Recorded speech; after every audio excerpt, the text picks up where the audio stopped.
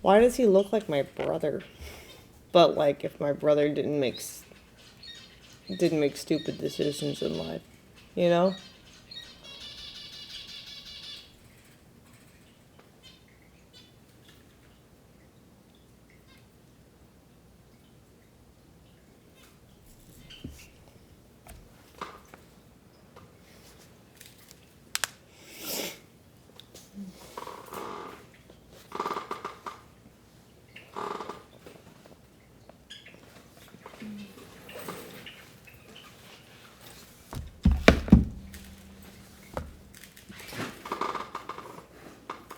They're not here yet.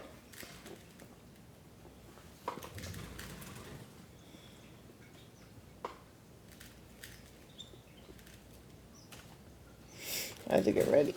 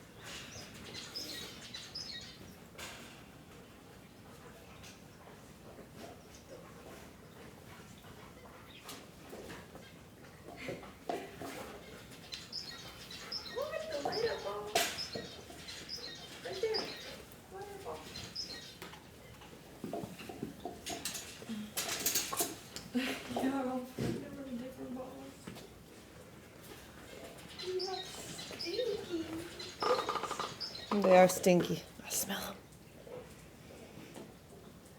You know if they take baths well? Yeah, they like baths. Because I feel like Loki's going to be like Knox, where you try to spray him and he attacks the water. No, he likes to the puppy, he would just like stick his head under the faucet and like shower. Yeah, because maybe one day try to give him baths, but with the 2-hour shifts, it would take probably a couple of days to make sure everyone enough time in the bath. I could try it one day.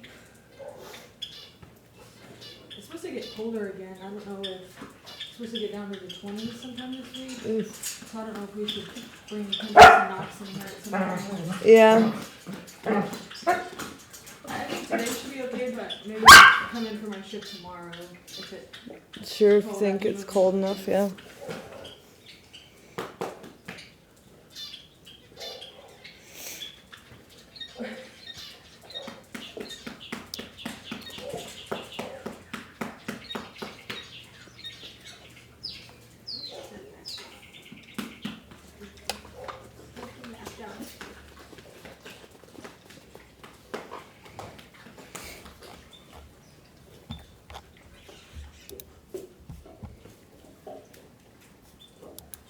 For the past about.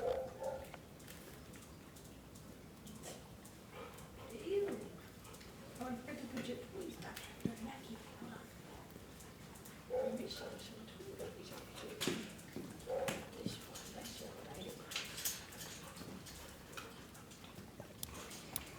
as President Donald Trump and Elon Musk continue to use Doge to dismantle government overspending like USAID. The media goes into a frenzy, desperately trying to convince the public that frivolous spending was a good thing. In Cambodia, with a team that clears landmines and leftover explosives, but a freeze in U.S. foreign aid funding around the world could seriously upend progress. Cambodia is one of the most heavily contaminated landscapes on the planet, littered with tons of bombs, bullets, and landmines, left over from years of brutal civil strife and a lot from U.S. bombing campaigns during the Vietnam War. The State Department has been a major backer of demining groups here. With American aid drying up in places like Cambodia, projects everywhere will depend on other countries to fill that funding gap, including China. Oh no, China might have to spend their money on humanitarian aid on the continent that they share. How dare we expect them to contribute? We better immediately resume sending billions of dollars to minesweeping and underwater basket weaving just so the Chinese can continue focusing on bolstering their navy. It's almost like these newscasters don't even listen to themselves or even proofread what they're writing, as a caption over this clip is U.S. aid freeze. Here's the issue, right, is that in a lot of cases, like probably some of this is our fault, for sure. But the issue is like kind of what I was saying just like actually a little bit ago, where like you can't expect a bunch of people to, let me think of a way to say this. It's 100% our fault, right? Yeah, well, let's say it is. But like, let's say you're 30, like you're 34, like I'm 34. Do I want to have the generational accountability for something that I wasn't even alive during, that all my tax dollars have to go towards? Like, I'm sorry, but like, no, not really, right? And so 24, I said 34. And so exactly, right? And so like, I think that as people, as more people that are like, weren't alive for this, get into the voting force, they're not really going to want to be accountable for something that happened when they weren't even alive. Which is actually what they wanted you to think USAID. It's kind of like what I was saying, the sins of our fathers. Yeah, exactly, right? And so I think that if you can't use that argument to a young person, I think to an older person, then maybe that could be effective. But I think especially to young audiences, it's just simply not anymore. It's not our sin, it's not our responsibility. Yeah, exactly. Or aid to other countries, when it's really the United States Agency for International Development, meaning spreading liberal initiatives to third world countries that have zero of the cultural issues we have in America. But sure, help inject DEI programs into Burmese scholarships and LGBT initiatives in Cambodia. One thing that I found very telling about this USAID is that there were people from these countries that didn't even know that it was happening.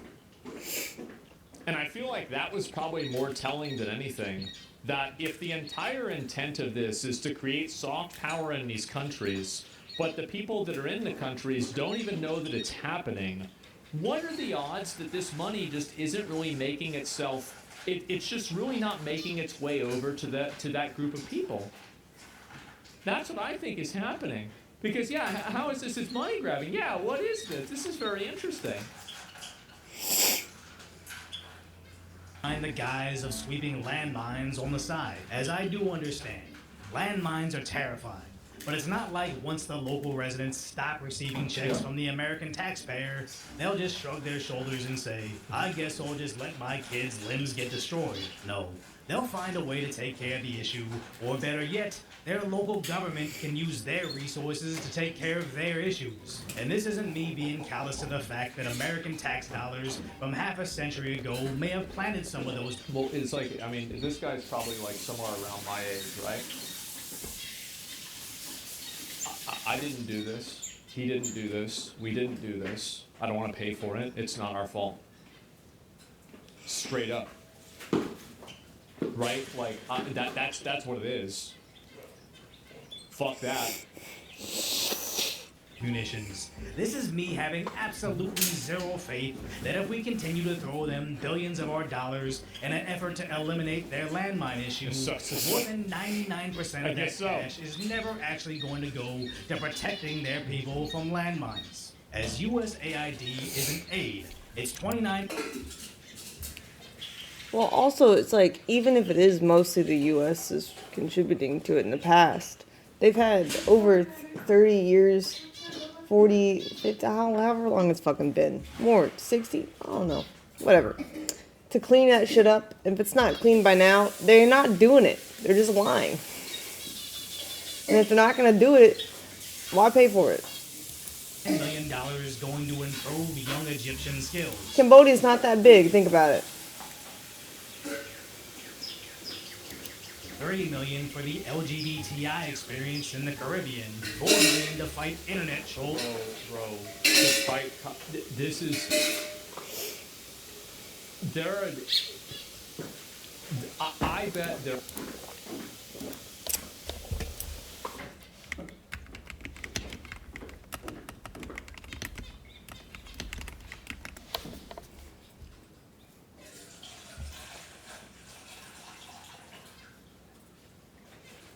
Cambodia is 26% the size of Texas alone.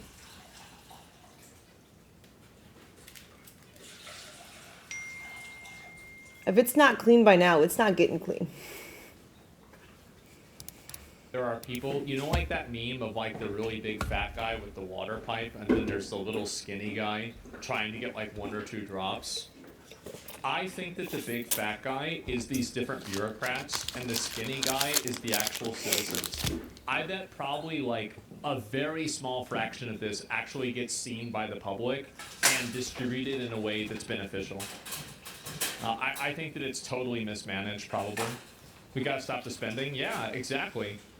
And that's also like, you know, assuming that it's even a good idea in the first place.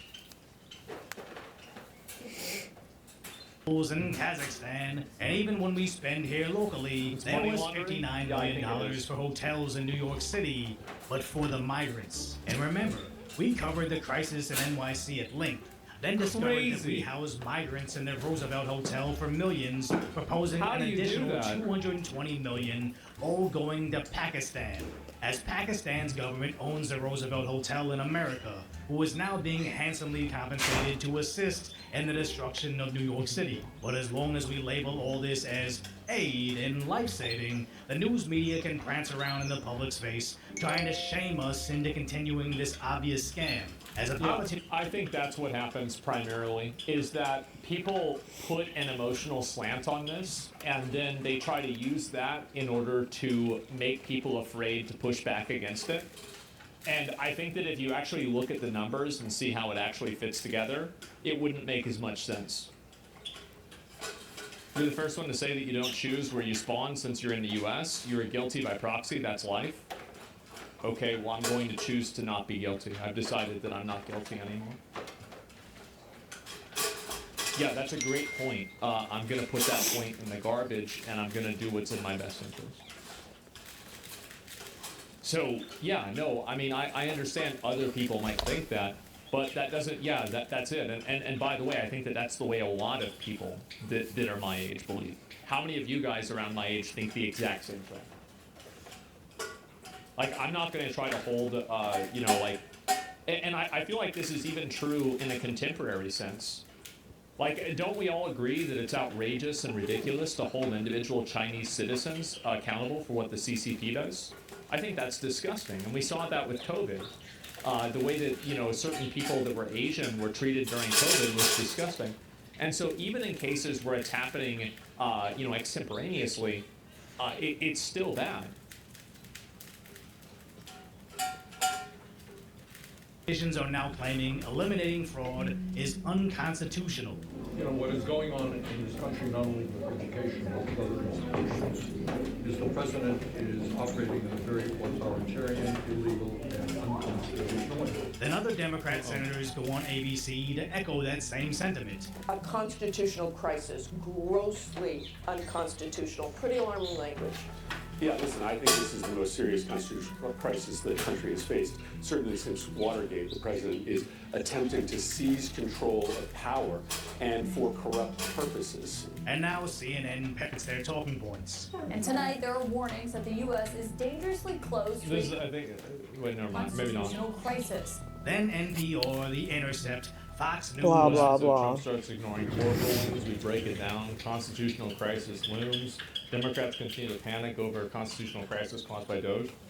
I think what's ended up happening is that this has been like another like trained. I think the media has done a really great job at training people to not care about them. And I think a really good example of it is the Napoleon quote that Trump did yesterday. Is that, I mean, I'll be honest, as somebody, I've been very positive about Trump being president. I'd say about 90% of the things that he's done I've agreed with, maybe a bit less, maybe a bit more, depending. But I don't think that I don't think the Napoleon tweet was a good tweet. I don't think it was a good thing to say. But the problem is that when you constantly have this like highly elevated, super extreme language that's used all the time, when something problematic actually happens, people are going to be so desensitized to it that they're not even willing to listen. And I think that's what's that's what's happening. It's meant to be taken out of context. Well, all I'm saying is that that's the way I think a lot of people see it, right? And yeah, the Valentine's Day tweet, well, I'm just saying in general. The New York Times, Yahoo, MSNBC, AP, and basically everybody is echoing the so-called constitutional crisis we're currently facing. Yeah. And there's a reason this meme took off, I think, in late 2020. First, it was 15 days to slow the curve. Then it was lockdowns and masks. Yep. Then it was get this. It's the bull who cried wolf. Yeah, and I think that it's happened. It's happened in a lot of cases, and I feel like. I think that it's just I don't know, like I could come up with like 10 different examples. I've talked about this a lot, so I don't want to like kind of rehash it all the time. But like I just think that it's such a big problem nowadays that you have such extreme emotionally driven rhetoric that ends up causing people to work against their best interest in the long run. COVID woke a lot of people up. It did. And COVID, what I think COVID primarily did is that it got a lot of people to distrust the government. And I think that it caused them, and it damaged the trust that they had in the government in a way that is, I think, irreparable in the next, like, 10 or 20 years. And the media. Rejection, Yeah. then support this war in Eastern Europe, then vote Kamala to save democracy, and now Doge is a constitutional crisis. If suddenly and all at once, every single news outlet all says the same exact line in the same exact way, it almost seems like we have a Chinese-style state-sponsored media. As interesting. I feel the same way about that, by the way. This is the same thing I said about games media on the smaller scale, is that everybody was talking about how it was bad that only one company owned all of these other different media outlets. But if you could have, I mean, I couldn't have told you the difference. Like, if I had read an article from any games publication, I could have assumed it was from any games publication. Because they basically all write the same, they sound the same, they have the same message, they even use the same terms, like the return to form, etc. I think that it's insane. Interestingly enough, we're finding a lot of news outlets receive money directly from the government. Then those same news outlets are telling us to stop looking into government spending. Seems suspicious, especially when they basically champion Biden for notoriously not listening to the law. Well, I think that it really, I mean, I feel like with the debate with Biden, I think that what that was really revealing for was the amount of complicit cover-up that a lot of media had done for Biden's cognitive decline. And I think that after it was made evident in the debate, it caused a lot of people to distrust the media because they could go back and look at all the clips and all the posts that had been made saying that, oh yeah, he's totally sharp and everything. And then you see this happen and him saying, you know, him like losing track of what he's saying and just like rambling off on bullshit. And to be fair, Trump does that too, but Biden does it a lot worse. And I think that what happened is that also damaged a lot of their credibility as well. And so now you have a population that is almost certain, and really, I mean, you can't blame people for thinking that the government is cooperating with the media and the media is operating as a fourth branch of government when it seems like they're covering up lies for the previous government. And it seemed like this was happening very regularly. It's obvious. Yeah, I think it's obvious to a lot of people. And people say it's the emperor's clothes. It is. And I think the debate was the moment that people realized that. And when that was made clear, you saw everybody basically stop trusting the media. You don't get to eternally gaslight the citizen population? Yeah, exactly. It's already been proven? Yeah. Millions of people's debt was literally about to get canceled. But then some of my Republican friends and elected officials and special interests sued us, and the Supreme Court blocked us. But that didn't stop us. No, I mean it sincerely. We continue to find alternative paths to reduce student debt payments. So it's almost like they're not worried about a constitutional crisis. They're just all looking for their new hot key phrase that fits on a bumper sticker. So there's a lot of ways that and he's right about this, is that it's the same as like they cared about the judicial process and then Trump being tried and actually be held accountable as somebody who's important, and then Hunter Biden gets a 10-year pardon pass. I mean, I feel like it's very obvious that if this really was an issue that you had, you wouldn't have done that. It's just obviously bullshit, right? Can all reiterate the same line at the same time to make the normies think Elon uncovering government fraud is against your best interest, when in actuality, they only seem to be protecting themselves. As watch Fox News dunk on MSNBC for blatantly misinforming their viewers. Elon Musk has apparently... Every president pardons people. Well, it's a very different situation with, like, and I don't think that anybody, so I don't think that a lot of people really, I think that many people in Biden's position would have done the exact same thing for their son. The only issue that I think people had with it was that it was hypocritical and it went against the messaging, and also he lied. I mean, he straight up lied about it. Like if he had said that from the whole time, I don't know yet, I'm not sure yet, but he had been so outspoken about it and he had repeated it so many times that, yeah, I think people absolutely had every right to be mad about it, because it wasn't just the same as like, you know, Trump pardoning rappers, which I'm not saying that's good either, but it's also that he didn't use that against his political opponent in the same way that it was used against Trump. So you don't like lying presidents? No. And so, but here's the difference, is that if you want to call Trump a liar, that's fair.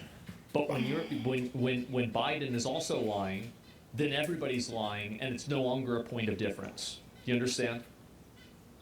So like you can't say that, oh, this person's lying, and now you're lying. Okay, well now everybody's lying, so it doesn't matter.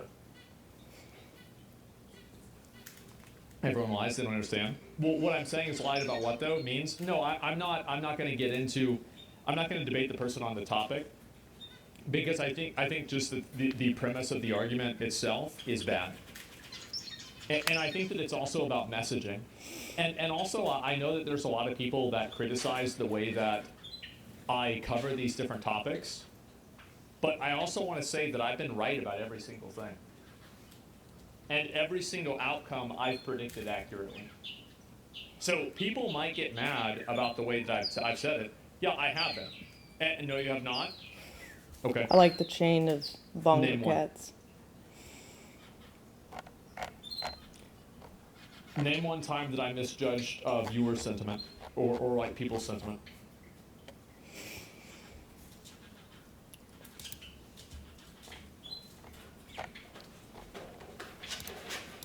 Mm-hmm.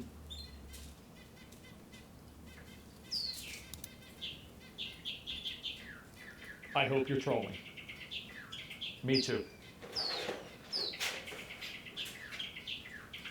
Me too.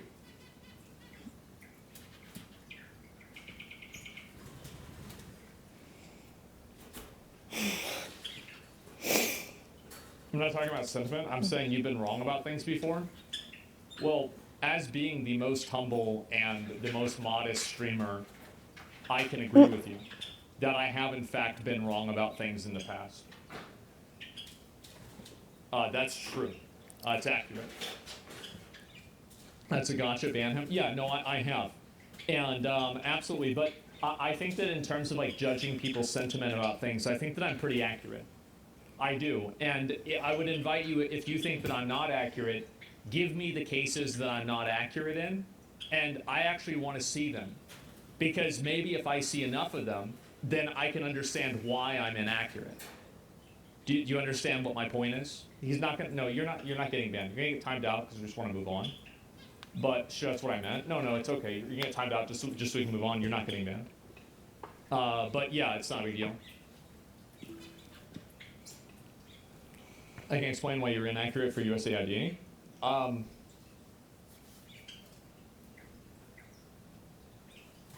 okay. Yeah, sure. I can. We can take one more commenter, and then we're gonna move on. Sure.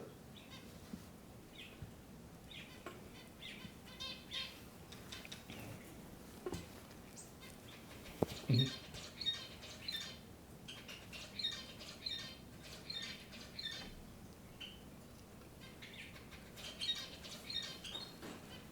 One minute here? Okay, that's fine. We'll give it a second. But yeah, and do you have another physician? Was the fraud related to paperwork that wasn't filed correctly?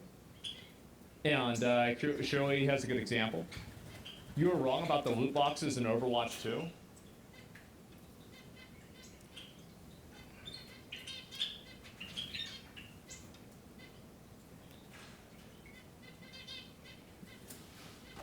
No. I was right. Blizzard was wrong. Blizzard were the ones who went and they did it, like they did that to make me look bad. I was right and Blizzard made me wrong with how fucking stupid they were and how greedy they are. I was betrayed. Yeah, I wasn't wrong, I was betrayed. That's a completely different situation, okay, guys? You're wrong about Bloodborne being remastered? Well, no, that's going to be in the next state of play. Yeah, that's going to be in the next one. So I thought it was this one. Yeah, it turns out it's going to be the next one. USA, the executive program has heavy audits oversight of entire teams. What does that have to do with it? What was my... What was the... So let me ask you a question. Out of all of the instances of the different like line items for USAID programs, do you think that every single one of those was in the best interest of the U.S.? Like the, like weird plays, like, like LGBT plays in other countries. Do you think that?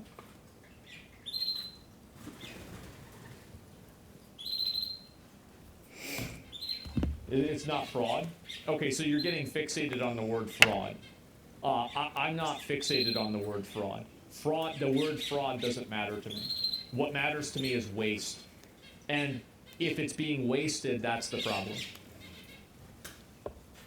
Like, whether they waste it on purpose or on accident doesn't really matter a whole lot to me. It's still getting deleted and it's still a waste of everybody's money.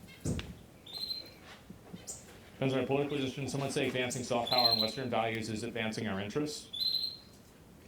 Yeah, that's fair. And if you think that, that's okay. But I don't think that. And I actually think that trying to push Western culture into other cultures in a way that's inorganic and basically done just by ramrodding it in with money, I actually think that that's going to alienate those cultures more, and it's going to make them more distrustful of us. That's what I think is going to happen. I think it'll have a negative, like, after effect.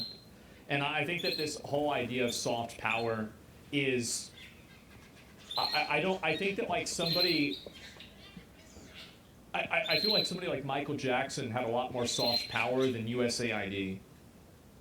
And hopefully you can see kind of what I mean by that. Is that I think that, like, distributing American culture across the world isn't something that you can, like, legislate and force people into doing. I think it's something that will happen naturally as America does things that are meaningful. Like the moon landing or something like that. I can see your point of view, but I mean, personally, I look at some of the examples that were used, and I don't think that they were a good use of our money. Now, if you want to look at, what do you call it? You literally said that Elon is finding fraud. The backpedaling you do is insane. So to me, this is what I think is actually happening. You want my honest opinion about it? I think that some of it is fraudulent in the way that it gets greenlit when it shouldn't have been greenlit because it wasn't beneficial. And I also think that there's probably fraud that's going on with money laundering as well. But it's very hard for me to say, like, where is the fraud occurring at? I'm not sure where it's occurring at, but when I hear citizens of the country that are receiving the aid that don't know that it's even happening, and I see people who work at these places whose net worth is going up by the millions, and then I also look at what these advances are and what these causes are, and I don't see any sort of like real benefit for the country. All three of these things come together, and something doesn't seem right to me.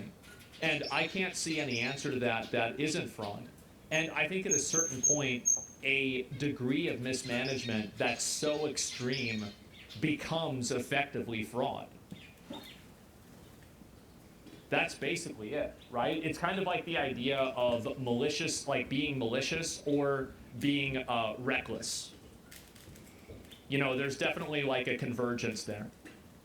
That's how I'm seeing it. That's if you want my real opinion, that's what my real opinion is. In which these programs closed is not democratic, follow the actual process established in law. Well, that's totally fine, but I think that many things are downhill from democracy, right? So, like, if something is, like, and we don't live in a democracy, we live in a republic, but we do get to elect the people who represent us in that republic. And so electing people that represent us in that republic to make actions that do that, it's a second order effect, but it's still something that we do have control over. And so, yeah, no, and hopefully you can see what my point of view is. I want to move on because, like, obviously it's like we want to watch the rest of the video. But, like, yeah, I can see what your point of view is. Hopefully you can see where I'm coming from, too. Somehow convinced the United States government, specifically the United States Department of State, that the taxpayers of the United States of America should spend $400 million buying, quote, armored Tesla production units. Isn't it great and definitely not at all illegal or profoundly corrupt? Definitely not ripping us all off to pay themselves, right? Donald Trump didn't give that contract to Elon Musk. Joe Biden gave it to him. I've said this several times on... That was a real bad one. That was a crazy... That's one of the worst ones. It doesn't get worse than that. This channel, you'd probably be more informed if you didn't watch the mainstream media, as all they do is if you watch the news, you're misinformed. If you don't watch the news, you're uninformed. Represent and twist the facts to fit the narrative of what their corporate sponsors want you to think. And I used to say that in the context of them pushing certain agendas and ignoring certain facts so you take a certain medication. But now I honestly wonder if they're doing the same thing for fraud. But at least the more they struggle against Doge, the more they know they're on the right track. As look at Washington, D.C., almost entirely liberal like the politicians that are freaking out. And exactly 1 week ago, Battle Beagle was wondering what Doge would do to D.C. real estate. But as I saw one thing that was really interesting, and I'm sure there's no correlation at all with this, but let me see if I can find it. In Washington, D.C., a lot of Google searches have started to explode for criminal defense lawyer, RICO law, Swiss bank, offshore bank, wire money, IBAN, and statute of limitations. Very interesting that happened. I mean, I like, we are in a world of coincidences here.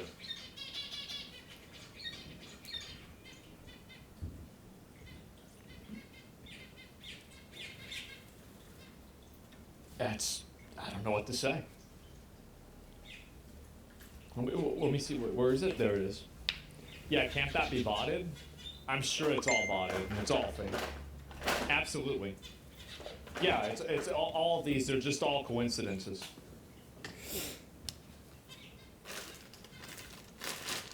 Today, it's exploding with new listings, mainly of $1 million to multi-million-dollar properties. How much bloat did Doge just expose? Because they've only started to freeze these government programs, and already all these allegedly rich people can't stay in their DC mansions anymore, which makes these political freakouts and marches in the streets make a whole lot more sense now. Or if you own a $3 million mansion, you should be making at least $2.3 million annually, which brings me to the final... That's not quite accurate. I think if you have a $3 million mansion, you got to afford a down payment of 20%. That's $600,000. Average person probably be able to... I'd say like $400,000 a year. $400,000 to $600,000 a year. You know, like average to own a $3 million mansion. Most satisfying slides as I mean, Google he could live search in a different place. Oh, here we go. trends across America for lawyer is pretty consistent throughout the year. But in DC only, it suddenly skyrocketed on nearly the exact date Donald Trump was inaugurated as president and continues to climb. I know search terms... Now, I'm sorry, but this does look like a roadshow to me. It does. And maybe it's not. But man, it sure as fuck looks like it. Don't definitively mean anything, but it seems awfully suspicious that this is exactly what Trump campaigned on. Having Elon Musk head the mean government agency in Doge to expose the corruption behind where our tax dollars are actually going. Then suddenly the ultra-left DC freaks out, calls up their buddies in the media to call Elon every name in the book. Then they all possibly can't afford their $1 million mortgages anymore, and then they all have to look up their nearest lawyer. I don't know exactly what's happening, but I'm enjoying it every step of the way. So if you appreciate alliteration over my concise, lighthearted commentary on how America is finally back, hopefully I've earned your subscription, and we can chat again soon. It's just fucking hilarious, man. It really is. And, yeah, I don't think that it's as much fraud as it is, what do you call it? As it's people that are abusing their position and taking advantage of it and misusing it. Now, you could call that fraud. And I think it's fair if you want to call that fraud. That's one way to explain it. But that's not necessarily the term that I would use. I would say it's literally, well, like, fraud is... like sweaty. We're getting into specifics here, okay? We all agree it's bad, right? So what's the word that we're going to use that says that it's bad? Oh, I don't really know. But that's up to you. You mean mismanagement. I think that it is mismanaged to such an extreme degree that it is done intentionally. I think that's what's happening. Do you think this is the 48th president? What do you think? Do you think J.D. Vance is going to win president? I think one thing that would make me confident about him is the fact that it seems like the more It's hard to hear you between puppies in this video. Hold on.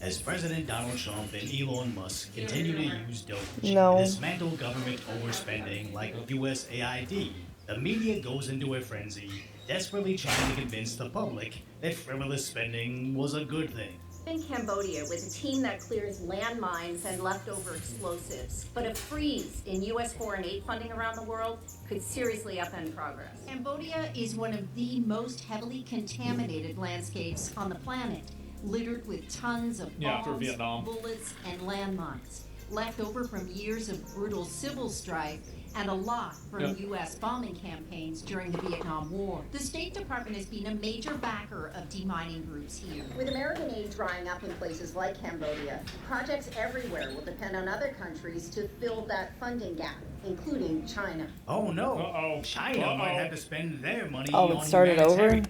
Ugh, it's annoying. Definitively mean anything, but it seems awfully suspicious that this is... Maybe it was over already, I don't know.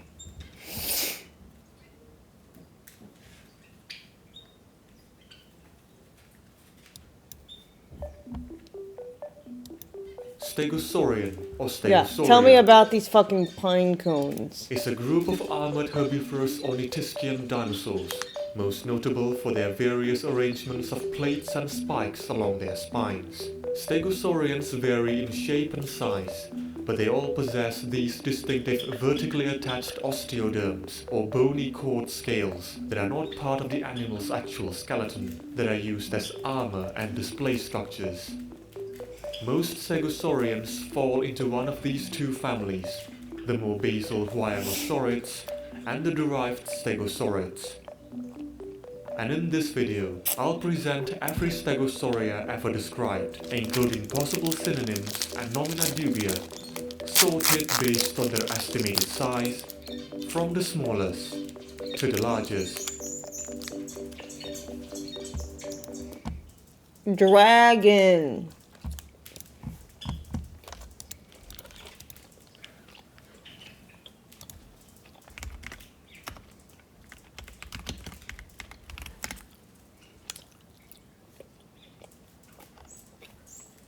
Don't they know?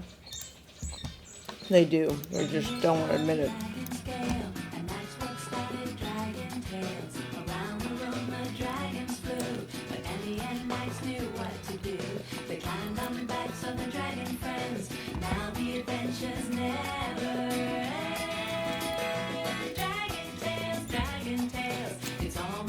Look at all the spikes on their back. Come on. Obviously.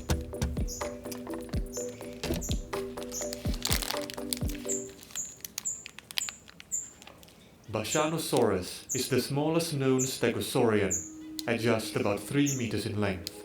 It was known from incomplete skeletons, and it's unclear if How do you know then? If they're incomplete?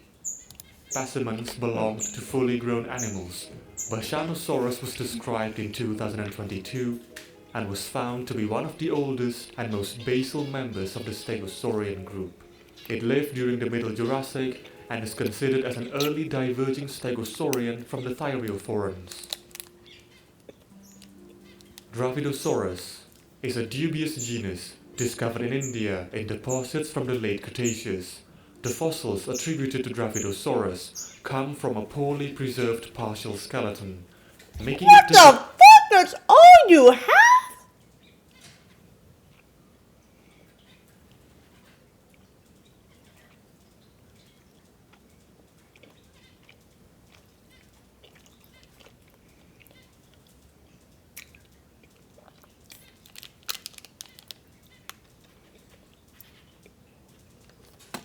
You see why I'm mad?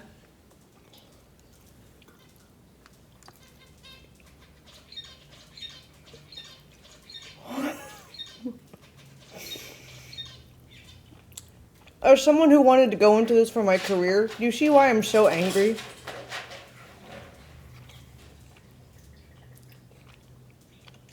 I was told a lie. difficult for researchers to accurately identify. Some consider the fuck? I'm so mad at this. There's no way you're telling me this is all you found. And that's what it looks like.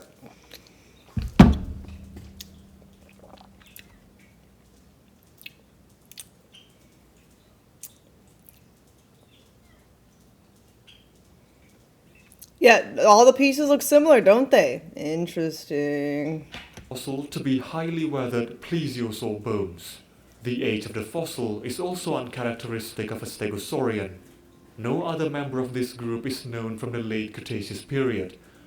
The real identity of this dinosaur is still a controversy. Chunkingosaurus is a small stegosaurian from late Jurassic China. The type species is estimated to be less than 4 meters long.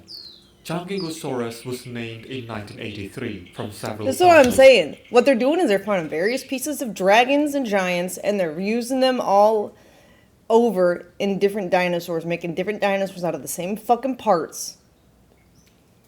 Intentionally deceiving. Specimens belonging to multiple adult individuals. Its morphology has been observed to be similar to a larger contemporaneous Stegosaurian. Just to push merchandise. And it belongs to and the an agenda. Huaynosauridae. Changingosaurus also lived alongside other stegosaurians like giant Spinosaurus, giant sauropods like Mamenchisaurus, and carnivorous theropods such as Sinraptor and young Tyrannosaurus, as well as other animals. Chialingosaurus was the first stegosaurian discovered in China. It was described in 1959 based on partial skeletons discovered in 1957 in Sichuan province. It is similar to Kentrosaurus from Africa, but its validity has been questioned. You're right. Due to the point is not to deceive us. The point is to make money. You're right. If it deceives us, well, then we are the fools. But the point is to make money. Of apparent autapomorphes, you have no proof of dragons?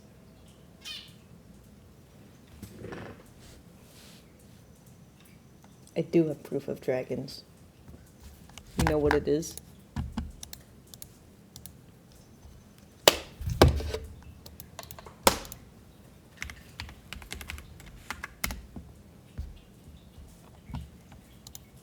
Seorang nelayan menemukan seekor salamander raksasa. But this one is cute.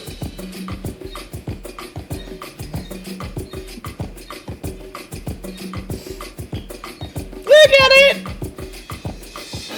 Ah! It's so cute! Anyways. Saurus is considered Look at that little dragon. Rhinoceros was one of the first stegosaurian ever described. It was named in 1848, initially as an iguanodontid. Rhinoceros was found to be a stegosaurian first in 1909. It was described based only on a jaw fragment More pieces. that's initially as an Rhinoceros. Rhinoceros No, go back. was one of the first due to the lack of apparent autapomorphes. That's all you have? Bro. You don't even have the toes. Convenient that all these bones are found in, like, many animals. Vertebrae, femurs, joint bones, jaw bones.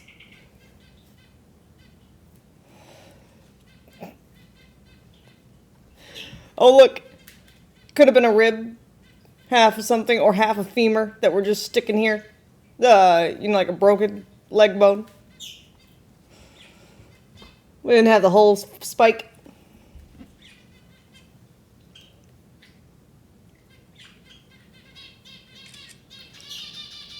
Chialingosaurus is considered a nomen dubium. Or a horn of something. Rhinoceros was one of the first stegosaurian ever described. It was named in 1848. That leg is not of a dragon. I'm not saying the leg is of a dragon. I'm saying the leg could be from any animal. Even a giant human. Initially as an iguanodontid, Rhinoceros was found to be a stegosaurian first in 1909. It was described based only on a jaw fragment that's similar to that of Huayangosaurus. Other bone fragments, such as a pubis and some dermal spikes, have been attributed to this name, but as the remains are so limited, Rhinoceros is considered a nomen dubium. Paleontology is more than just looking at a bone and making shit up. You're right, it's more. It's also selling the made-up shit for a lot of money. Huayangosaurus is a genus of basal stegosaurian from China. It is the eponymous genus to the family Huayangosauridae. Huayangosaurus was described in 1982 from several partial specimens belonging to up to 12 individuals. Like other stegosaurians, Huayangosaurus was lined with 2 rows of plates and spikes arranged in pairs. It also had traits that are characteristics of basal stegosaurians, members of the family Huayangosauridae, those being the presence of shoulder spines, flatter osteoderms on the flank, and a small club at the end of the tail, whereas more derived Stegosauridae lack these features. Gigant Spinosaurus. Yeah, the minions don't make a lot of money. We're not talking about the minions. We're talking about the landowners that the bones are found on, right? Why do you think that's a rule that if you go dig for a landowner, you don't get to keep those bones? And who owns the biggest amounts of land? Oh, the elites. Is a basal stegosaurian sharing traits with the Huayangosaurids. It is Right. notable for its obnoxiously large shoulder spines. The name, derived from Latin, means giant spine, referring to this feature. Gigantspinosaurus was described in 1992 from a specimen Yeah, found where are these in horns 1985. There was from Latin. Gigantspinosaurus is a basal stegosaurian sharing traits They're with the just laughing at Tyrannosaurids. It is notable for its obnoxiously large shoulder spines. The name, derived from Latin, Yeah, are they? means Did you find giant those? spine, referring to this feature. Gigantspinosaurus was described in 1992 from a specimen found in 1985 that was previously thought to belong to a different stegosaurian, Tyrannosaurus. The specimen is relatively complete. There is Oh, we found a spike. Huh. How do we know it's not just an elephant tusk?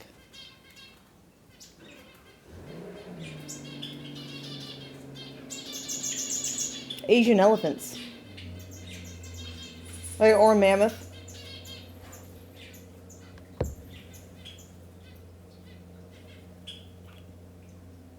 Yeah, or part of a wing. Exactly.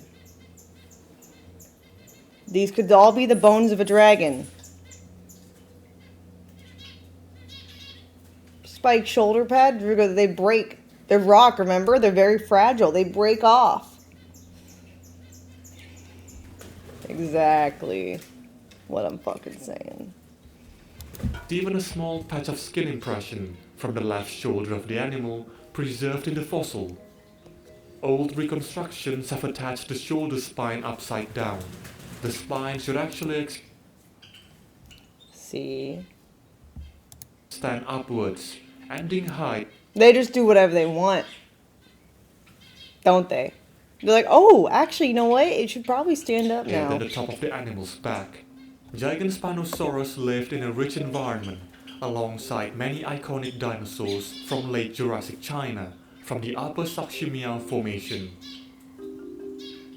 Craterosaurus is a dubious genus of stegosaurian from England. It was only known from a fragment of a backbone. It was described in 1874 and considered to be a stegosaurian. Every animal's backbones!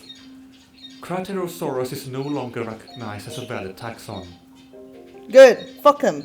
Kentrosaurus was first discovered in 1909 in Tanzania and was described in 1915. All known Kentrosaurus materials were discovered by German expeditions in Tanzania.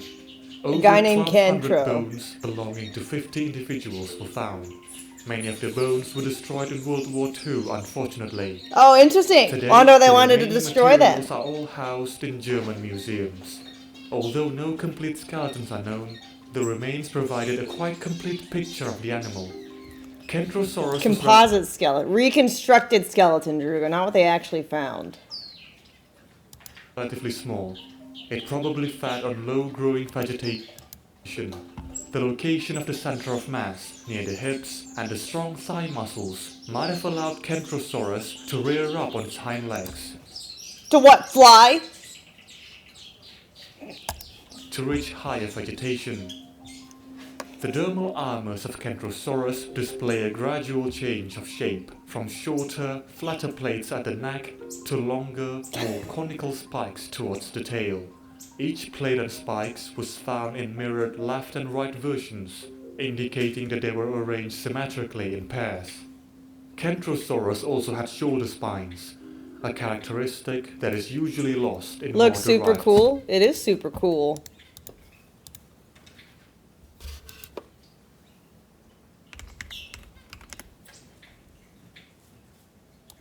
I meant to know.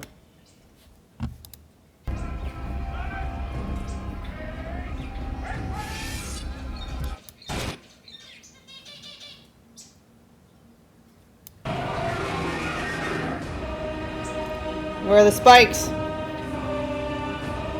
Interesting. Oh, look how spikes. Oh, look at them all. Arranged symmetrically. What are these, Drugo? What are these? Exactly. Stegosaurids. Yingshanosaurus is a relatively small-sized stegosaurian, named based on the county of Yingshan in Sichuan province, where the fossil was discovered. It was described in 1994 from specimens excavated in 1983. The specimen is... You know what these look like? Those fucking leaves, the elephant ear leaves. partial and fragmented. Yingshanosaurus possessed huge shoulder spines, similar to those of Gigantospinosaurus, and had small, fin-shaped dorsal plates on its back. You think it had wings? Maybe, maybe not. But I don't think it necessarily looked like this. I think this is an abomination, like giving a kid just a pile of Legos instead of the actual set. It is classified as a stegosaurid, despite sharing some basal Huaynosaurid traits. Peranthodon is a genus of stegosaurian from early Cretaceous South Africa. Peranthodon was named in 1929. It is only known from partial and fragmented remains. It was initially confused as a Periosaur, and then was described How as do you initially Ankylosaurian confuse it as that? before it was concluded to be a basal true stegosaurian. They said we can get more money if we Due to the conclude it tiny as amount something of else. material known, its classification within the group is unclear. That's all you found? Bro! Could be anything!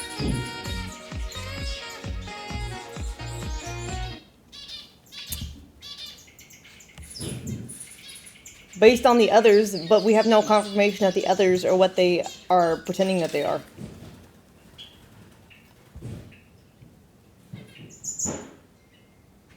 Well known. Its classification within the group is unclear. Monchronosaurus is a Who says it's complete? Oh, the seller? Yeah. dubious stegosaurian genus. Did you watch them was dig it out of the ground all in one piece? named in 1986 based on a partial skeleton found in Tibet. Its fossil indicates it as one of the oldest stegosaurian, but due to the limited materials, not much is known about it, and the genus is considered a non-dubium. Baiyinosaurus is a newly discovered stegosaurian from China. The fossil was discovered in the Gansu province and contained a partial skeleton comprising fragmentary bones of the cranium and several vertebrae. No osteoderms were found. Baiyinosaurus also showed ancestral traits of basal thyreophorans. Phylogenetic analysis recovered Baiyinosaurus as an early member of Stegosauria. Drew goes, you have to stop trying to preserve your childhood dreams. You didn't become a paleontologist, neither did I. Neither did I. We don't have to preserve it, okay? That dream's already dead. We killed it by not choosing it. Isaberisora is a genus of stegosaurian from Argentina. Isaberisora is only known from one partial skeleton. And none of these pieces were connecting.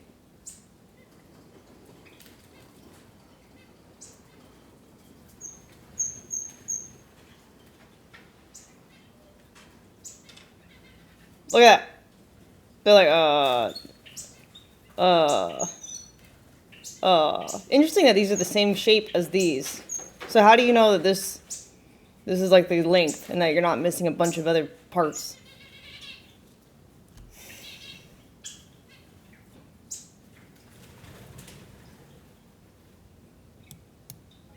It's They are connected? No, they're not. Look, there's gaps.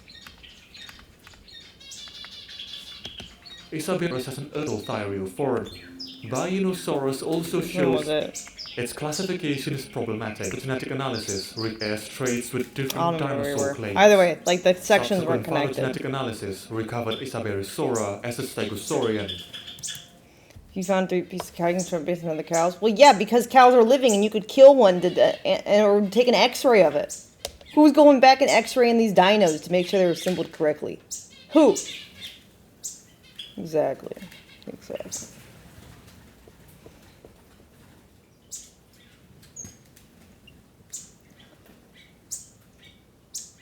We don't have a 100% complete skeleton, Drugo. We do not have one.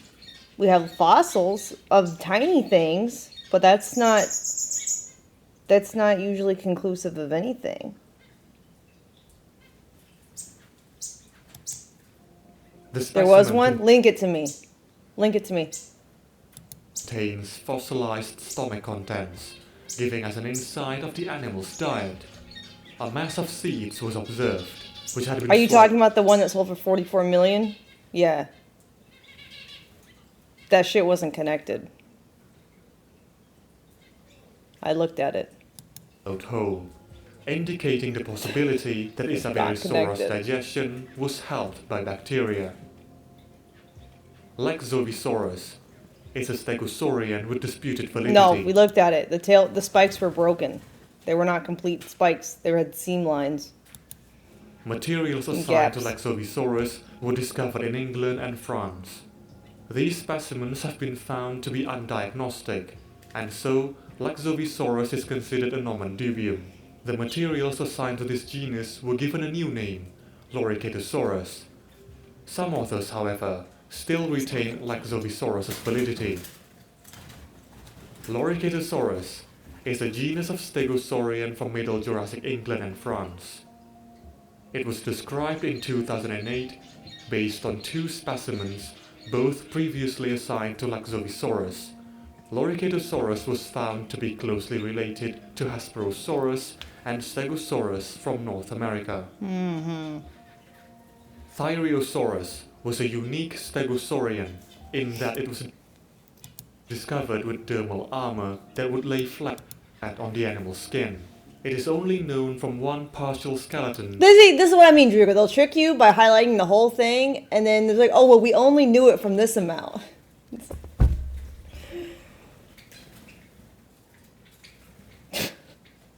You're like, oh, did they find all those? No.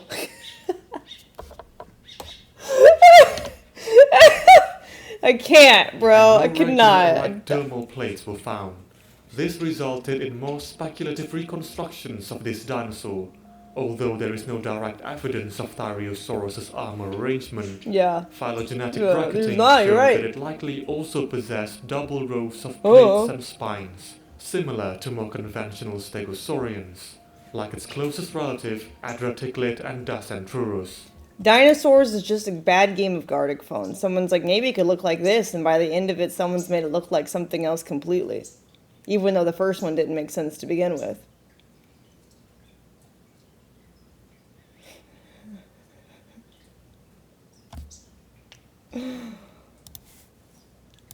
Okay. You want me to search most complete Stegosaurus skeleton?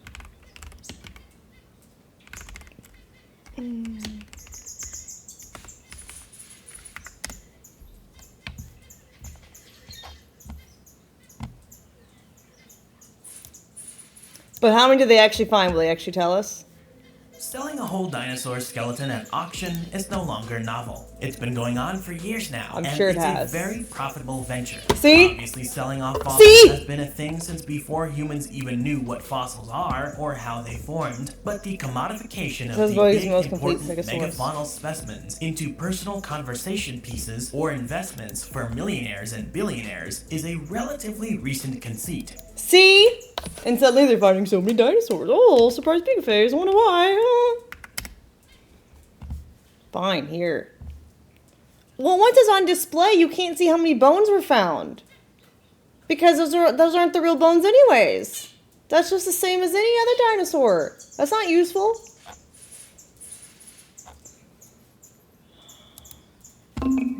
See, this is all the molds they've already made in the back.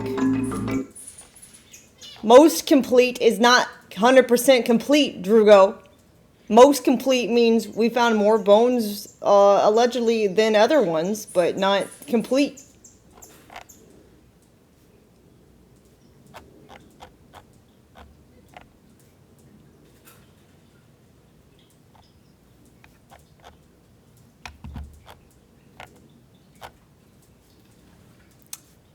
See what I mean? It's fucking bullshit.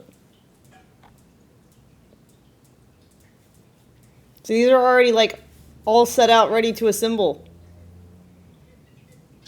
So all the plaster, that's how you know those aren't the real ones, because there's already fucking laid out on the assembly line.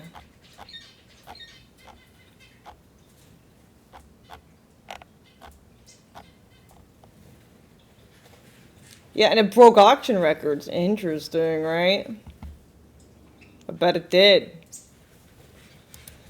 Okay, how much of apex, so it's called skeleton, is real? 80%. See, still not 100. You know what the 20% missing could be? The wings! Just saying. See, there'll never be proof. There'll never be proof that there were no wings.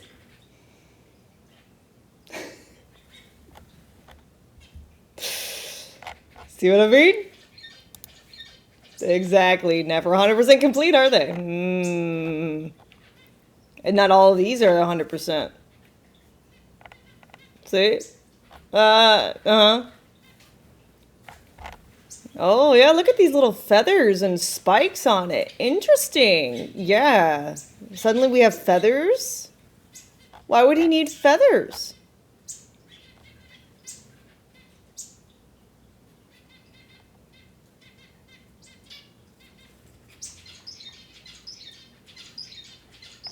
It's too heavy to fly. Well, now it is, because they've made the bones out of fucking resin.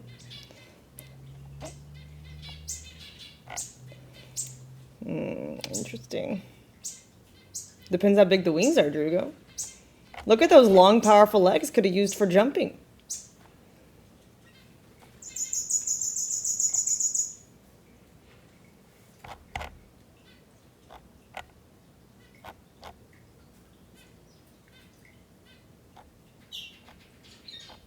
Maybe he'll crawl. Maybe he has tiny wings. It's like Dragonite. And he just defies gravity because he's cool. Thyreosaurus was named earlier this year from a specimen found in Morocco. This makes Thyreosaurus the second stegosaurian ever found in North Africa. Suspended by the power of love, exactly. Youngjunosaurus the magic. was discovered in 2002 from Xinjiang, China. It remained as an undefined stegosaurian. No, maybe it's because maybe the pull of gravity wasn't as intense back then. That's how they grow so big, right? Remember you thought Mars had dragons because of the gravity?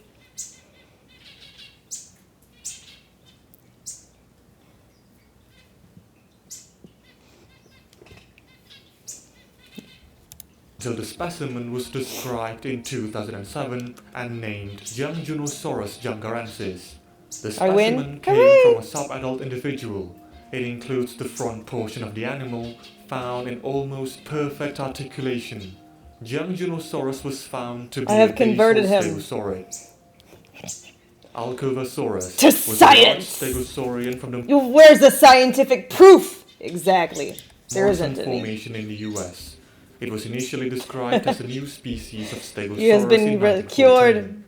And as Kentrosaurus in 1993. We are the science now. The genus Alcovasaurus was erected in 2016 after a closer analysis found more distinctive traits in the bones.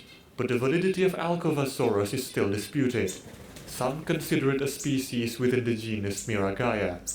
But the validity of Miragaia You say itself childhood dream shattered? I would argue it's actually more exciting. Also been questioned. The child in me is more excited. Miragaia was named the possibilities are based on endless Paris now in Portugal that we know that and the it's a bunch of geologic bullshit unit anyway. where it was found.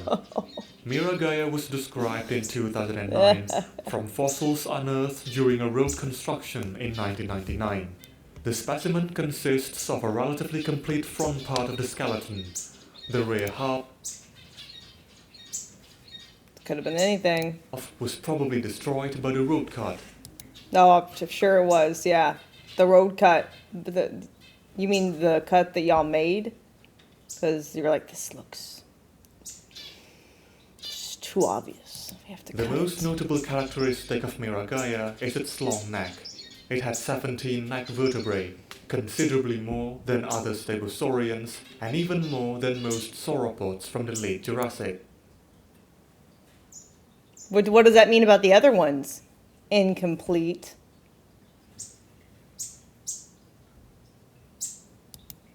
It is still unclear why Miragaia possessed so many neck bones.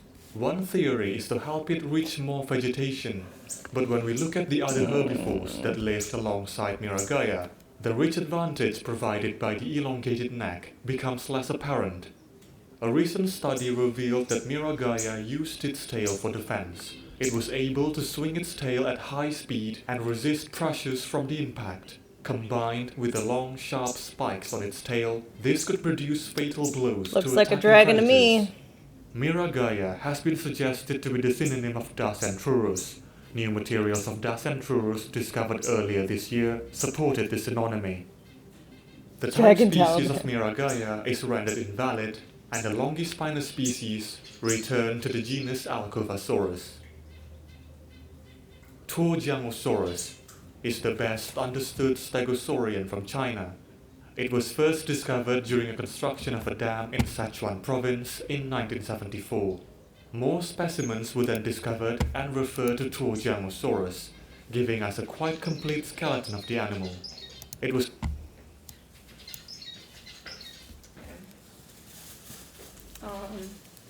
The guy who is interviewing you. Not the complete one. What about the guy? Oh, he wanted to meet you before, so he was just wondering, like, if you had a time. I said probably when you go over there to get an outfit. Okay. Yeah. Drugo, it's just because they found these bones doesn't mean this is the shape of the dinosaur, right? They assembled it how they wanted to. I'm pretty sure it wasn't in this posture when they found it. Yeah. as a quite complete skeleton of the animal. It was quite large at 6.5 meters. Typical of other stegosaurians, Tuojiangosaurus also had 2 rows of plates along the spine, a pair of shoulder spikes, and a thagomizer at the tip of the tail. Still looks like a dragon to me. Tuojiangosaurus lived in a diverse ecosystem from the Upper Saximian Formation alongside many... No other way to assemble it? Not true. Not true, okay? They could put the pieces of the vertebrae together thinking, oh, they fell apart, but really there was wings in the middle, and then they like fucking warped it and put it down. Hesperosaurus is a stegosaurian from late Jurassic Wyoming and Montana. It shared many similarities with its cousin, the Stegosaurus. They have been found to be closely related. Just like watching you rage Hesperosaurus in was the chat. described in 2001 from several relatively complete skeletons discovered in the Morrison Formation. Skin impressions have been found in one of the specimens, including a... You prove it? No, the fact that they've only ever found 80% complete means that it's not 100% complete and they'll never be able to prove to me anything. I'm not saying for sure it had wings. I'm saying it may not have looked like that because they've never found a complete one. And if they've never found a complete one, how do they know? A cast of the back plate where it indicated the presence it could have been anything. Horn sheath. A horn or keratin layer would add strength to the plates and provided it with sharp cutting edges as well as bright colors, signifying the function of the plates as both a defensive weapon and display structures. Hypsirophus is possibly a dubious genus of stegosaurian. It is only known from very limited remains. It's just a baby dragon that hasn't gone on its journey yet to gain wings, okay? When it does, it'll evolve into what they are trying to tell us is a Quetzal, whatever the fuck. As a theropod, it was placed in Stegosauridae many years after its naming. Some researchers consider Hypsirophus a synonym of Stegosaurus or a dubious genus, but others still consider it valid. Needs to go find a Firestone Yan first. Beilong is a recently described stegosaurian and is the youngest known member of the group, dating back to the early Cretaceous. Yeah.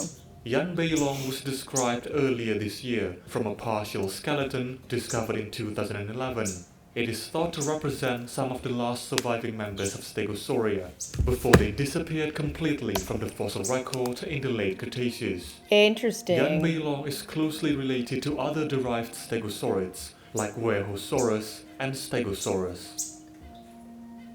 Adraticlid is the first stegosaurian discovered in North Africa. It was named in 2020 from partial remains found in the Elmas Formation in Morocco. Adraticlid possessed traits of a basal stegosaurian, but they were... That's all they found? Oh my god.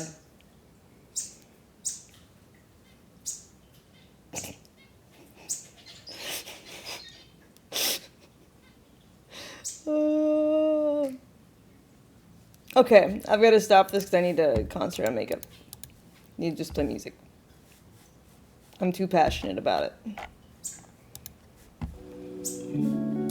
No, I need the productive music. It's makes me go faster. Not that one. Is oh, that guy's channel got taken down? Oh no, here it is. Yeah, I love these mixes. They're just popular songs, instrumental.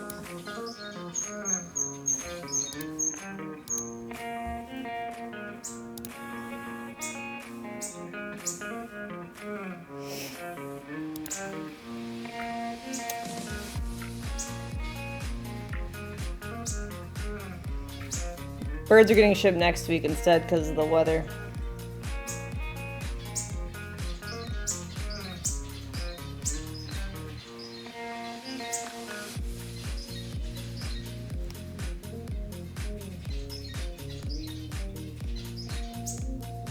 What a shit show. Most of that's not shit. It's seeds on the ground. Most of it.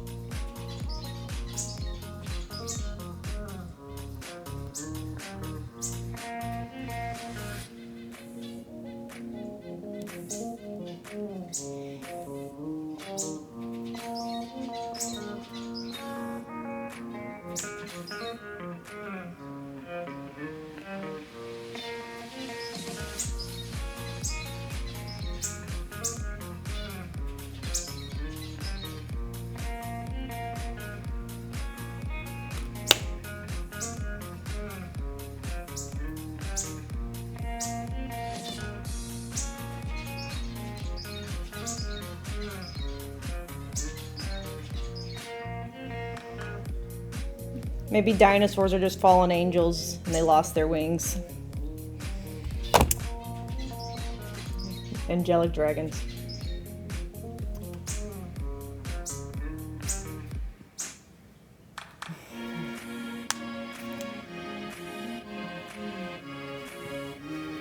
Some fat angels then? Hey, thick. Thick.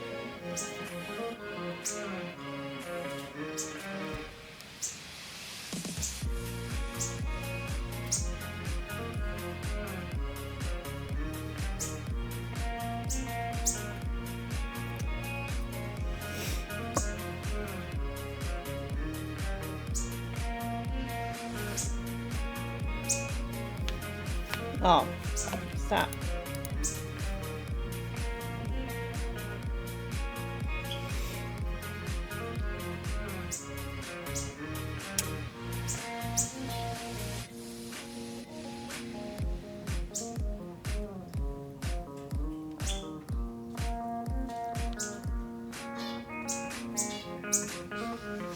Yeah, the reason why the T-Rex has such little arms is because they're really the claws on a wing. It's not what the arms would look like. Doesn't make any sense. It wouldn't have them.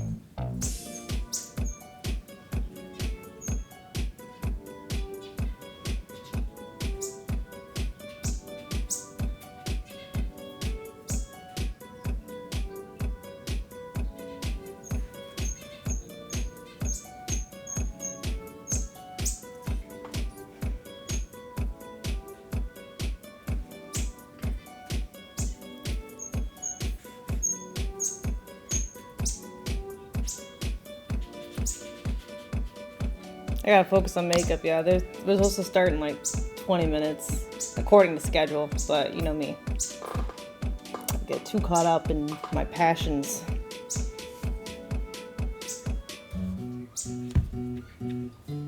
Not bad without makeup, Emma. Shut up.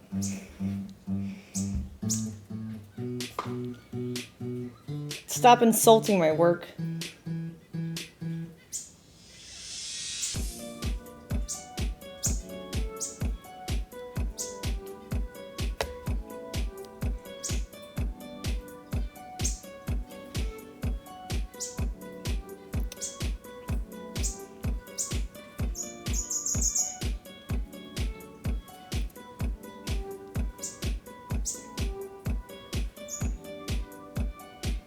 I did read your whole comment. I just didn't care.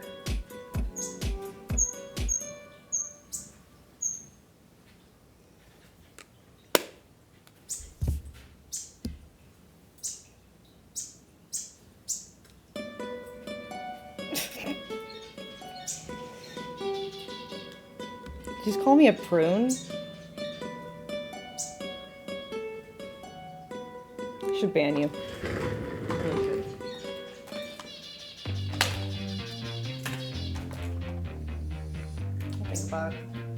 I'll think about why I shouldn't ban you with that.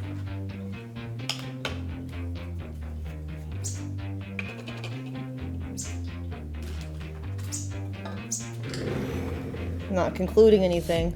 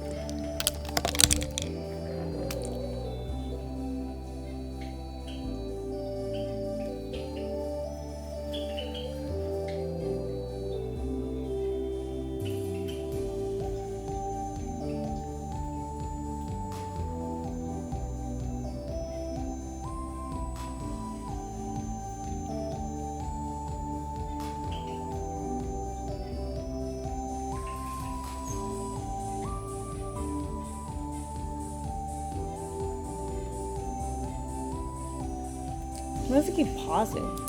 I need to restart the camera. Oh, yeah, it's laggy.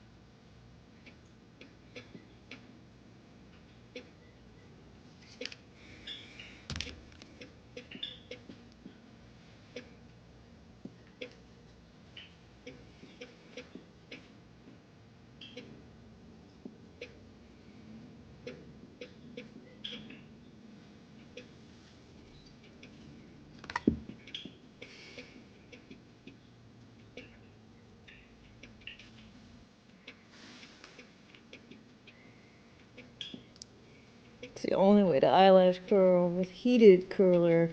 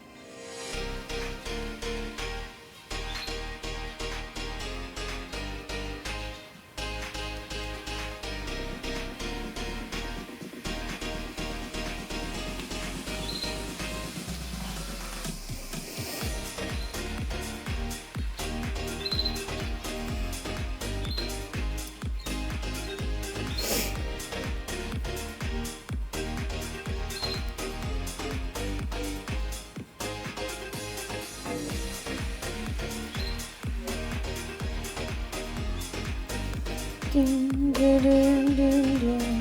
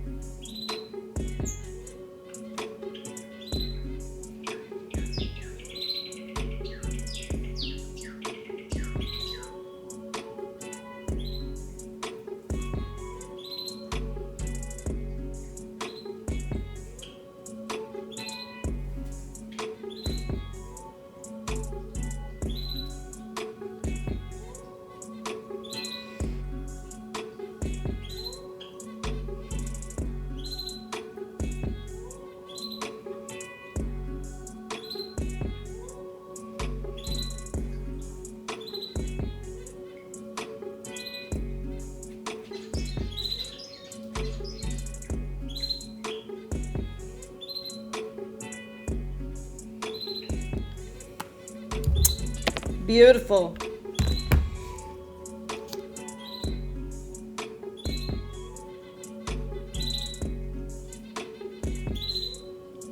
The colors of this eyeshadow. I love it.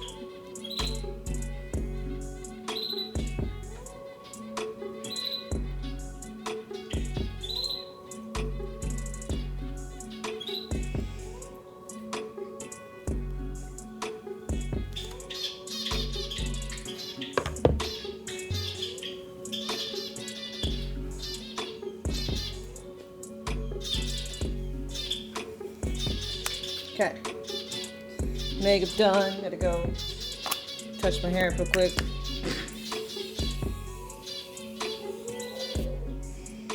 Oh no. I got smudged here.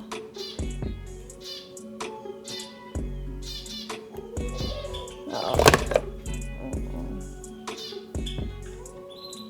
I hate that.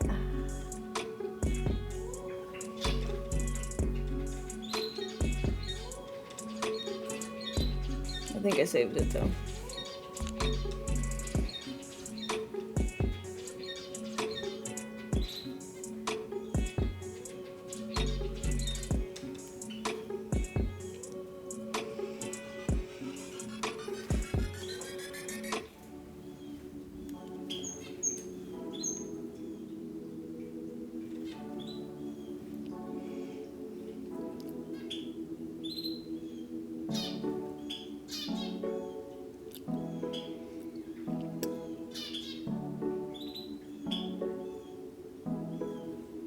Saved.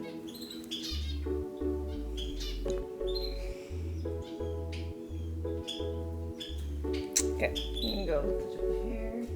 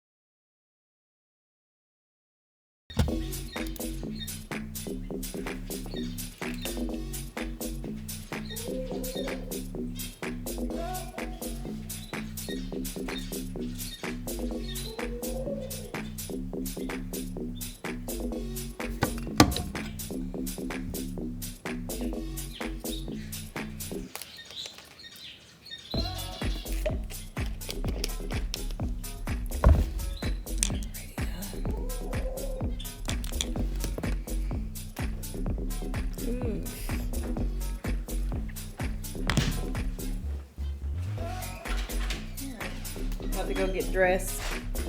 Did you set the camera up? Yeah. It's gonna be from like afar to stay out of their way. It's gonna be from afar. Like Okay. the far area.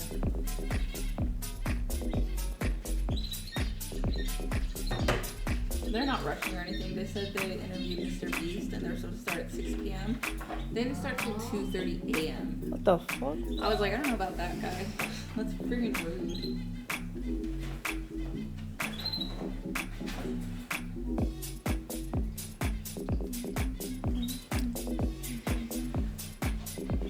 Do we have the beer for them to try?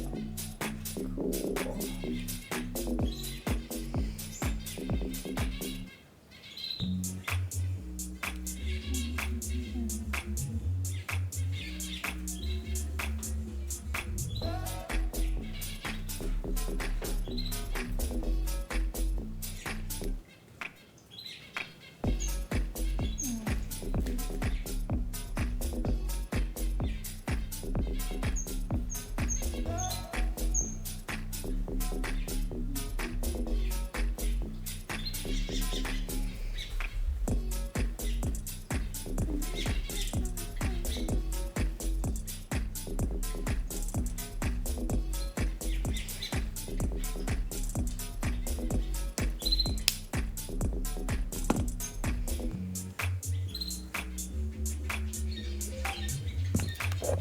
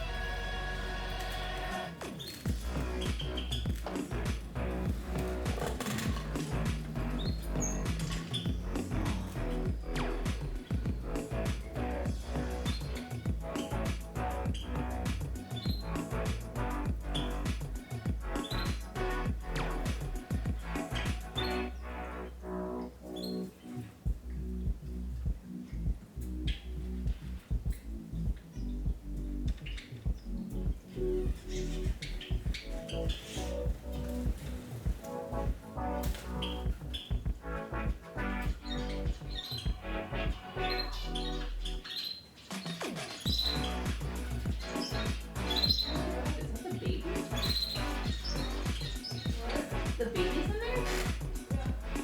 Aww. I was like, that doesn't look like Bagon, and then I saw Bagon.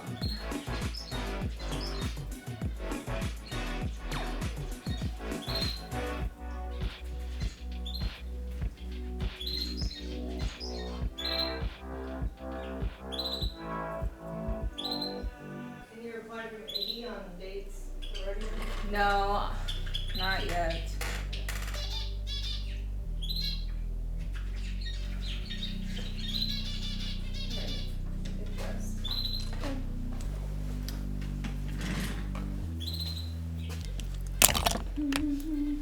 Go get dressed, chat. I'll see y'all over there.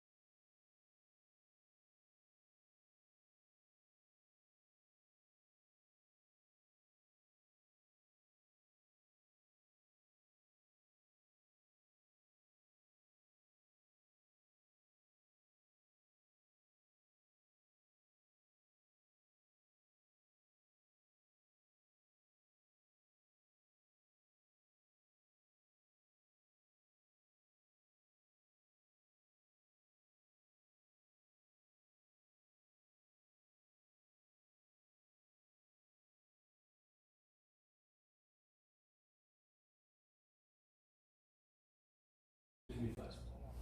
Yep, exactly. And yeah, look, anything with this, All right. anything that you think Bye. you say something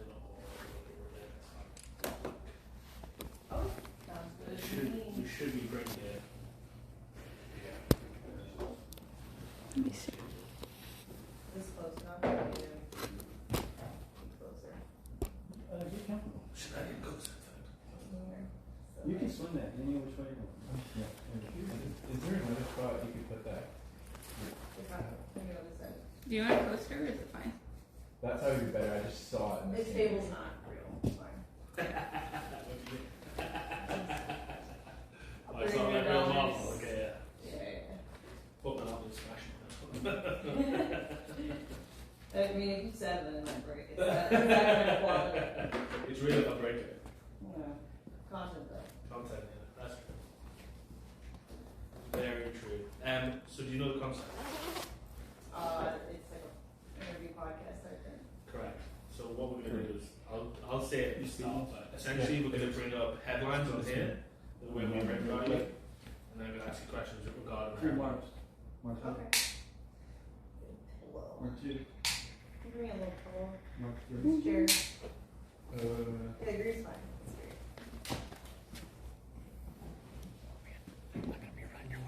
Oh, you're good. That's fine. No worries. It's okay. It is hot. Yeah, a little hot. You're right. Usually it's cold in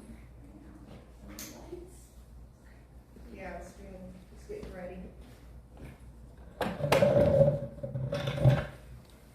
There's nothing on the screen, by the way. No. That's fine. That's fine. Just checking.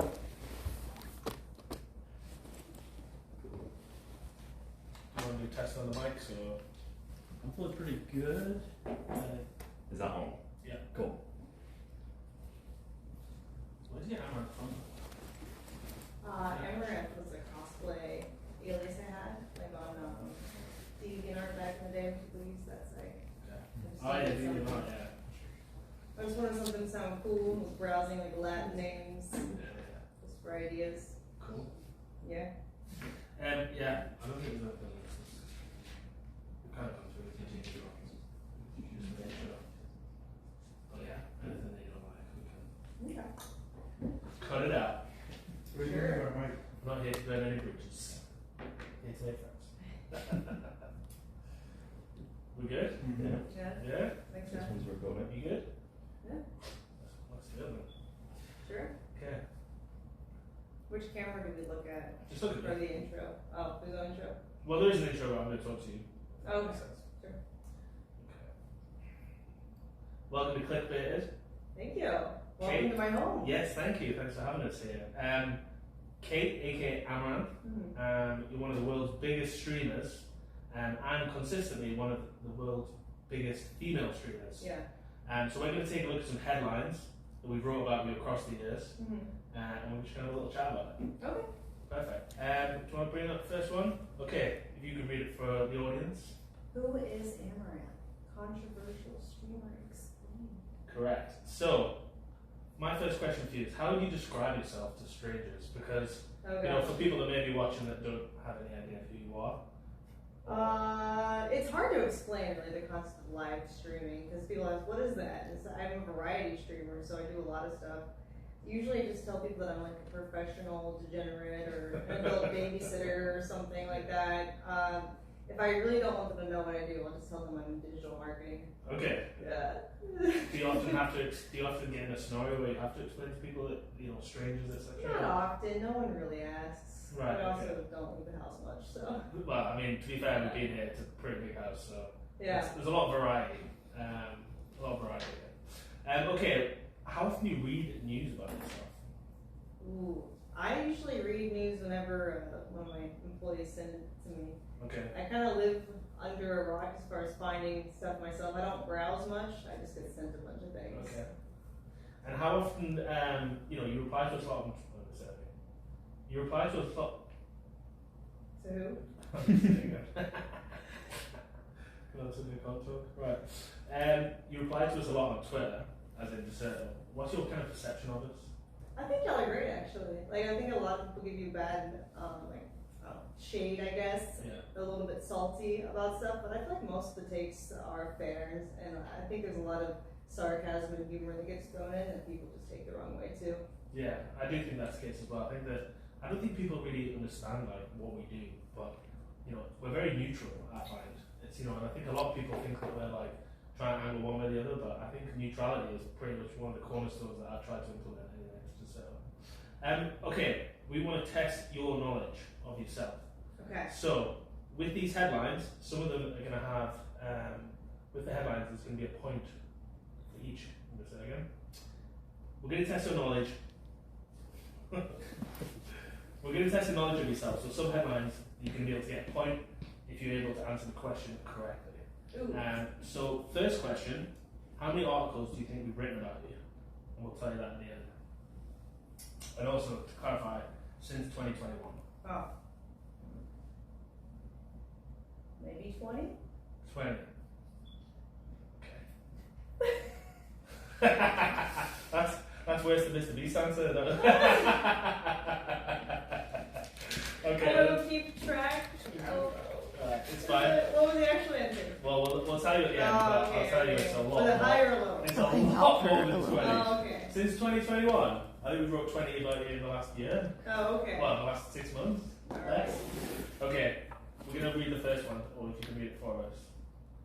Amouranth reveals lucrative kick streaming deal doubled her income. So, yeah, so you obviously joined Kick, and you also had a history of getting banned on Twitch. So was that part of the reason you went for the Kick deal, is a bit more security? Partly at the time, but you know, it's been almost 2 years since then. So actually, in that time, I've developed a better relationship, I would say, with Kick and Twitch. So it's like they're both pretty communicative now. Yeah. So there's not as much of a fear, I guess, of being on Twitch. They've really like mellowed out a lot. Like the new CEO, Dan, he's very personable, very chill with creators. And he wants our input a lot too, so that's really nice, which is kind of what Kick did as well. But yeah, I was going to ask because you know you've been banned quite a lot in the past, and you kind of spoken out about it before. So I believe there's a headline that was Amouranth stands Twitch staff over ban policy. They don't even communicate. So and that was back in 2022. So do you think since then that there's actually a lot more communication? Oh yeah, with the likes of Dan coming in? Yeah, for sure. Like I've gotten my account like unshadow banned just by talking to him. He was like, "Oh, yeah, it's the algorithm doing that." Like there's like a feature that locks your account under. I guess it was like mature content. It was like locked for a year. And I was telling him like, "Hey, like I don't just do streams that are like showing a butt camera thing like a lot of other girls were doing. Like I'm actually doing like IRL stuff. I stream with animals." And he's like, "Oh, you're right. I'm gonna take it off your account." Oh, that's pretty good of it. Yeah. Because in comparison, Kick has kind of been always said that it's a bit of a lax moderation. You know, how have you found that to be the case? Have you found it to be changed over the years? Because you know, it seems like people can do crazy stuff on there like Jack Doherty and then be unbanned like a week later after crashing a McLaren in the rain. So, you know, what do you make of Kick's moderation? I think there's a lot of misinformation around their moderation because I think he was actually suspended for 3 months after that crash. And then, as far as I know, he got banned again, unless I got overturned again. But they do try to enforce it still, and they were cracking down like a lot of those monkey or omegle type streamers preying on young girls. They were banning them too. So, like, I think they're pretty fair with it. I wouldn't say that they just let anything go because they've been very outspoken trying to say, "Hey, don't do anything stupid or anything illegal." Like that's not what the site is about. But you know, I feel like Eddie is probably new also to running a platform like this. And too often I find that intelligent and leadership roles assume the best in people at first when they're new to things. I've done that before as well with some certain of my employees. And then you find out later, like, oh, no, I really shouldn't have this much open humanity, and you have to crack down again. So, like, I think that's probably what's going on. What's that thing to say? You can't have any open humanity. Wow. Got real deep, real fast. Not too much, not too much. You have to assume that not everyone's going to be dictating their content with common sense in mind. Right, yeah. That makes sense. But yeah, okay, I'm going to reduce my expectations of people going forward. Yeah. After you said that, Kate. Okay, for this article, for a point, how how many followers do you have on Kick? And we'll give you a point within 10,000. I know it's, well, I think I know that it's in the 200,000 range somewhere. I would say maybe 260. Okay. Maybe. Okay. We'll let you know at the end. Okay. You said getting banned on Twitch can be a great talking of bans. You said previously that on Twitch it can be a good market move for streamers to get banned, assuming they're not being banned for too long. You know, do you notice an uptick in viewers when you have been banned on Twitch and then unbanned? Yes and no, because it depends, I guess, what you did. If a lot of people are angry about the fact that you're unbanned, then they'll come in and, but if they're just like, ha, I guess that makes sense, or it's not that noteworthy, then it doesn't really help you. I would say in the case of some girls where they're like doing it on stream, you know, leave the camera on, oops. Yeah. I would say that probably helps their views because they didn't really have any before it happened. So it really just depends.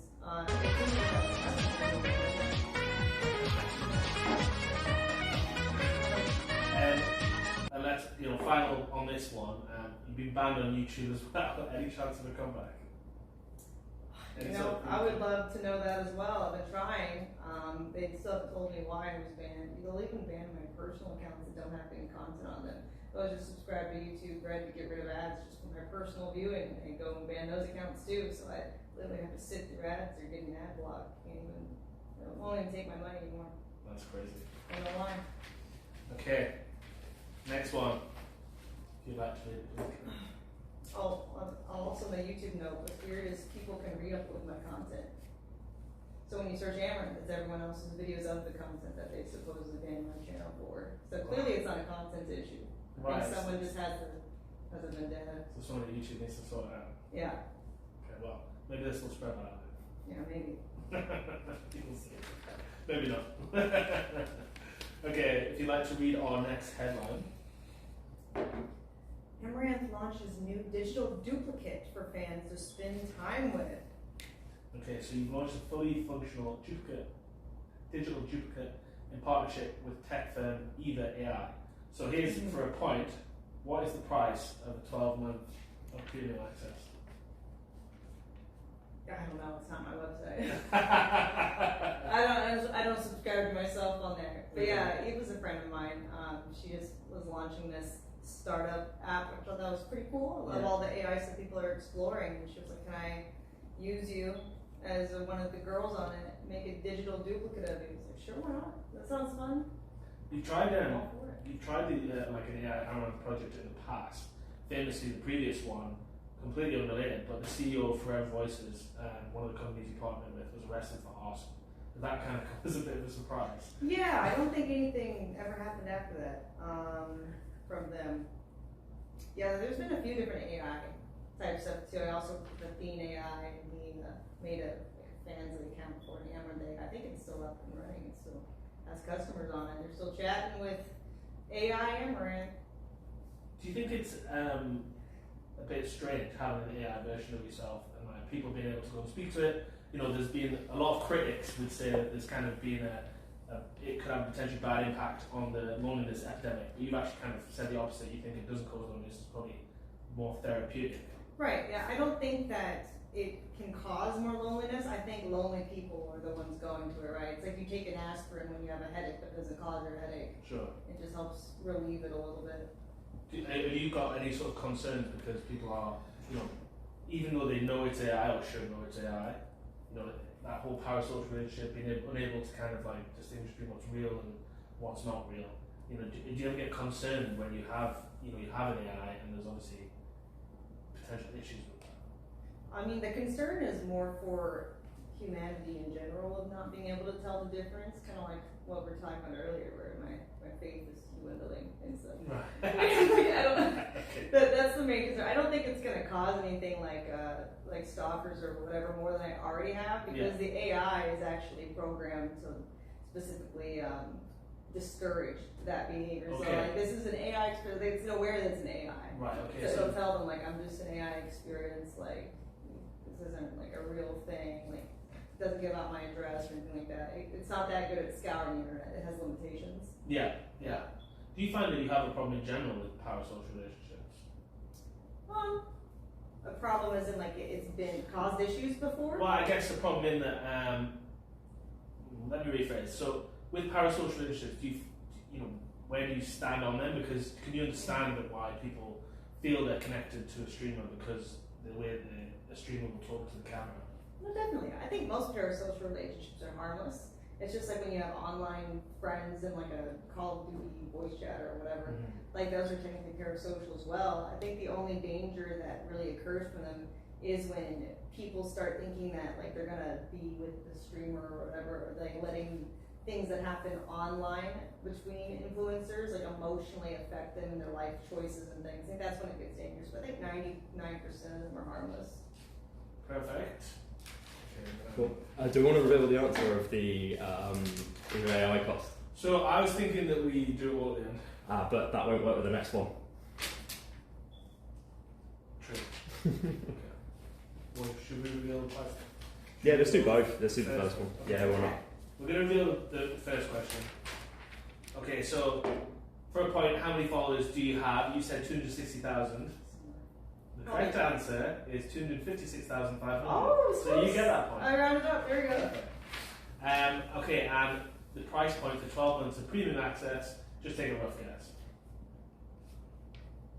$120. Far cheaper. $41.99. Oh, excellent.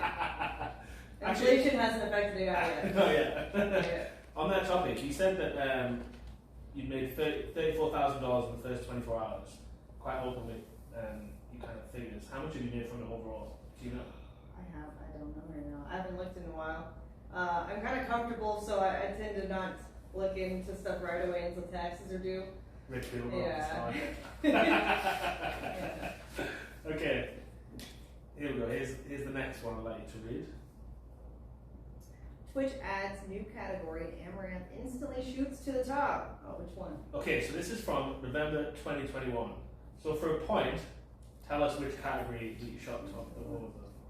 Was it the animal one? It actually was, yeah. Yay! So we thought you might fall for the bait and say pools, but I think it was probably after that, wasn't it? Yeah. You were streaming from your stables at the time, and your kind of plan overall, we believe, is owning a ranch with as many animals as possible for your end game. How long has that been your dream? Probably since I was a kid. I've always wanted a ranch with animals, but growing up could never afford it, so it finally became more of a realistic dream. As an adult, got into all the influencer money and stuff, so I'm still really wanting to do that. Yeah, I'm hoping that the price of land goes down soon, and as the internet gets better, a lot more properties will be more realistic. Get that Starlink up to speed, and then it doesn't really matter as much as long as it's like an hour away from the airport, roughly. Yeah, sure. And you've kind of said before that you plan to retire once your passive income comes greater than your active income. Is that still the case? And is it totally true? Could you ever really step away from like streaming? Do you think? Could you ever step away from that limelight? I think that I could step away from the grind. I think there's no harm in keeping like a stream, like maybe a few days out of the month at the minimum, maybe a few days out of the week max, but nothing like 12 to 15 hour days every day. Hopefully, like I don't want to do that forever. Is that kind of your schedule right now? Yeah. Is that a self-imposed schedule? It is. Not yeah. No, it definitely is. Just because, especially with the kick deal, it's like if they're paying you for only a certain amount of years, you got to milk it while you have it. So. Do you find it hard to kind of be active for that? Because I think one thing that people don't really understand is when you're watching a stream, most of the time you're just alone in a room and obviously stuff's coming up on a chat. Is it hard to kind of maintain that understanding of what it is? Not really. I'm pretty realistic. I would say like I don't feel too lonely either, even though most of it is just online because I constantly have like staff coming in and chatting, and I go out and I do IRL streams and stuff. So I don't feel totally secluded. That's true. You do that. You are very much the variety streamer. The only time I leave the house is when I'm shooting usually, or it's at my barn, but that still counts. There's people there. It still counts. Still counts.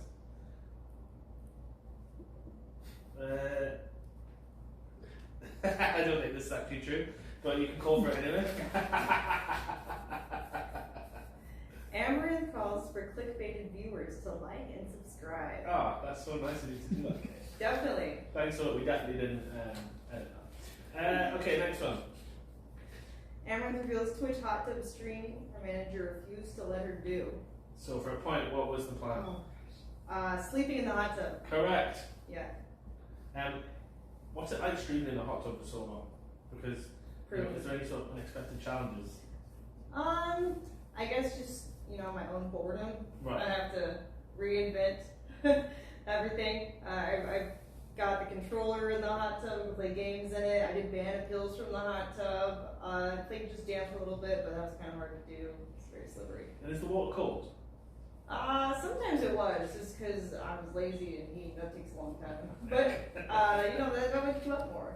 It's sometimes warm, sometimes hot, so it depends. You were also offered an opportunity to do a hot tub stream in coffee, but you declined as you weren't sure if it went against the rules. Is there any sort of other streams that you wanted to do but couldn't, be hot tub based, or no?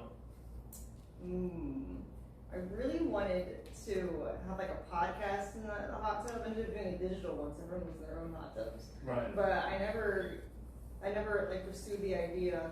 I think it's because the meta died so fast, they put it in its own category. And once they do that, at first it's still okay, but then it becomes less relevant because there's not as many people as there was when it was in just chatting or like IRL section, whatever it was. But that would have been really fun. I would have loved to have a podcast with like maybe Lubby, because he used to get in his occasionally. I think XQC would have been fun, Miskit, like just like a big podcast, get train wrecks in there, but it didn't happen. Big giant pool. Yeah. That's why I asked you a question now, just totally lost my mind. It would have been called Wet Ones.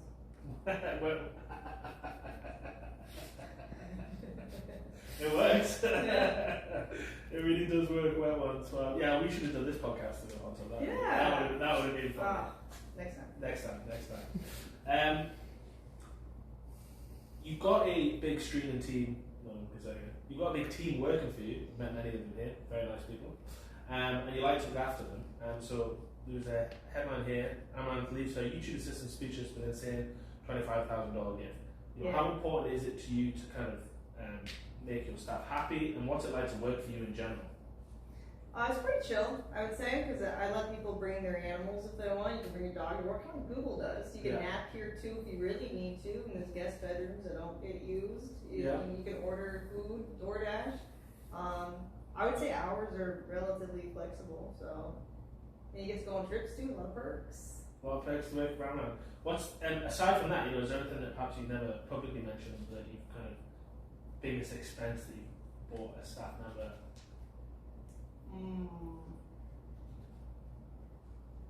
I have to see how many months of someone's apartment that I paid for didn't work out. They were a bullshit show. So that might have been more than 20. This is why we don't trust people anymore. This is why we don't trust people anymore. This is why humanity's gone down. You can't trust people. Okay, a little bit more serious topic. Amouranth concerned as fan follows her with demands to meet at site of double homicide. So you've had some serious issues with stalkers over the years. Someone nearly set fire to your garage, and you also had a guy from Estonia who camped near your PO box and tried to propose. I assume you said no. Well, that was actually two different ones. The guy from Estonia came to my door and wanted to propose, and then there's another guy from Canada who camped out the PO box, also wanting to propose. So. And both times, obviously, no. It's not the way to get to your heart. So close, but not quite. How do these kind of incidents make you feel? I guess it goes back to a little bit about the parasocial relationships that we were talking about before, but how did someone is that into you? How does it kind of affect you? It's just more inconvenient at this point, which probably sounds really callous, but it's just when you see these people though, you kind of understand that they probably have some mental illness or whatever, and then you partly feel bad, but it's just also so inconvenient that at the same time you don't feel bad because you're also having to deal with it. And usually they're usually they end up seeming harmless, but you never know, because if someone actually faces real life rejection, that's why I just avoid confronting them in general. You know, sometimes they can go crazy even more physically. So. Yeah, you've called out police before for not taking your complaints seriously. You know, is that still the case now? Do you feel like there's not enough support when it comes to cyberstalking?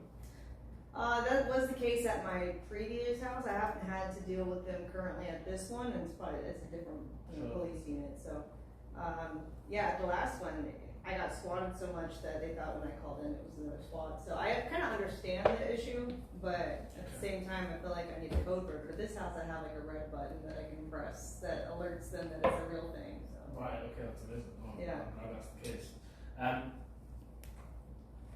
Why do you share these incidents? I think it's good to let a lot of people know what it's like before they just jump into like a career in social media. Because a lot of kids want to do it. You know, you go to any junior high or high school, and most of them now, it's not a lawyer, it's not like a doctor, it's not even an athlete they want to be influencers. Mm-hmm. They want to be extremely, or YouTuber, TikToker, anything. All of those still have stalkers. So. I know, I've got a 6-year-old girl, and I found on her iPad a little video of it where she was like, "Hi guys, look at my YouTube channel," and I was like, "Oh my god, it's like it's starting now." Starting already, she says. But don't worry, I'm not going to make her account for her. You're good. No. We keep her away from the internet all the time. You know, you mentioned you go out for IRL streaming, and you also kind of just in general, obviously you have to leave the house, although you say you stay quite often. Yeah. You have to take a lot of security precautions when going out. Yeah, typically. More so when I go to like a bigger, I guess, influencer savvy state like Florida or California, because a lot of them are more used to that kind of thing. People here don't really know who I am, so it's not quite as necessary to have security here. Mm-hmm. But especially at conventions, yeah, I have to have a security guard with me, especially at TwitchCon. Like, they actually offer you, you know, the convention themselves will offer their big streamers security guards. Yeah, honestly, when I was at TwitchCon, just in San Diego, I couldn't believe how much security, like, it's on another level. It's like people with earpieces just turn up in places. Oh, yeah. Like, I don't think people realize how much that event is actually like watched to the degree it is. Yeah, I think a lot more will have security guards this year after last year getting harassed and stuff. So I think a lot of the guys thought they wouldn't need security guards because they're not girls, but turns out people still try to start some drama. So. Yeah. You know, you mentioned there about even guys, you know, have to deal with it, but generally speaking, you know, a lot of the abuse online is kind of a lot towards women. You know, does that impact you, kind of the level of hate that you probably do receive online? Yes and no, I guess, because I've developed such a thick skin to it at this point, and I was lucky to get in early, so I've kind of made like probably most of the money that I would make in my career, and I think it's really harder to do it now. So I think a lot of the hate is really hard on girls now trying, because they're probably getting a lot of hate without having much success, versus in the past, it's like you could brush off the hate if you were an early adopter because you were having so much success, it didn't matter anyway. So I think it'd be definitely more demoralizing nowadays for less relevant creators. Yeah, you know, Pokemon recently said she spends upwards of 5 figures a month stopping people from doing things like doxing, deepfakes, and people misusing their name, likeness, or copyright. How much of that is a problem for you? Because obviously you kind of are involved in so many different projects. It's kind of difficult for someone to be able to monitor. Yeah, we work with a team that takes down like stolen content and stuff and posts it everywhere. But I guess for me though, I don't have that as much because I already do, I guess you could say, like salacious, like a risque content, so they're not trying as hard to probably put me in a bunch of deepfakes if they would have like a mainstream safe for work streamer. Yeah, that's true. And one of the examples actually was there was an adult toy with your face in the marketing without your permission. So it's like, is that again something that's quite common for you? Increasingly so. Yeah. Do you want me to read this thing or no? Nah, it's kind of more just just moving on. Yeah, it's becoming more of an issue for sure. Like just different avenues of the industry online using my likeness and stuff and trying to just take advantage of that, thinking that I have so much money, if I won't notice, if I won't care. But I am seeking legal action for some things. So. Hell yeah. Yeah, you'll probably be able to read about it. Well, we are in America, the land of suing. Yeah, so. like that's not the only one, so. Yeah, I mean, you kind of must have, your lawyers must love you, basically. Yeah, they sure do charge, yeah. Okay, well, as we know, Kate, you're very successful, very wealthy, I assume. So, based on this, I would like to read the next headline. Twitch star Amouranth just bought 7-Eleven store for whopping $10 billion. So for a point, what did you offer to buy everyone to sell there? Slurpees. Correct. You did good. Okay, so it says in the headline that it was 10 million, but it says you spent 4 million on it. Yeah. I don't understand that, Luke. Yeah. Oh, I messed up with that. Come on, Luke. Oh, you know sorry. Give these young producers a Do you know? chance. And then he just give me a leg up. I mean, I have got multiple, so I just assume he won't. Well, yeah. Yeah, that okay, makes sense. Yeah, just so, give us a breakdown of it, you know? Yeah, give us a breakdown of your 7-Eleven store purchases. Okay, so essentially I'm just like the landowner. So Okay. I don't actually run the gas station or control any Slurpees or gas prices, sadly. But it's cool. I just rent out the facilities and they pay me like a rent fee, just their landlord. You're notoriously kind of open about money, how much you've made, which is why I said you're wealthy, because I've seen your Bitcoin account. Well, that's an actually cold storage now, by the way, Bitcoin, because I've had a lot of people trying to, Oh, I bet. yeah, call me and pretend they're like from the Coinbase or whatever. A lot of fraud. Oh yeah. Oh yeah. Oh yeah. Sneaky. It makes sense. You'd be a good target, I think, if you're a scammer. You've got a lot of things going on. Yeah. But why are you so open about money? Why is it that? Because a lot of people would keep that kind of quiet. What is it about kind of telling people it's? I think that it's good to let you know like how, I guess, lucrative the industry can be right now, while also telling you the downside. I like providing like pros and cons to people looking to go into it. It's like, yes, there's a lot of money, but you also deal with these, so you really need to decide, is that worth it? And I also try to tell people like it's not guaranteed that you'll go and succeed if you try to be online, like especially for girls trying to do OF or something. Like that's even less likely to succeed than any other typical platform or trying to TikTok or whatever. Because think about all the girls on OF who make money. They're in 0.01%. It's like, well, I think the average is like $150 a month. Yeah, if that, I feel like that would even be good for most like normies just joining, because there's no growth on it. Yeah. You can't grow. There's no discovery on the platform itself. You have to have other existing platforms already. And if you already have followers there, you're already doing something they like. So it's probably better to just stay the course and ride the algorithm. Because once you start trying to promote OF in like discreet ways, is when you start getting banned, shadow banned, anything. So it's actually really hard to do, especially now when it's so oversaturated. And I think most girls, if they just make one, they're not going to ruin their personal life, like their job opportunities, get fired, not have good dating. I guess options around them if everyone knows that they're trying to do this stuff. Parental repercussions for some families. Like there's just so many downsides that I don't think that it's even likely to succeed anymore. What made you want to, talking about F, what made you want to get into it? Like, what made you want to get into that as well? I was already doing cosplay boudoir type shoots, and my Patreon was kind of had something similar on it. And it just seemed like the natural progression, because when I saw it popping off, especially around like COVID, started like 2020, 2019, right before I did, I saw the numbers rising and all the girls from Patreon were leaving because PayPal started cracking down on Patreon. So people were losing customers that couldn't get their payments through. And so it just seemed like the next most obvious jump over. And I guess that's obviously been a massive financial help. But it's also kind of led to, do you think that's why you are kind of the pioneer of the kind of the pool space and that kind of thing? Because you were trying to find a way to cleverly market it.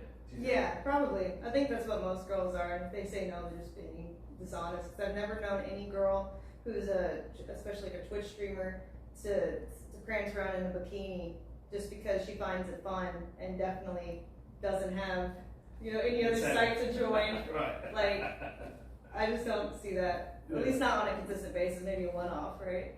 But well, because of obviously your pool streams and I assume trying to promote OF, as you said, you also invested $7 million in a pool toy company. How did that come about? I actually have a lot of private equity. So it was just one of the ventures that my private equity had, a little inflatable company. I said a little, but Yeah. They acquire a bunch of businesses, and so I just invest. And did you have kind of any input where you're like, hey, look, the pool stream is pretty big right now. We're going to get some serious inflatable sales. Well, I just thought the timing was funny. But it kind of made sense though if everyone was like on lockdowns. A lot of people do at pools, so it's like, what are you going to do? And go, like, summer's here, and you don't know what to do. And it's like, well, that makes sense. So a lot of your ventures are through private equity then, so you're not really that involved in terms of like, how it's run, how it's operated, Some things, yeah. Because for example, what is the best selling inflatable, for example? I'm actually not sure which one. Probably just a tip. I would guess just a typical rain or one of those like yoga type inflatable mats that people lay on. But I personally like the pickle rick ones and bananas, but that's just me. Yeah. Yeah. How do you decide what to buy? Like, is it private equity? Do they say, oh hey, we've got this idea, and you kind of just approve it, or is there kind of a bit more of a discussion then? Neither really. They're kind of just saying these are the things we're investing in, and then they do a capital call. And then they'll tell you like about them, and you get to look over it. But at the end of the day, you're still like, all right, well, this is what it is, and I'm locked in this amount of time and this amount of money to invest. So that's what that is more like. The gas stations are not included in that, though. Those are kind of my thing. So it's a mixture of private equity, stocks, and then like things like the gas station or the orchard that like my financial advisor recommends. Has there been any investments that didn't work out? Not that I can recall right now. Yeah, no, I'm pretty safe, I'd say. I don't take big risks. Is there anything that you're kind of interested in buying in terms of like a type of company, like a pool company or whatever? Not necessarily a type of company, but I have been looking at NVIDIA as a stock, essentially, with like the Stargate announcement, but at the same time, it's like, well, now everyone's going to be buying it, so, well, I don't know, I'm still skeptical. Okay. Do you have any yourself that you think about investing in? Personally, I would invest in the sale, but They're on the rise. We're on the rise. Yeah. Well, we're not a publicly traded stock, but if we were, I'd recommend investing. Based. All right, next one. This is obviously where things get a bit wild. So. Twitch star Amouranth is now selling 1K fart jars in her bath water. That was a fun time. Yeah, that was a good time. So you sold 1,000 jars of your own farts and bath water. Was that kind of inspired by Belle Delphine's kind of stunts? Yeah, a little bit. It was. I don't do that anymore, but now I have beer from my my yeast. Yes, yeah, that's true. My own personal homegrown yeast. That's true. Can you tell us how that came about and how it works? I guess. Well, it's a Polish beer company called Yoni. Yeah. Beer, and they emailed me actually with the proposal, and I thought it was so crazy. I didn't think it'd go anywhere, but after talking to them, they have done it with other girls, not like influencer girls, but just random girls, I guess, in Poland. I don't know. Well, I don't know how that would work. So I collected it myself and I sent it in. We actually asked if you want to try it. Yeah, I'll try it. Okay. All right. I'll drink it. I think we have one ready actually. Oh, do we have one ready? Yeah, I think so. We're gonna go with the alcohol free, which I believe is more like a cola. Yeah. But does it feel weird that someone's drinking something based on your yeast? Not really, because it's just maybe all yeast has to come from somewhere, right? I guess so, yeah. What is yeast, really? Not normally from a swamp, though, if we're honest. Not that we know of. So, back to the fart jars. Hold on, Mike. This is the humble comedy. Yeah, there we go. We've got a bottle of it. I can open it. It's only weird for taste bad, so we I need some opener. You got like. Oh, okay. Jacob probably has a bottle opener. I know where he's going. If you've got anything with an elastic edge, I can do. Is anything solid? Like I left my keys at home. Well, those are rather.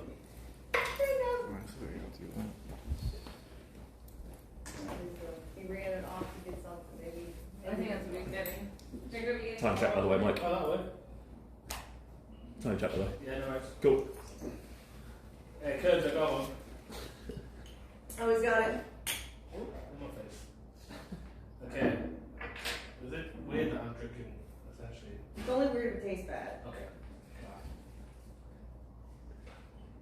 I thought it was okay, personally. It's kind of fruity.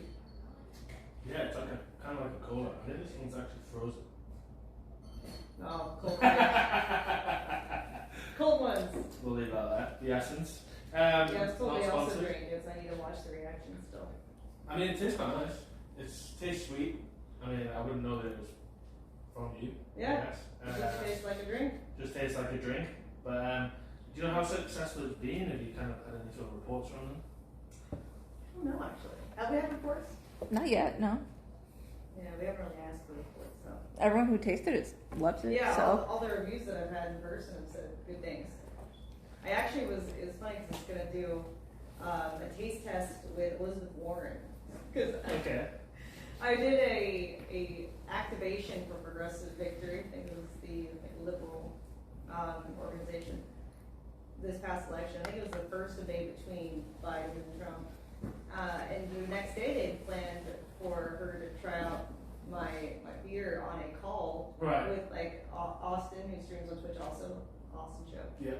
And what's sad, kind of funny though, is that Biden's performance was so terrible that they just called off the follow-up call out of embarrassment because they're all scrambling. That was bad. What do we do? Oh no! Yeah, we can't do the yeast beer now. Yeah, but that wouldn't have been funny. We weren't even gonna tell her what it was. Oh really? You just didn't make it tell. Yeah, because there was some kind of I guess bit that she had done before where she was trying out a beer and people thought it was just so weird for like a politician to do like in some kind of content that she did. Yeah, you're right. And so we're like, here, you can try this one now, but it didn't happen. But it would have been great. That would have been incredible. That would have been It's incredible. so funny.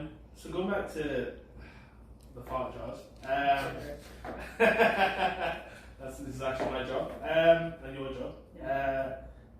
So you sent some to Ludwig in the yard, who all got various different levels of smell.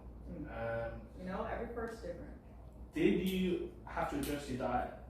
No, I actually have a lot of protein. I'm already pretty gassy, so. Yeah, I have like 120 grams of protein a day, so. That'll do it. Mm-hmm. So how long did it take to make all 1,000 jars? I didn't do it all at once, so. Obviously, I'm guessing you just sat there and just ripped out 1,000 jars. I just kept jars in my bathroom, so when I had to go, you know, just bottle it up. Here's a point. You can get a point for this. According to the website for the farts, how long does the scent last when kept in best conditions? You know, it probably depends how potent it was that day, so I'm not sure, because I can't test it 'cause in the product room, right?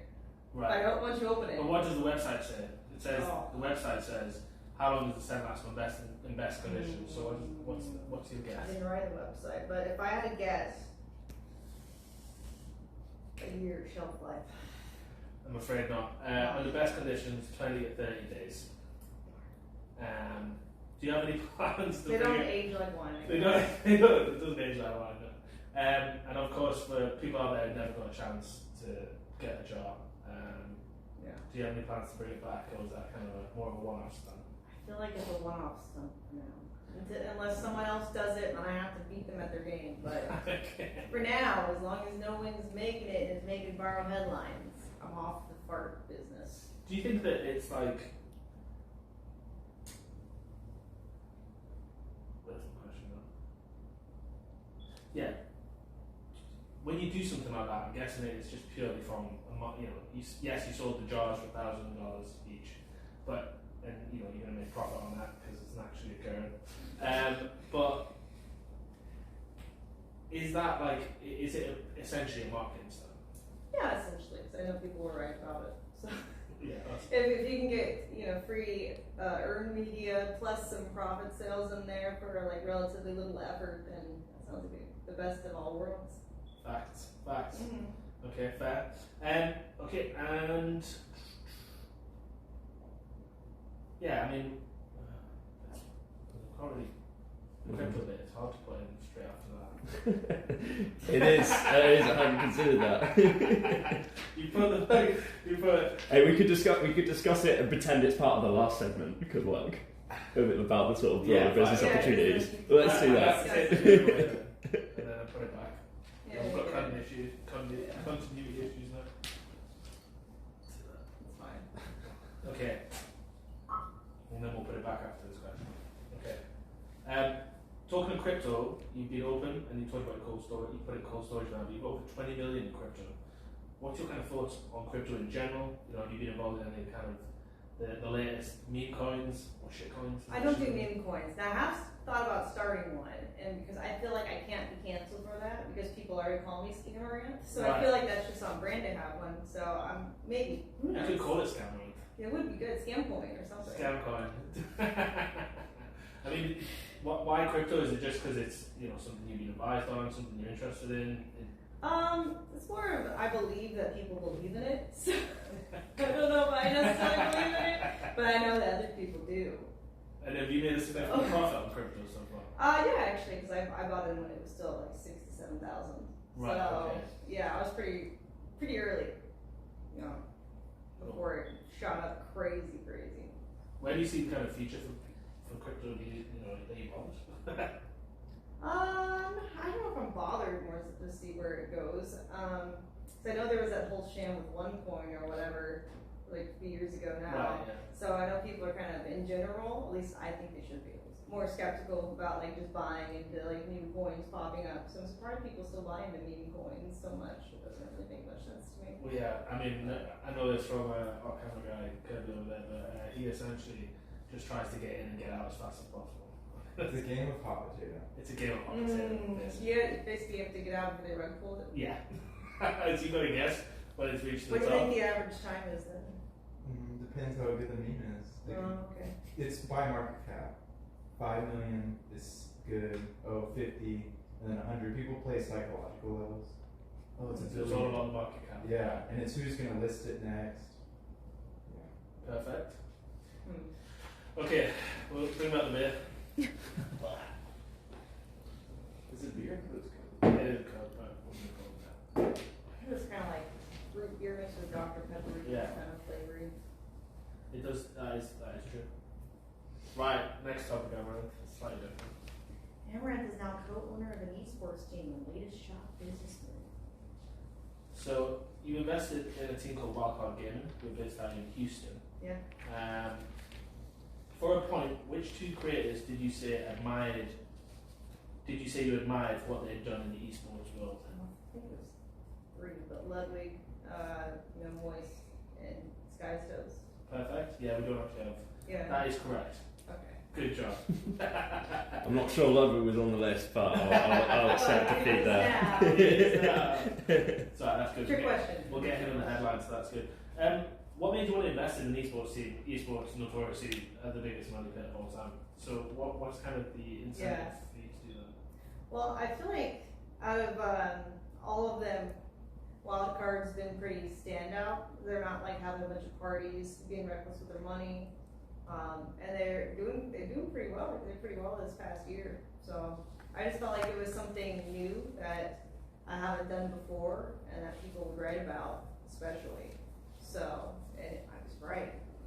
Yeah, that's true. Yeah, there was actually a bit of a storm on Twitter that we kind of caused by mentioning it was Amouranth or Wildcard. And one of the players replied saying you could just say Wildcard, implying that he didn't want you associated with the team's success. Yeah, I don't know what that was about, really. Like, I know it was just one player that did it. It wasn't like the organization themselves.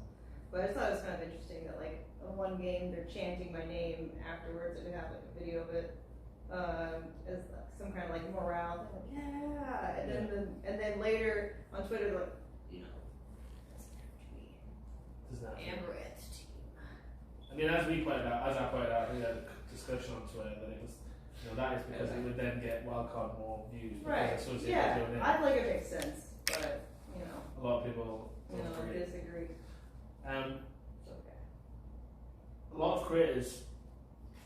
Not a lot of creators, but quite a few creators have tried to create an esports team. some of them are still kind of going well. For example, a little bit moist, Sky's Toast, as you mentioned, kind of the people that you looked up to going into this. Yeah. Do you think that they would have received that same treatment had we done, their names in front of the org? Do you think it's? Do you feel like it's a sexist thing? I mean, it could be, but I also could see the player with a lot of work feeling jaded, like, oh, it's not just them, we're on the team too. But I mean, they probably wouldn't have been like, well, you don't have to say left with this team, because it probably would have been like, send my never seen more of a vibe. But right, okay. Who knows though? Who knows? Who knows? What's your, as a coder, what's your kind of responsibilities there? I like to watch parties of their games. Right. And then sometimes at conventions too. I'll go sit in it and stream it. But so very much on awareness and obviously financial side. I'm a cheerleader. A cheerleader. Perfect. Okay, next one. Amouranth reveals what her conservative parents think of her Twitch and modeling content. Oh. So for a point, what did your dad tell you? In fact, I'm going to read something before that. My bad. You said you were unsure that. Okay, yeah. So you read the headline. Your parents said that they were unsure until you showed them your bank account. Yeah. And that to be honest, this article was written over 3 years ago, back in December 2021. So, what's their attitudes to it now? Has it changed much?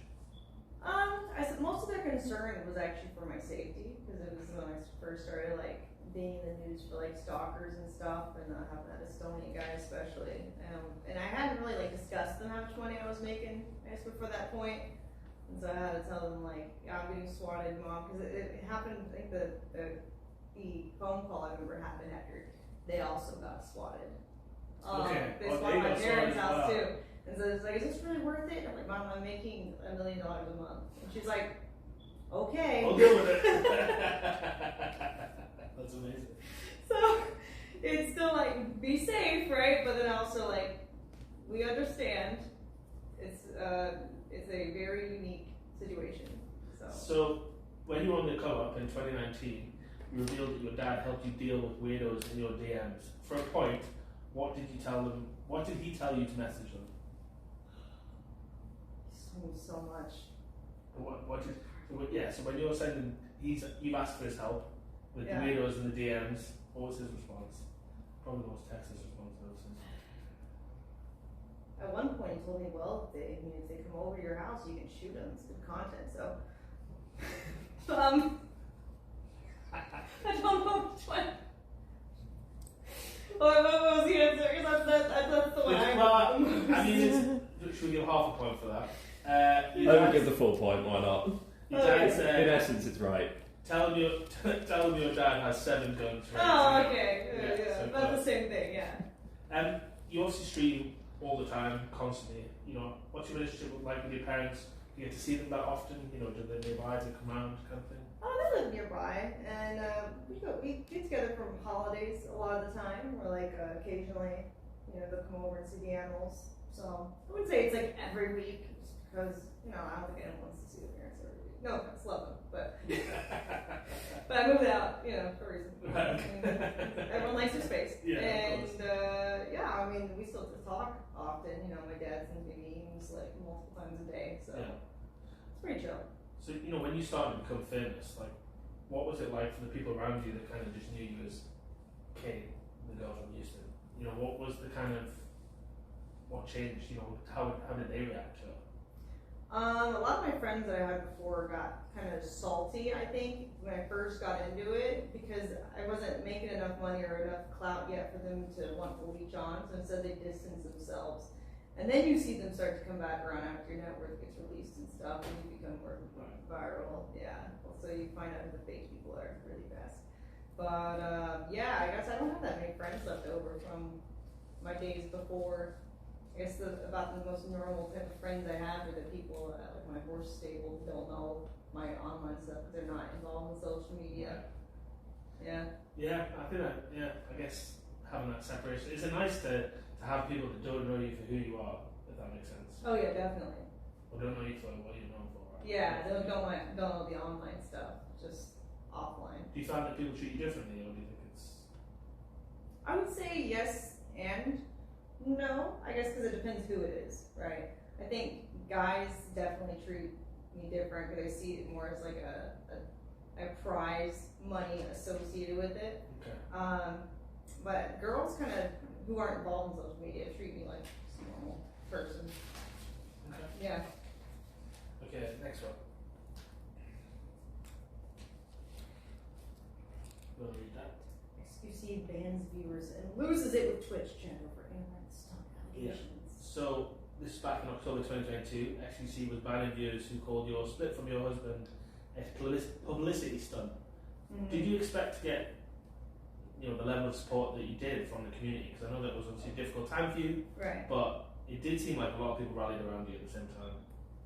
Yeah, I was really surprised about that. It was very, I guess, heartwarming when I saw XQC defending me, because he's also had his issues with personal matters, and how a lot of it can be, I guess, rumored about online by just a bunch of chatters, and a lot of gossip and misinformation goes around, and people just like to make their own assumptions. So I think we have a lot in common there. But yeah, I was pretty surprised by just how much my friends online were willing to stand up for me. It was cool. You were accused of faking the accusations for clout. Did that make the process harder to go through because that doesn't really affect the process. It's more just, again, that putting my faith in humanity has led me astray. Because it's like it doesn't help anybody to do that kind of stuff. So one of the accusations of the coach. One of the accusations of the hoax based on the notion that you haven't changed your content since, when you had said previously that you'd done some of the content for your ex-husband. So you said it would be irresponsible for you to moderate your content, considering you had so many staff. Do you think your content has changed as on the back of that relationship? I think it definitely has, though, because if you look at Kick, it's like I'm rarely ever doing cool stuff or whatever. It's not nearly as try hard to like convert people to OF in that way. But I guess like for people to think that, just because I might go back to bikini or continue OF or whatever means that it's all fake. Like, no, that just means that despite my ideal situation, what I would like to succeed in content, at the end of the day, you have to be realistic. It's a male-dominated space. And if you build up an audience of male viewers, it's understandable. They'd rather watch girls in bikinis rather than the opposite. And so, the business model doesn't really work anymore, but it doesn't mean that the whole situation is fake. That's just more of a coming to grips with reality and an understanding that it's like, well, it's called work for a reason. Pokemon said in an interview last week that a number of top streamers, the biggest streamers are kind of Kai and Speed, and there's not really any women on that level. Yeah, it's a reason. What would you say that reason is? Women aren't as relatable to a mostly male audience. They can't really see themselves as like living vicariously through a woman because they're not women, and they're not really one to just be friends with women. Like they wouldn't be like, if a guy approaches a girl like in a public space, he's attracted to her. He's not like, he doesn't walk up to her and go like, hey, you want to be friends? And if he didn't find her cute, he wouldn't be walking up to her at all. It's just is what it is. It's more of a. How do you think that? If it's mainly a male-dominated viewing audience, how do you get more women to watch? How do you get more women to watch and relate to people? Or do you just think that's just not? I think that there will always be more men watching online than women because men stay lonelier for longer. Women typically they can have actual social lives a lot easier than guys and get into relationships. They can start family easier than guys. And so I think there's just a lot more lonely men out there than there are women. Even in high school and stuff, it's easier for girls to make friends, and they have their own little clique communities they feel safe in. So it's not, I guess, prevalent. I know there are a lot of certain aspects of online that have more women audiences, like makeup influence or something. But that makes sense because it's catered specifically to women. But if you don't have a product that caters specifically to women, I think women are just less prone to spend time online in the same way guys are. Because guys kind of look to it for a sense of community, because it's harder for guys to show emotions and connect with people in society. It's not as accepted or easy. It makes them feel more vulnerable. So they kind of turn to do it privately online versus women, they don't have that kind of challenge in life. So they tend to have more real friends, and guys tend to have more online friends. It's interesting. It's an interesting angle. Makes sense, I guess. Yeah. You know, we find that a lot of our audience are male as well, but they're not watching. You know, I guess I don't know where I'm going with that. We're going to cut that up.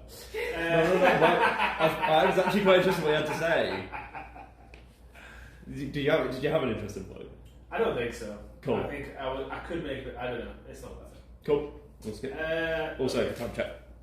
Yeah, that's cool. Cool. We're going to go see more. I say Facebook has more women. Facebook, right? Okay. Why do you think that is? Because it lets women connect to each other who are long distance, like family, or like horse girls or the dog ladies. Like it's more community based and like interest level, and a lot of older people use it. So yeah, I guess especially when you're in the community as well, you're kind of shielded from that outside abuse, which to be honest, I've noticed a lot online in the last few years has dramatically increased. I think it's because certain platforms like Twitter, for example, kind of just completely relaxed any sort of rules on there about how you speak to people. You know, I do think that I guess that having that hidden ability is definitely something that you know makes sense why it flourishes more on Facebook. Yeah, and it's an older platform, so I think as the older a platform gets, the more mainstream it becomes, the more balanced the men and women you have on there. And women aren't as likely to watch a long-term live stream because it doesn't return dopamine the same way that something like Facebook does, where they have notifications for their likes, comments, messages, etc. You know, because women don't have usually that long stretches of time because they end up having kids and all those things, and so they go for the sites that bring quick dopamine, like Instagram, sometimes Twitter, Facebook, things like that. Not so much sitting for long periods of time watching other people. So it makes sense if you think about it in a social sense. It sounds like you've kind of looked into it a lot, or you've had kind of advice on a psychology level. You know, is this something that you kind of researched? Really. I think it's just I've always been an observant person since I was a kid, so it's just something I notice. I notice patterns easily. Right. Okay, that makes sense. Yeah, I think you know. Where do you get your main source of knowledge from when it comes to stuff like that? You're big in that person. I mean, not to grass you up, but one of your assistants said before you might be looking at dinosaurs, for example. I just watched actual videos and I analyze, like, does this seem accurate or not? Does this make sense? And I'll notice things like they never want to show you a complete dinosaur skeleton. It's always cropped. And you can see too, if you really pay attention, like they'll be digging in one area and then they show an overview of them scanning something. And like, look at the picture in the background's different. It's a different setting entirely. They're not even showing you what they're scanning. And so you're looking for continuity. Yeah, exactly. I look for the plot holes. Right. Yeah. I love that. Okay. Next topic. Amouranth set to make boxing debut at Levi's upcoming event. For a point, who you originally scheduled to fight? Meiji. Correct. So, why did you end up pulling out for medical reasons? Why did you want to box in the first place? Because it's a little bit different to what you've done. Well, they invited me, and I'd never been to Spain before, Europe in general. That would be a cool opportunity, and then it gives me like kind of like an arc to stream the boxing training and all that. So it'd just be kind of cool, and she didn't look very intimidating either, so I felt pretty confident. You're at, well, I mean, I don't think you're quite, well, how do I phrase this? You're not very intimidating. No, I'm not. Right, so it's an even matchup, yeah. Right. You know, you pulled out for medical reasons. Could you see yourself going back into it? Could you see yourself fighting that? I don't know. Yes and no. It would depend who, right? Okay, who would you want to fight?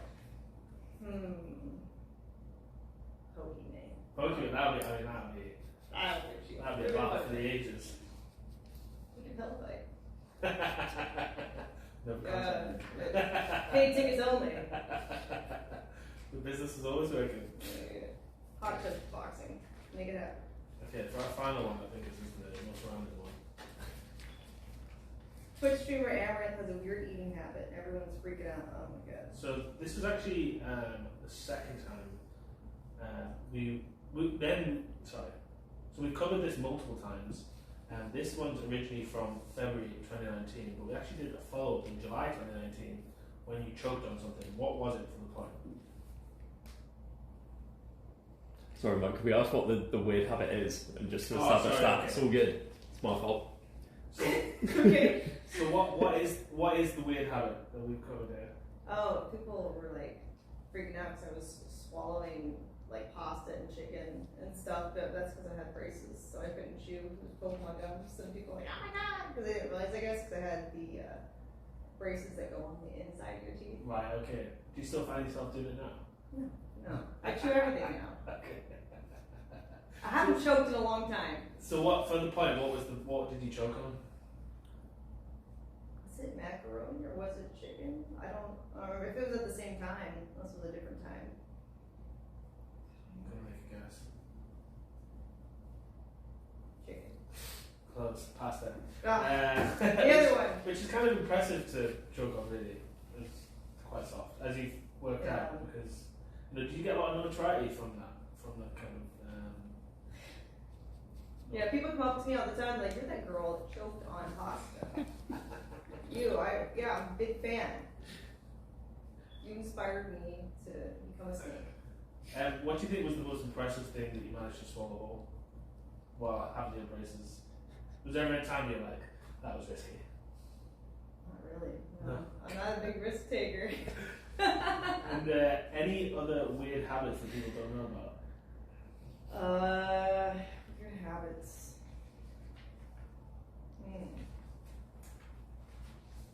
You guys have weird habits? Maybe I don't know what weird is because. I mean, we're weird, so I don't.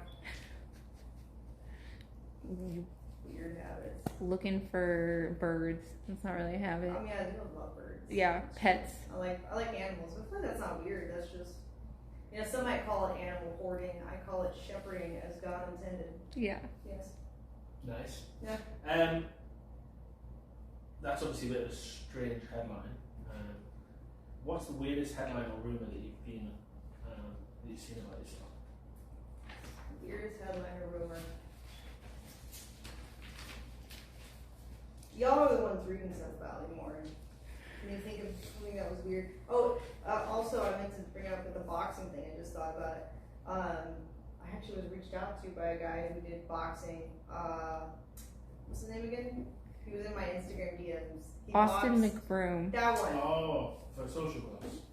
Yeah, he reached out. He's like, Kate. I was like, what? And he's like, you have Snapchat? I was like, what? It's such a weird thing to ask.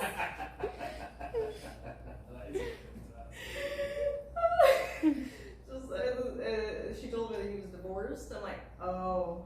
Yeah, I was like, no grown man is on Snapchat for innocent reasons. Yeah. No, I don't know. Maybe he'll box him though. We don't know. Okay, we're at the end, Kate, of this section. Now, at the start, We didn't answer the weirdest headline. A weird headline. Oh, sorry, weird headline. Weird headline.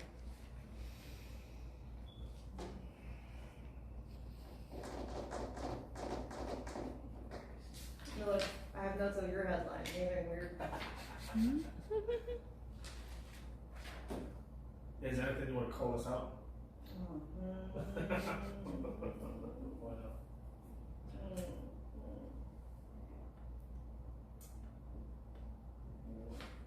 I think the farting is probably the weirdest one that people would probably say, but we already talked about that one. And that's true though. I know, it's like weird. Well, I mean, it's weird. It's not even a rumor. It's not even a rumor, it's just cold fact. Or warm fact. Maybe the yeast beer? That's also kind of weird. Alright, well, thanks for taking the time to do this. Yeah. Now, earlier you guessed 20, which I'm going to let you re-guess because that's appalling. 69. Since 2021, do you think we've already wrote 69? I would like to remember. Okay, fair. We've actually wrote 371 articles. You gotta rate those numbers, rookie numbers. Rookie numbers. Alright, like and subscribe. We'll see you next time. Awesome. Amazing. That was good. Yeah. Yeah. It's one of the best interviews yet. What we'd like to do now,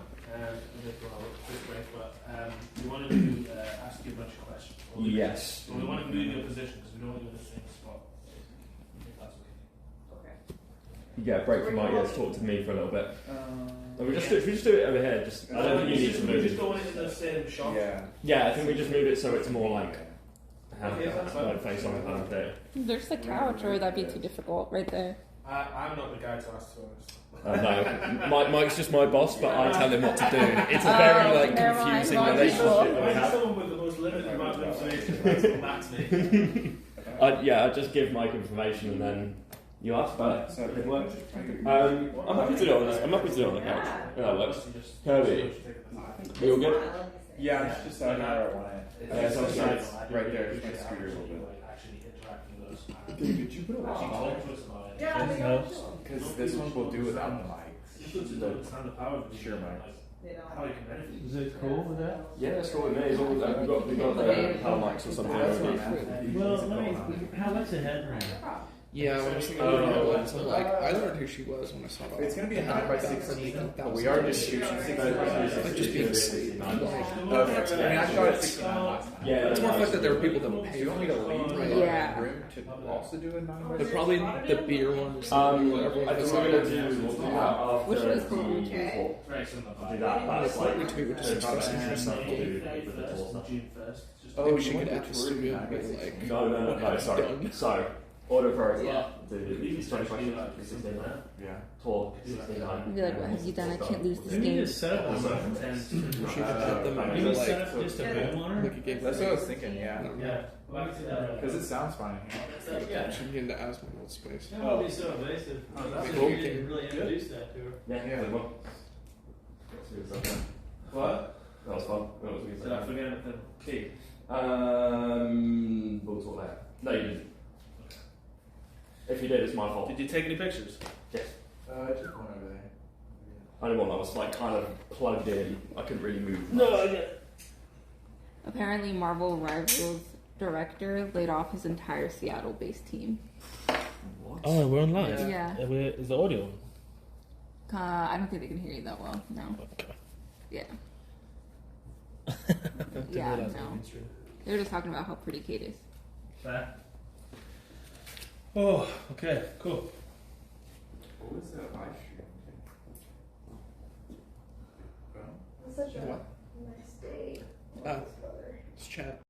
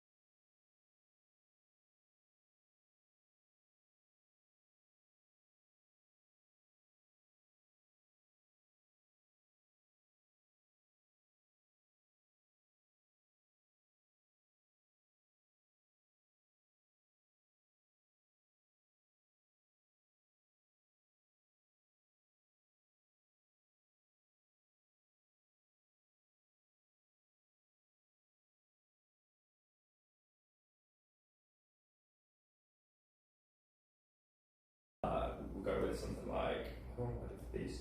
I've just answered 20 questions I've never been asked. Subscribe to Dexerto. That was 20 questions that I've never been asked. Subscribe to Dexerto. Nice. Amazing. Cool. Thank you very much. Thanks so much. And yeah, if good answers there. If we've got time, we could do your stream set. I don't know what you want to show or not show. You know what I mean? It's like I mean, personally, I'm really. I walk around with my camera. I'm personally really interested in your cars, but Yeah, I mean, we can show cars. I don't care. Yeah. Nothing Stream hasn't seen for the most part. I cleaned up your desk. So. Should I get my art too? You can just add that in there. Let's get the art. Yeah, I mean, honestly, it'd probably be easier with mine. Just do it tight. You're 24/7.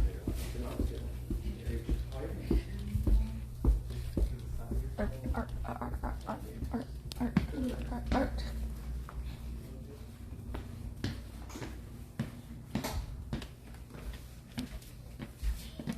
Oh, where are those big canvases? I don't go there. Pokemon? Yeah, the big giant ones. Oh, last time I saw them, they were in the underneath in the Harry Potter closet. Oh, okay. That might be where they are. These are like small ones. I don't know. I think the bigger ones are. This was okay.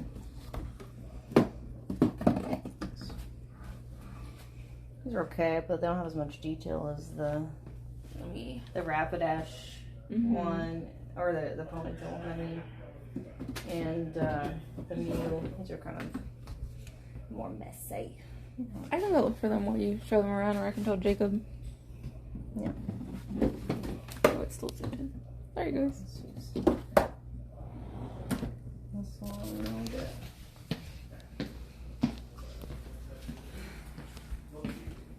Let's slip down here.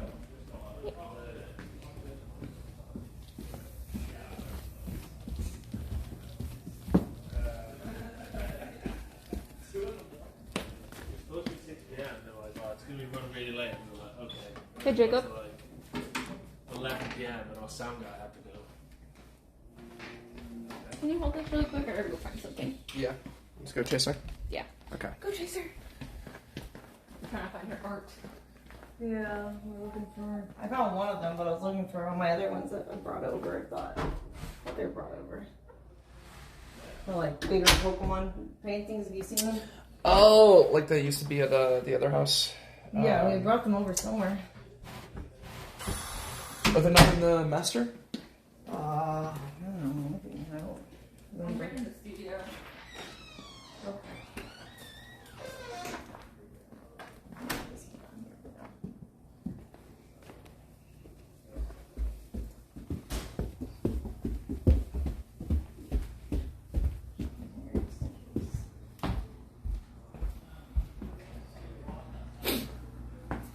No, not there. Check this closet too.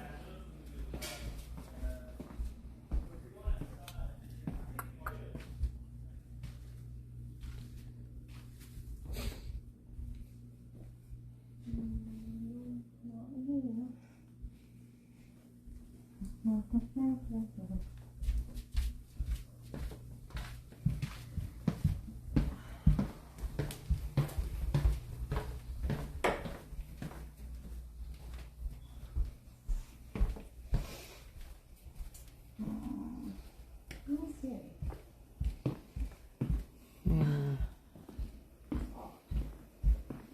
Why did they go?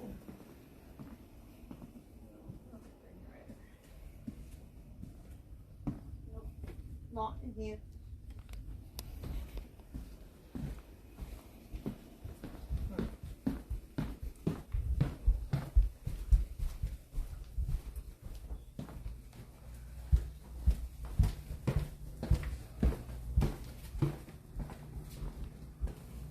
Didn't get put in here? I don't think so.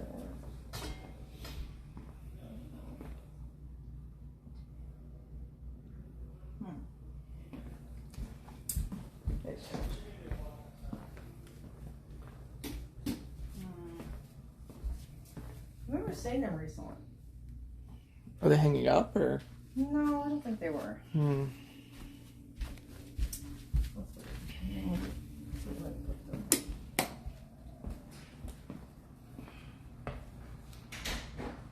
Angelica might find him in the studio, hopefully. Yeah, maybe.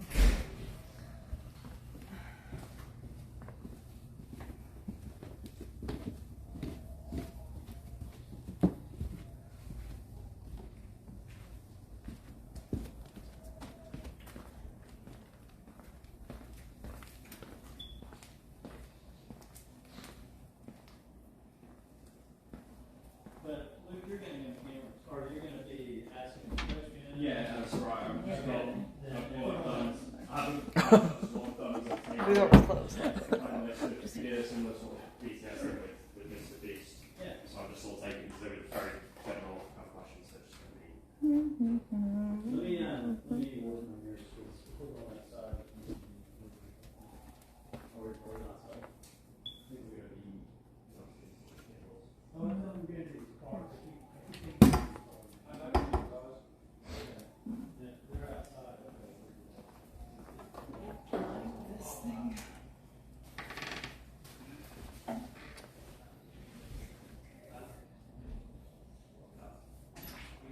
Hey. You find them? Yeah, I found. Are these like some of the ones? Yes. Yeah. Okay. And then there's like the big ones of like It's fine, you can leave the starters. big ones. Yeah, the big ones can stay over there. So what do you show or not show? You show everything? I just cover Do license you show your plates. cars? Yeah, I show cars just if you can blur out license plates. Oh, of course, yeah. And you need to go to the street. I mean, we'll just move them away. Because, yeah, I mean, a lot of tour people. Oh, there we are on Yeah. I didn't even realise that I flipped my phone then.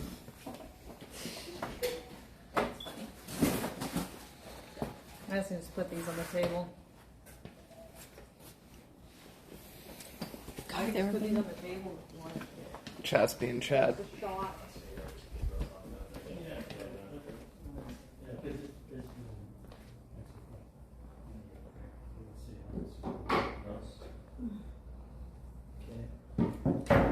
So, I think it's done.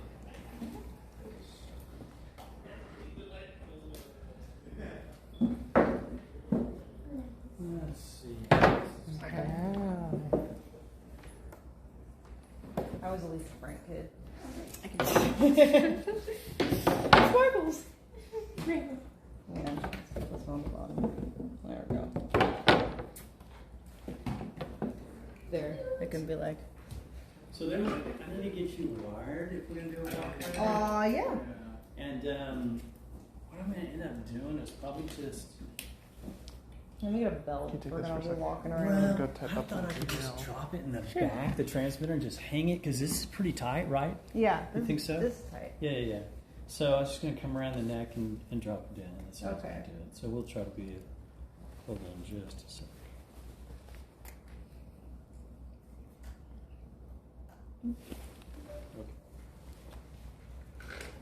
I'm typing up the email. All right, sorry.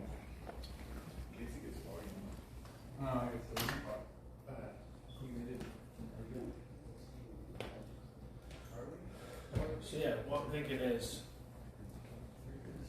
so you've got like the streaming house, right? Oh yeah. It's kind of what do you want to show or not show? We can just show my like studio. Yeah. We can show the gym.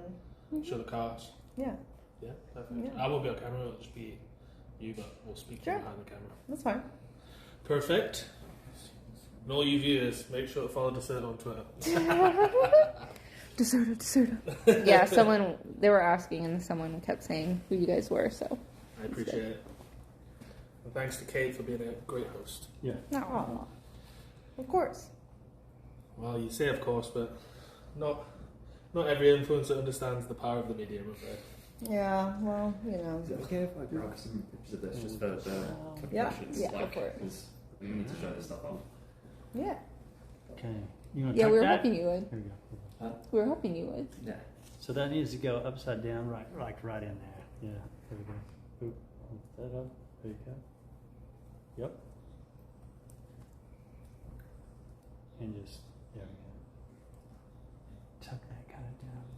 go. More. There we go. Yeah, there we go. I don't. Okay. Yeah. They said, W. Dexerto, love you guys. Aw. Yes. I'm a little worried about it. Well, we'll see how it doesn't shake out. Okay, you can put your hair down and let's look at that. Let's see.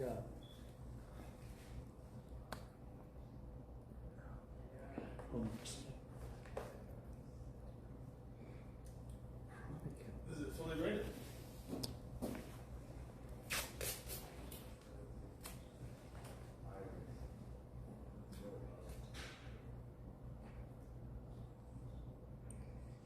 I'm gonna go to the barn. The weather's Yeah. I'm gonna check tomorrow. All right.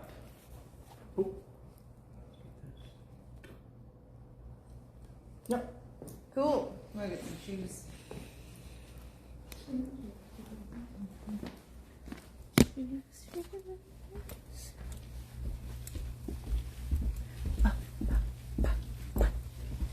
Someone said I never get why people need a house with 15 bathrooms because they have family.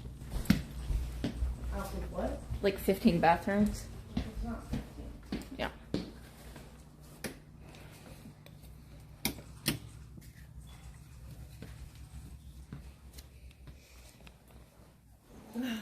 I like them. Might change my pants. We're gonna walk around. Okay. Chat can't see.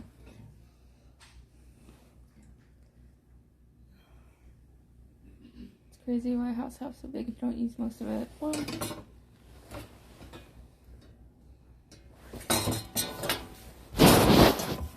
use most of my house. yeah, this house is very widely used.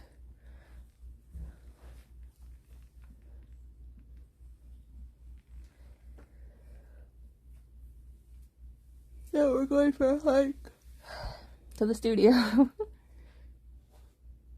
my house isn't that big. No, it's a normal Texas house.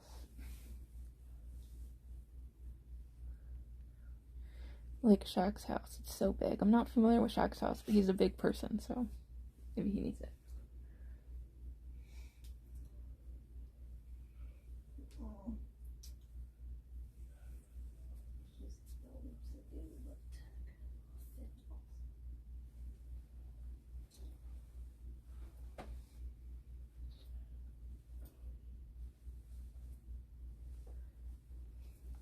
Pups will get to debut themselves. Yeah, I have to let them out, so not gonna let them out with their hair, but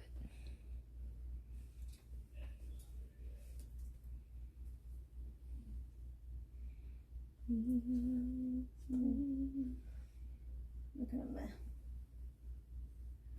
those look a lot bigger than the last time I saw them. Yeah. Skinty, tiny waist. I know.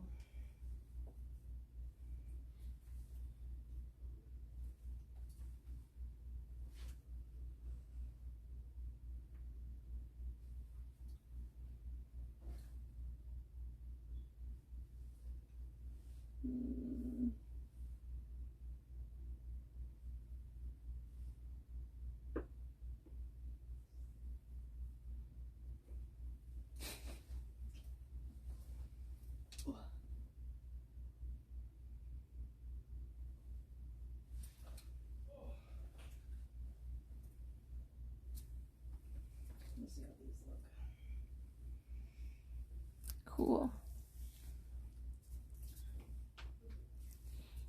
Am I gonna play Fortnite? No, I don't play Fortnite. Who asked that? Tyler Durden. Do you know who that is? Yeah. Plays Fortnite. Oh. But, I mean, he asked you if you're gonna play? Yeah. No, I play single player. Design, that's it. Tycoons.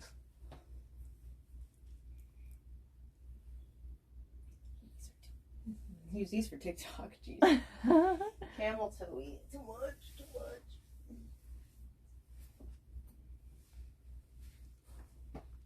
Yeah, I don't want to talk my wrist right now, guys. It's Pete from Discord. Oh! Whoops. I know who you are now.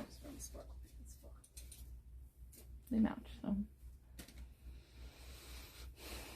Sorry guys, I just see names. I don't associate names all the time. Yeah, those work. Yeah. Oh, this thing's falling.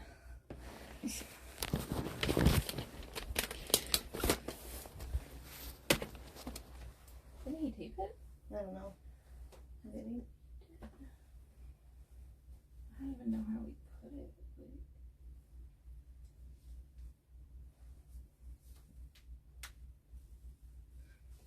I saw him with tape. We might have to ask him because this is not going to stay on your shirt. Yeah. Your shirt's too slippery and you're too small. Okay. I'm trying to just get it to stay for now. You might just have to hold it until we get back down there so that it doesn't completely fall off.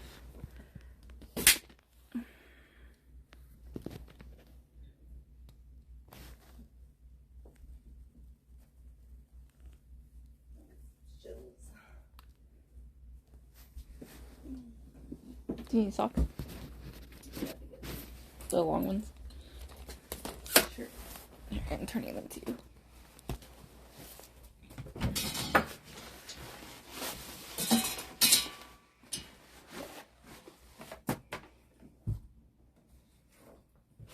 I like these shoes. They're pretty.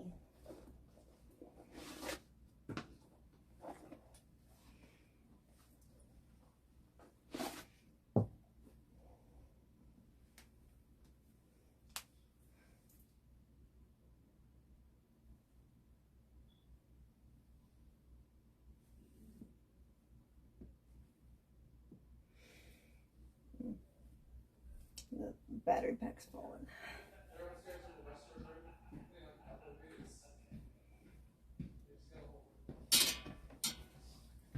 I can find your normal ones. So just put these three. Okay.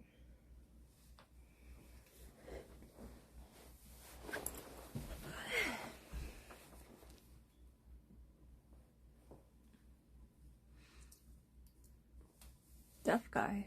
They said, where's the deaf guy and all Do this? you mind picking up the clothes in case They come up here? Yeah. Yeah.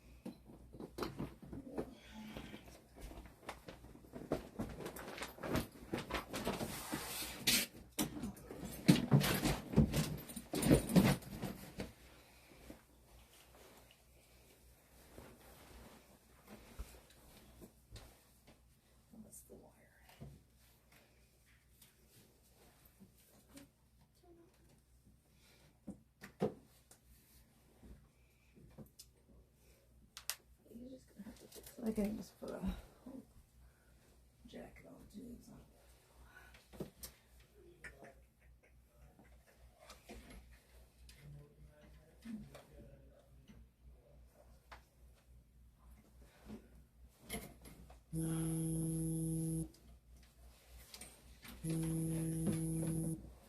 Still the white one downstairs.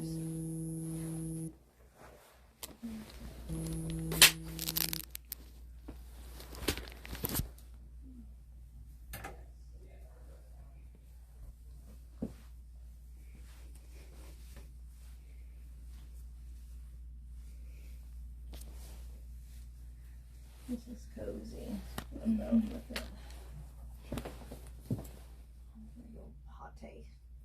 Okay.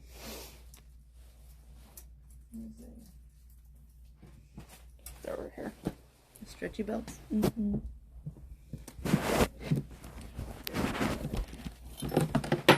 Yeah. Need a bigger thing. I'm gonna go to the bathroom. Alright, I'll be downstairs. Okay.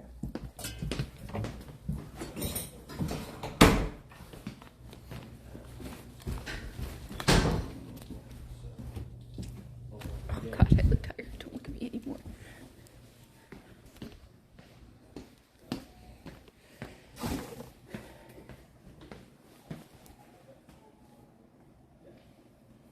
Hey, chat. Can you hold this? Yeah. What, unlike myself? Or you can just show chat themselves. Whichever. Oh, chat themselves. Yeah. I need to get Chat, look, it's you. Where's all kids' animals? Different places. There's a bunch in here. You hear the birds? Yeah, there's a bird bunny room. Oh, that's what that noise was. Birds. I was like, is it just really windy outside? Chat's seen the bird room, right? Plenty of times. Here, see if this. I don't know if this will actually hold chargers. For this, it should. Yeah, that's doing great. There's 11 birds in here. 4 bunnies. Wow. And then the 2 parents, and then 3 dogs. And then an aviary in the studio, and then the 4 horses. 3 of them are in one stable, and then the other one's in a different one. Because the one that's in a different one goes to like shows and stuff.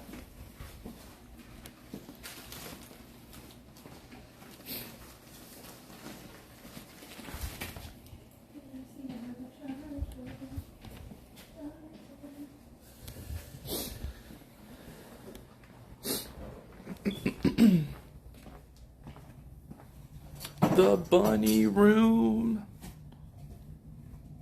Here, this one might be better because it's a big burger. With the battery? Huh? No, it's a Duracell. No. Well, I mean, this one's doing just fine. Is it? Is it actually went up? Because sometimes it doesn't.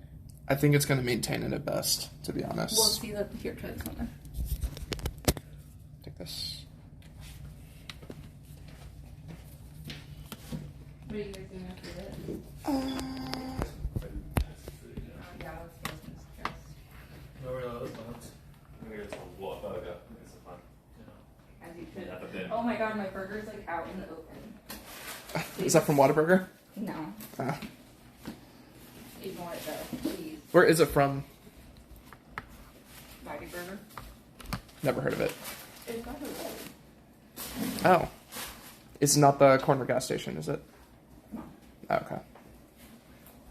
No, whatever is good. Either their patty mount or just a whatever. Yeah. I mean, I go for the double. Same. Usually. Double's good. I used to go to the triple just to prove people wrong. I might try the double.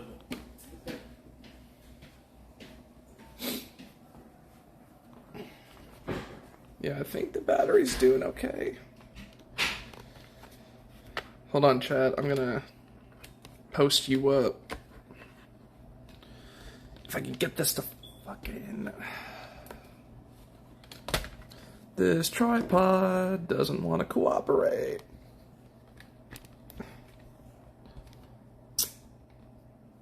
Wow. There we go. There we go. There we go. There we go. Yeah.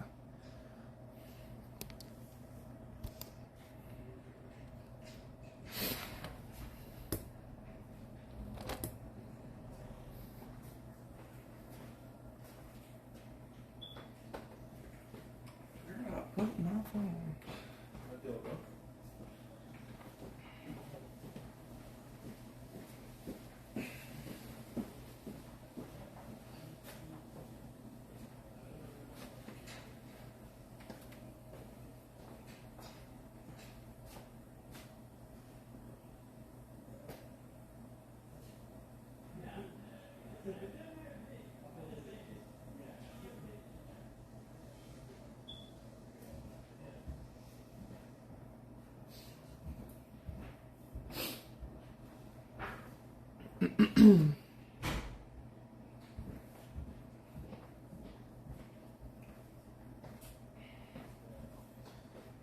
Amouranth for today.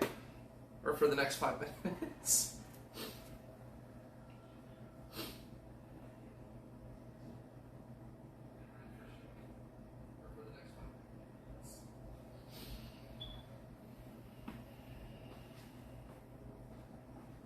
Oh, you know, the usual.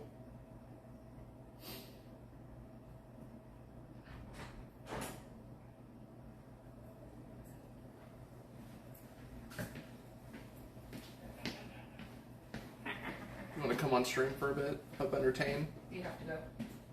What? You have to go. No. Oh. Not at all. Sure. Well, here it is.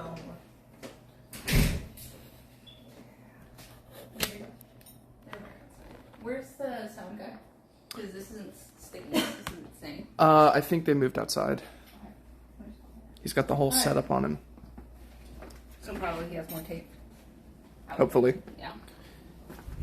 You want my makeup? Yeah, let me get a cloth. Mm-hmm. I'll just touch it up real quick. Okay.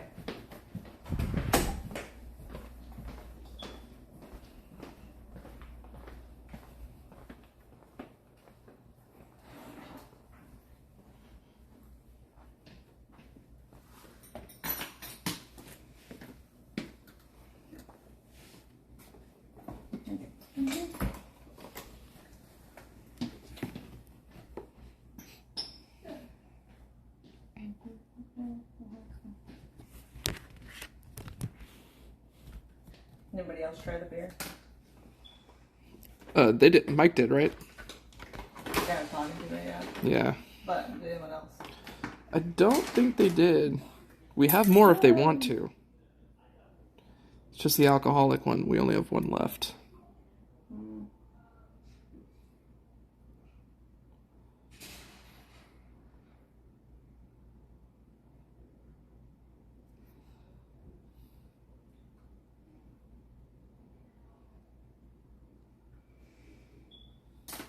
How many of the juice ones do we have? I think 4 more. Gotcha.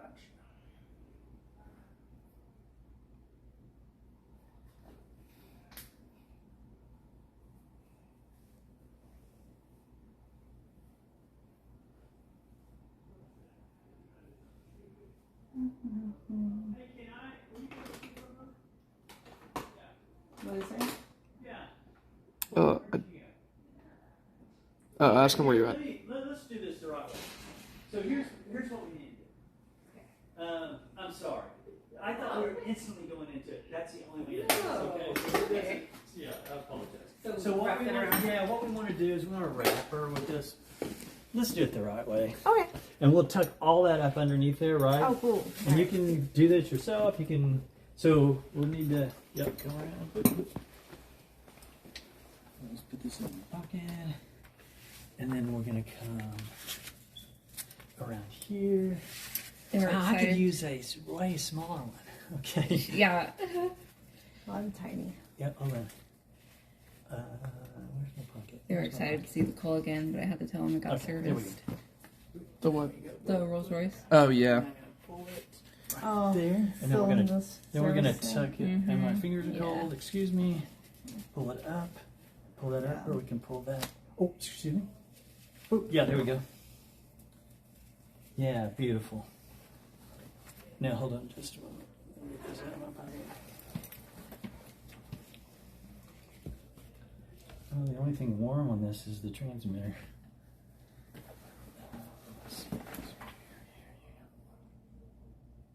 Yeah, sorry about this. I thought we were going right into this. No worries. And because I keep asking questions and I get the right answers, and then you made the right call when you said, "Do we need to belt this?" And the question should have been yes, but I thought we were running against time because they're running. Nah. You know. Whatever works That's for fine. you guys. And you're gonna put a little. Are you gonna put anything on this over this in this cold? My coat, yeah. Okay, good. Yeah. And your little mic's popping up a little. Mm-hmm. Yeah. That's fine right there. Yep. Yeah, it'll be fine. Cool. Beautiful. Thank you. Wait, Sorry. No worries. Okay. Don't know what. Oh, yeah.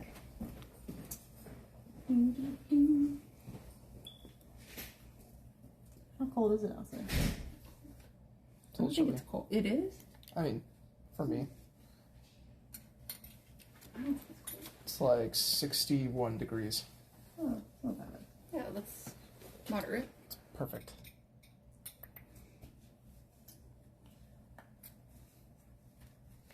I have to check for. I think there's a hard cold on the 20th. Today's the 18th, right? So. Oh, that's right. Yeah. So we're gonna have to wrap. Plants. There's another. Actually, Is it tonight too? it's tomorrow. Okay. 28 degrees. So do we have to do it tonight or do it tomorrow?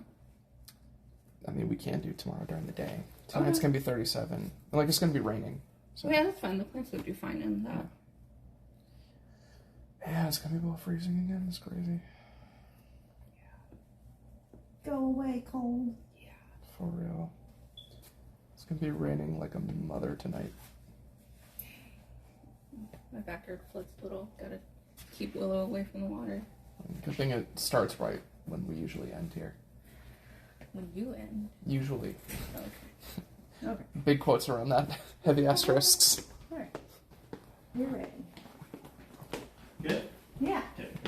You want me to hold camera and you assist Kate if she needs it? Or... I'll hold camera, don't worry. Okay. Thank you.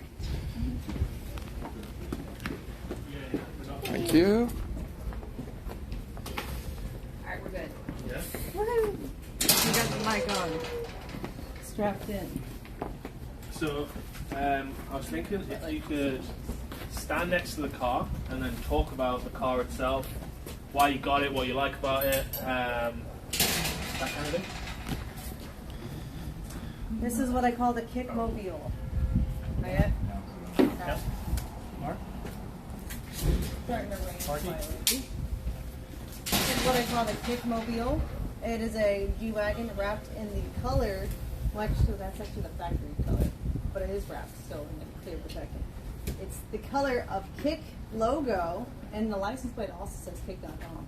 And I already had a black G-Wagon, and I saw this color, and I did a little swappy swap. And this one is awesome. What's it like driving the 4x4 square compared to the regular? Ask him, I'm a passenger princess. He drives.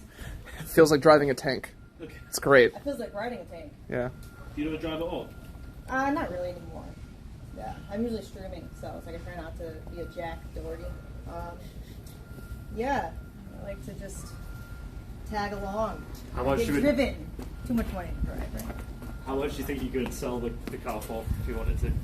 Not that you ever would. Probably at least 400K.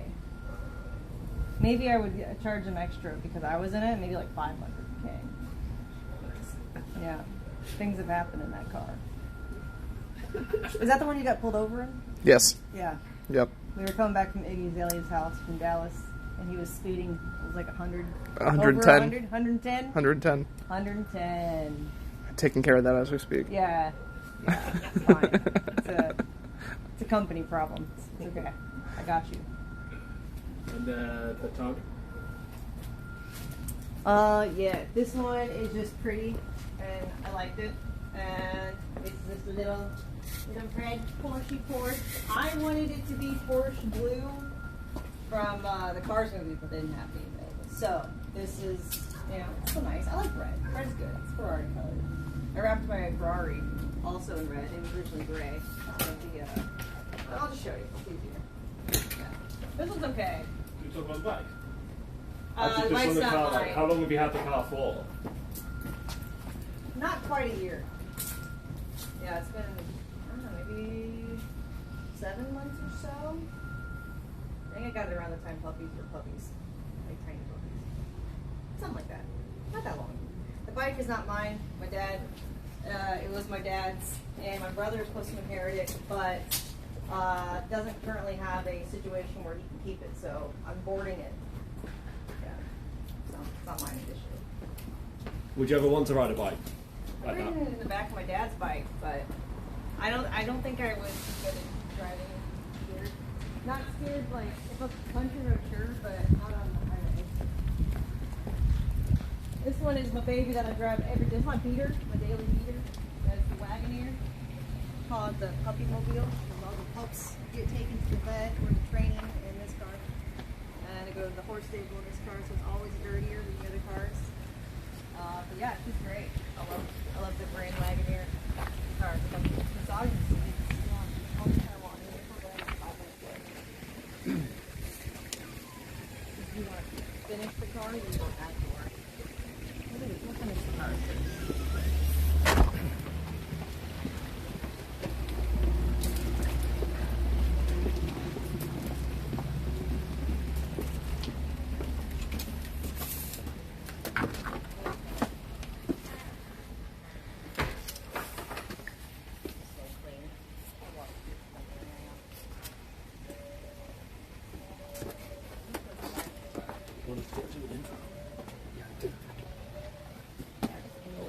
Yeah, we'll just angle it and we'll do the backs because of the license plates and stuff anyway. So we can start over here.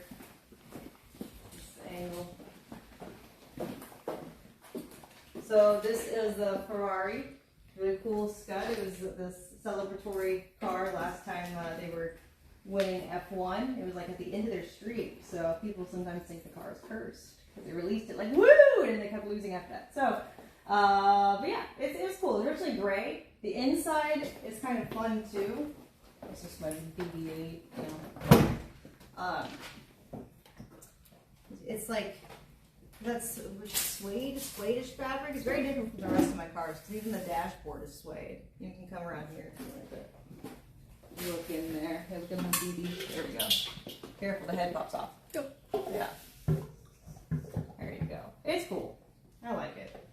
Very pretty. But it's so low to the ground that I don't like driving in it during the day, only in the evening when there's less traffic, because I feel very vulnerable.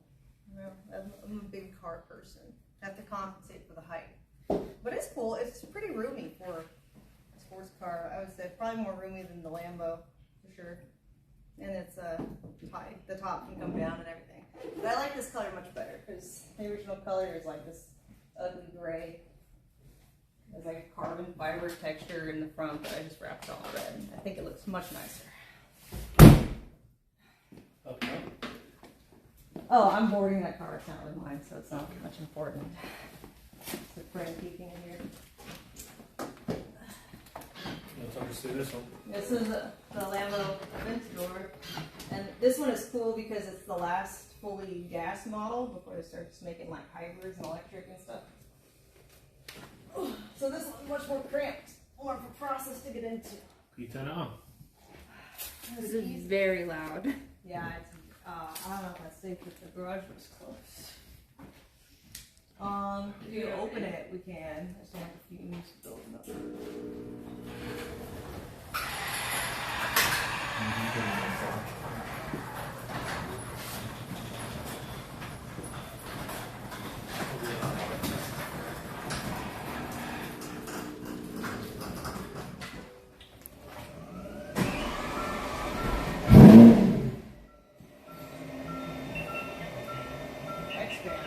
I haven't heard on in a while.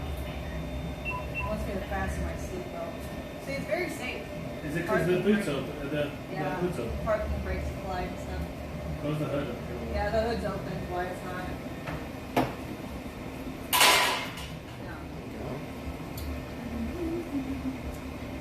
But it's a nice car. I like the color a lot.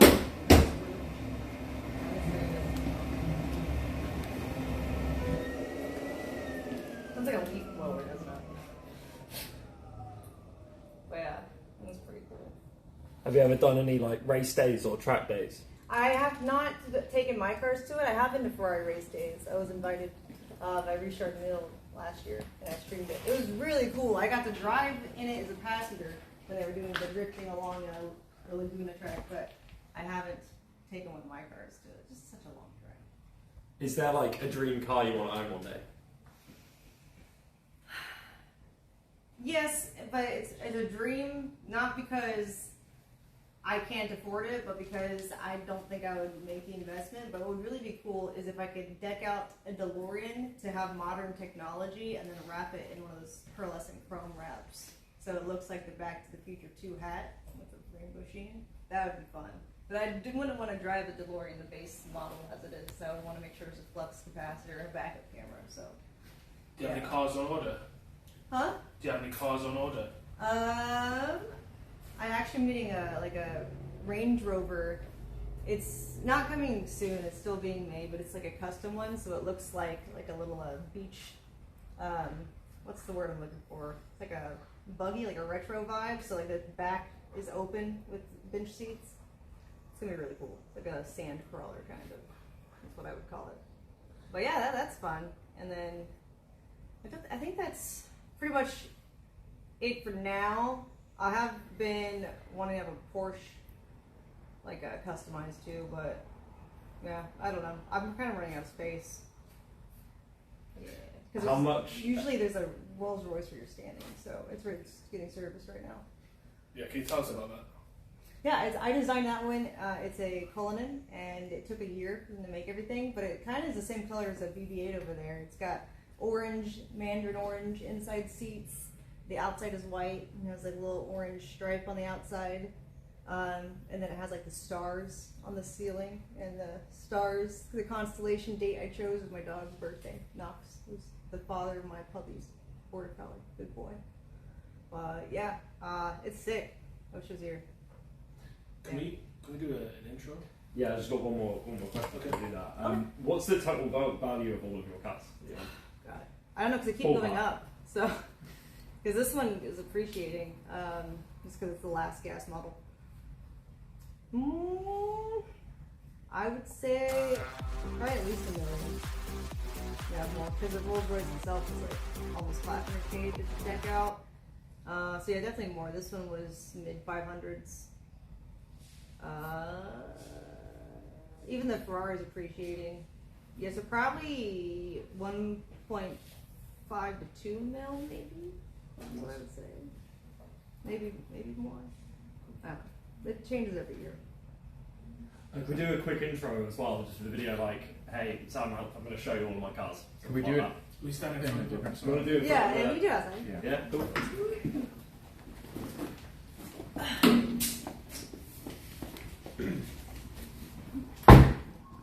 I love this. Yeah, it's great. I'm a big car guy, so I'm a big fan of this. Where do you want to do the intro, Chris? You want to just do it in front of the Lambo? Should we? Yeah. I don't know. We can do it on the back of the car. It does the kickback car. Okay, yeah, let's do that. And it kind of intrigue people about what it is. It's not a very common car. Yeah, it's fun when we drive it out. A lot of I bet.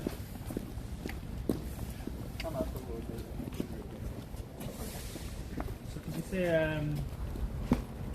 hey, I'm Amouranth, one of the biggest streamers in the world, and this is my car collection.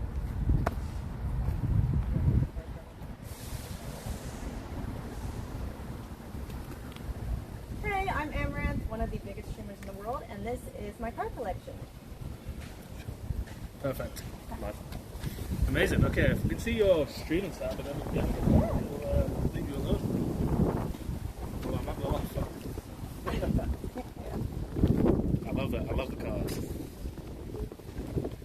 it wasn't supposed to rain, I'd take you up to the barn. Oh yeah. It's nice earlier. It was.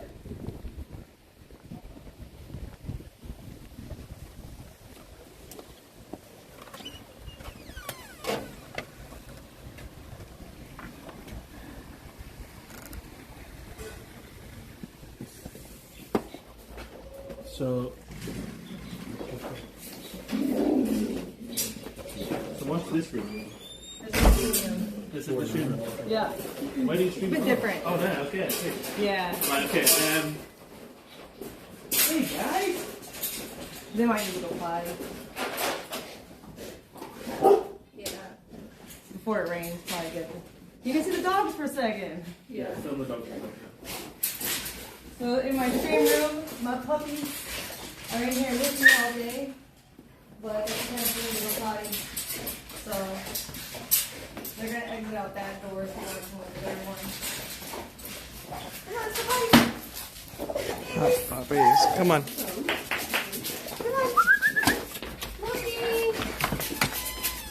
There they go. All right. Yeah, so how do you want to do this?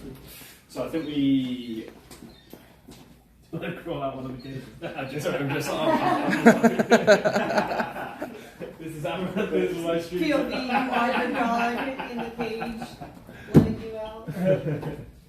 I think we just do the intro. We could do the intro outside and almost like come inside that way. Okay. Yeah, Well, like, we you can do know, that. sounds good. What do you want to say? So just like, hey guys, it's Amouranth, one of the biggest streamers in the world. I'm going to show you my setup. My streaming setup. We already said streamer stuff. I want to show you my setup. Oh, that's the biggest streamer in the world. yeah, that makes sense. You know, setup. I want that unnecessary repetition. Fair.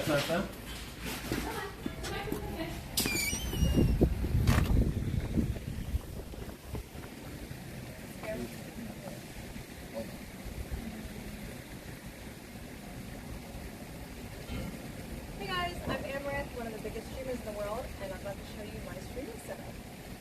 Come on in, it's a bit different than most people. Oh, how big is that here? Oh, sorry. These are my dogs. Hey, buddy. Hey. Good job. Hey. Ella. I'm not a buddy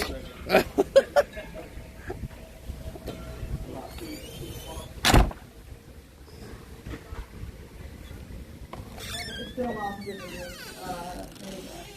This is my desk where I stream. All the magic happens here. It's kind of messy. Can you talk us through your authentic? Can you talk us through what equipment you use? Do you know? I have a Sony A6000 camera, and my mic is a little Sennheiser. It's nice. Computer has a 4090 right now, graphics card. I just have 2 monitors, not 2 computers, just 1 computer. And I stream here all day, but then I can change my cameras around. We can, we have a bird camera as well. And that's from in there. It's kind of like my AFK screen sometimes. This is my little aviary that I made. And I'll play games, or I'll do IRL streams, or I'll stream with the animals. So it's kind of just variety, whatever I feel like doing. Can you tell us some of the most important things, some of the things that mean the most to you on the desk? I see you've got a few trinkets and stuff. I have a golden retriever and a border collie. These are my 2 adult dogs who are the mom and dad of the puppies. Not the same colors as them, but same breeds. I have glasses to pretend that I'm smart. They're not real. Does it work? Not yet. I'm still waiting for them to work, but they're fun. I have some tissues and some hand sanitizer because we open P.O. box packages, and you never know. Always make sure you have those, as well as my gloves, wherever those are. There's usually latex gloves on my desk too. Got my vitamins because there's often times that I don't touch grass or see the sun.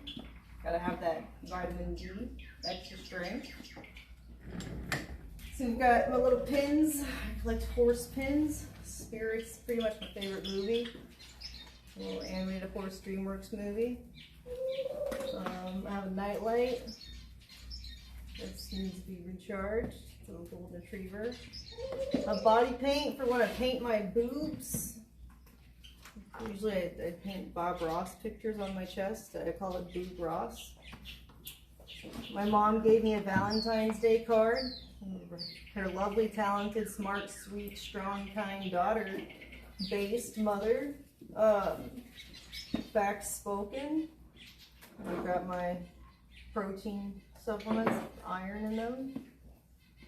I also have salt.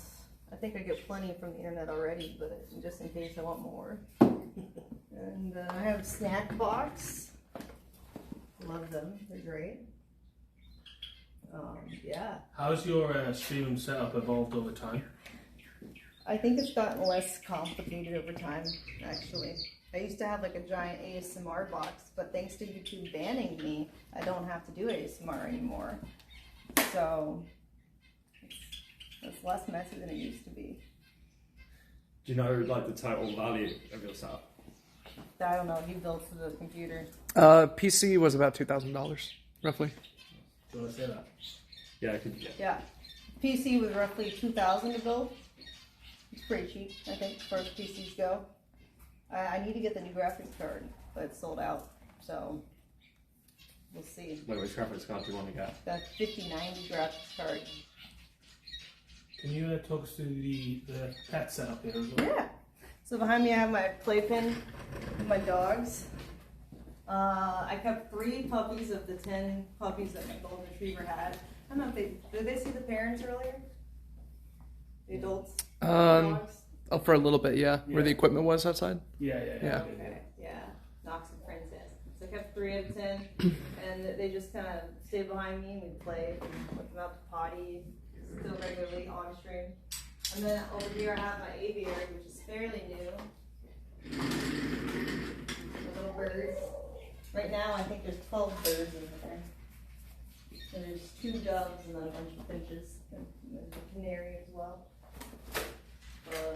Yeah, I mean, you can take the camera in there if you want. Not the mic, just the camera. You want to come this way. How long have you been keeping these birds for? I would say I've had some of them in smaller cages, because I didn't have as many before, for like a year or so. And then I've just collected more recently, because I wanted to make it a little aviary. Are there any birds that you want to get but haven't yet? Yeah, I would love to find some blue canaries. They're very hard to find. Okay. This one is imprinted on here, so it's very friendly. He is a hybrid dove. He's a ringneck with a laughing dove. They had a baby and an oopsie. Same with that one, same parents. I thought they wouldn't be able to do it the second time, but they figured that again, so now I'm just taking all their eggs. He's over here. Yeah, well, this one is still young. His feathers aren't fully mature yet. Where do you get the hold of the birds? Is it like rescue or?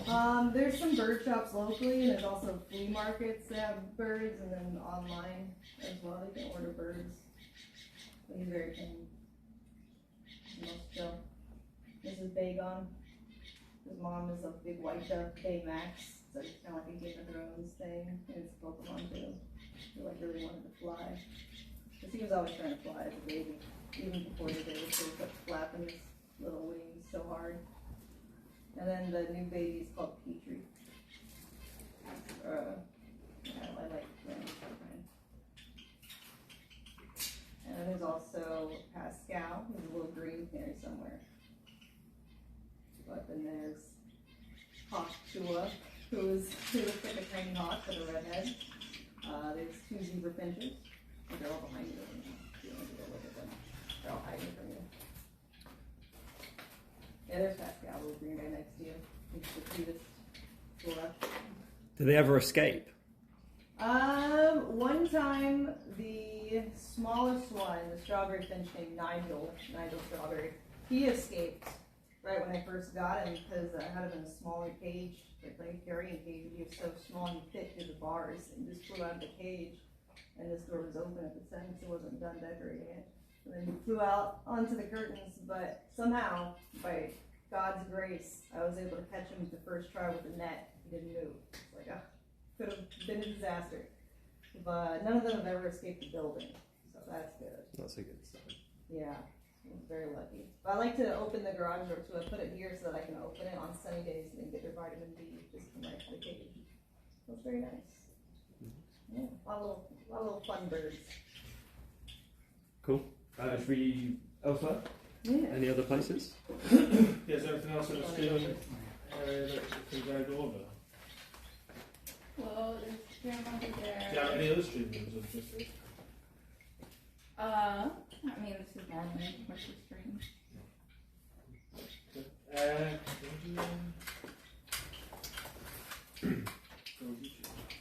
Yeah, that's true. What? Yes, it does true. Yeah. Yeah. So if we could just have you, just for the last one, Kate, if that's okay, just have you sat down maybe in front of your stream, and we're gonna do build the perfect YouTuber based on like different streamer, based on different characteristics. Okay. So I'll give you like a category. So the first one is personality. So you pick like a streamer you like who you think has a good personality kind of thing, and then it's like creativity, things like that. Should I make a new clip? Yeah. Okay. I can't make a clip because it was so good. Or making a new clip, right? This. Cool. Do you want to do it like that? What all is in the shot?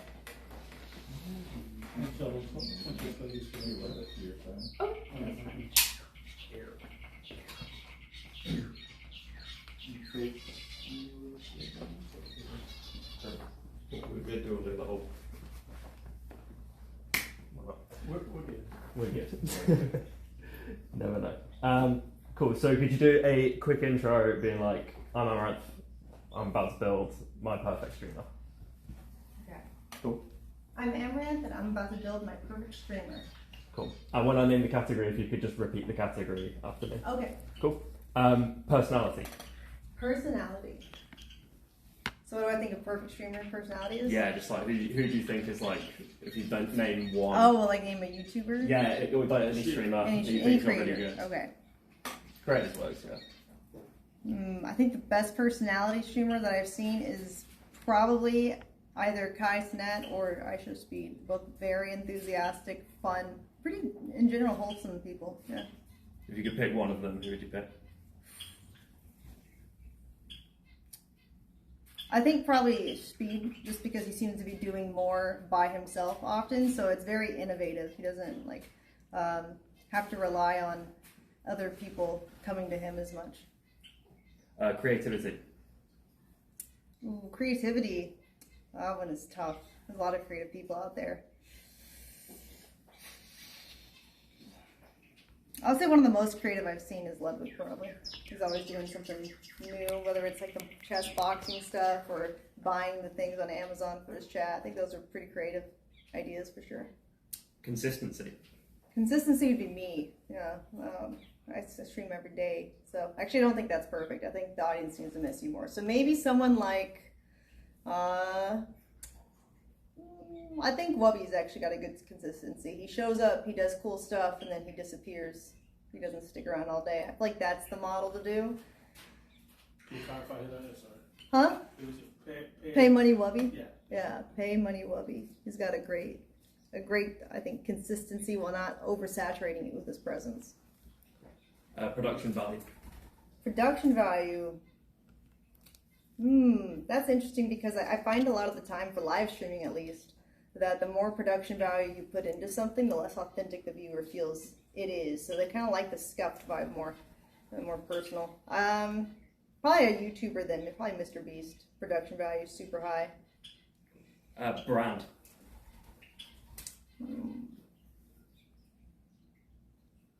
Branding. I think Mr. Beast wins that one again. I don't know anyone else with more recognizable brand. Well, if I told you you can't pick the same. Can't pick the same one? Okay, let's see. You change your other answer. It's true. No, branding. Yeah, probably. I would probably say Mr. Beast for branding, and maybe does Hot Ones count for production value? We'll allow it. Yeah. Stream, is it? We'll Well, change, it's a we can YouTube. change it into content creator, I guess. We just have to do another intro. Yeah, we just have to do another intro. That's fine. Cool. Collaborations. Collaborations. Who collaborates a lot?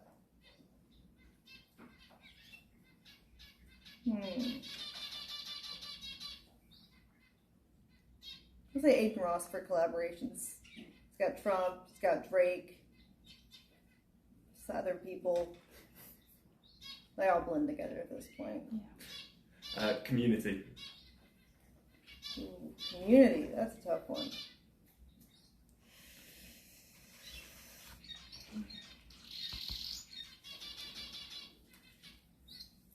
I'd probably say Mizkit for community, because you got the whole OTK, it's like their community's all the same.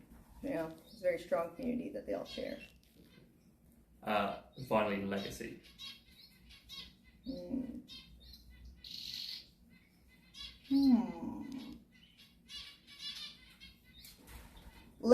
actually feel like Ice Poseidon wins that one because people still call IRL people Andes even today, and he kind of like started the movement of IRL content. That's perfect. Could we do the intro and just say, I'm Amouranth, I'm about to build my perfect content creator instead? Yeah, sure. I'm Amouranth, and I'm about to build my perfect content creator. Nice. I think that's everything. I mean, that's Cool. the only other thing I mean, it's up to you, obviously. Up to you. But the only thing I was going to ask would be like 5 tips for someone starting streaming. Okay. Yeah. Is that cool? Yeah. And then we'll be good. Intro, like, I'm Amouranth, one of the world's biggest streamers. Here's my 5 biggest tips for getting started. Yeah, Sure. Hi, I'm Amouranth, one of the world's biggest streamers, and here are my 5 tips if you want to start doing a content creation career. Think 1, TikTok. Follow the trends, do the stitches, get people's attention, post daily, sometimes multiple times a day. Biggest platform and easiest to grow on, for sure. Copy them over to Reels, same thing, Instagram Reels. Copy them over to YouTube Shorts. Grow all of those 3 together at the same time with less effort because it's all recyclable. Make sure you get your names taken on the live streaming platforms so that way your name is the same. Even if you're not ready to start live streaming yet, grab that first. Maybe even domain names if you want to, just before you blow up because they will snipe them. And then after that, learn about investments. Because before you start making money, you need to know what you're going to do with it so you don't spend it in dumb ways.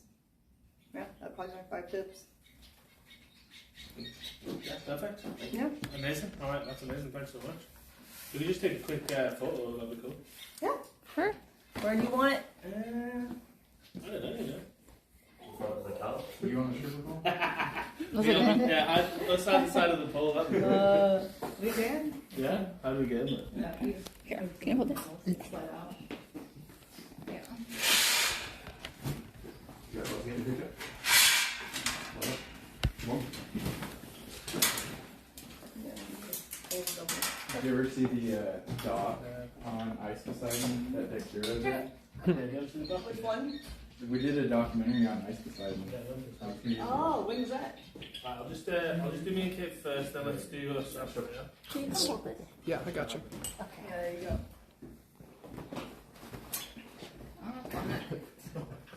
Here we can. Okay, ready? 1, 2, 3.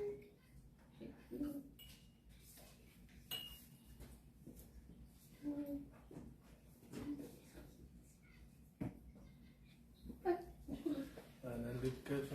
Fun. Yeah. We'd like to have a little team shot after. Yeah, cute. You guys want to go? Come in there. I'm fast. Do you still want a portrait or can I do landscape? Whatever you want, whatever works. Here's how it is.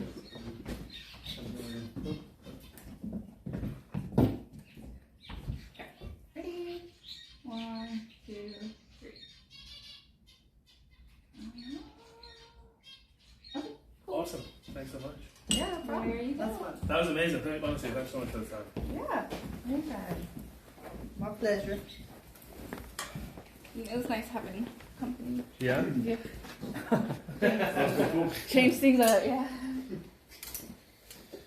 Can we just get one more link? Yeah, actually, just don't.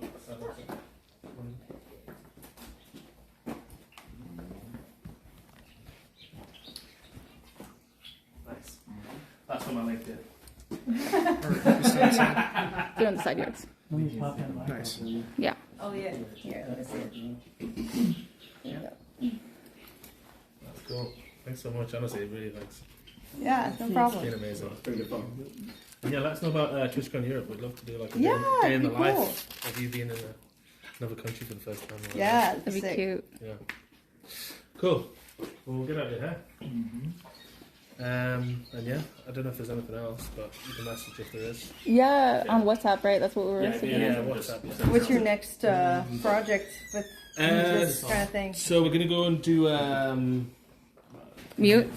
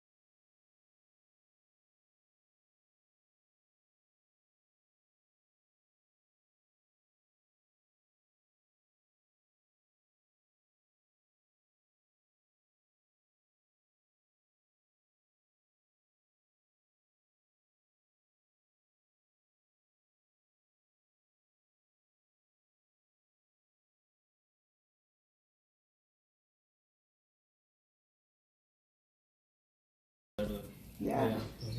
Amazing. Well, if you ever get around to Ashby, you have to tell us since it's close to us. Yeah. Is he close? Is he? He's like a 2-hour drive. Yeah, he's in Austin. Is that right? Mhm. Yeah. Well, I want to try and do an Austin trip in end of March. Okay. Yeah. That'd be But cool. I just need to get people to agree to it because people obviously naturally they're going to be skeptical because they don't know me or they think that we're just going to try and get a clip or whatever. But it's Right. Not, okay. So. Yeah. Okay. Well, But yeah, hopefully after they see the first couple episodes, then it'll be. I bet they will. Especially the second one. Yeah, definitely. Especially the second one. I'll convince them. Oh, you get my belt. Okay. Cool. All right. Well, yeah. Let's hear me and Jacob can help show you out. Okay, you're good. Puppies are in the side yards. Okay. God, it got so hot so quickly. Did you inside? Yes. Well, because I was chasing them around. Let me go this way. Are the adult dogs in their crates? Yeah, they're in their crates.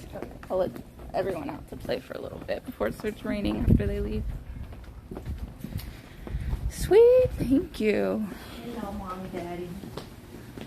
Hi, babies. Like, why are we in here? Yeah. These people, no, they're friendly. They're just normally out. We just didn't want them messing with equipment and stuff. Yeah. Yeah. Oh, I think you can let them out. They're quite fine. Yeah.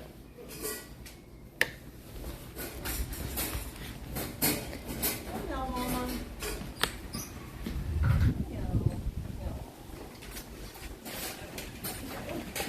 What? Hello, woman.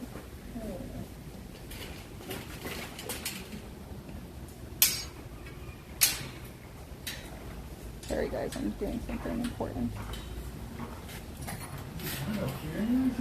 She's a pure golden. Oh, it's English. a golden retriever, but it has no like blonde in it. Well, it's white. it's just it's like a light blonde. Okay. It's English cream. It looks like kind of a cream. Yeah, they do kind of look similar.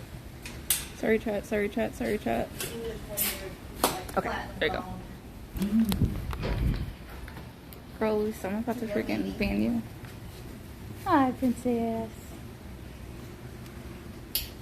I love you too. Do you competitively ride? No, not competitively right now. Maybe one day. Yeah. Mine are just trail horses at the moment. Knox. No. Oh, big yawn. What's that Knox? Oh. There you go. It's not open, Knox. Why not? Yeah. He's like, I just saw it open. Well, if they're not ready to leave it, you want to go potty. Okay. Let's go potty next. Oh, yeah, I guess I do have to finish taking things down. Yeah. You can go potty. Run! Jacob, can you finish closing the garage? It kept messing up. Oh, yeah.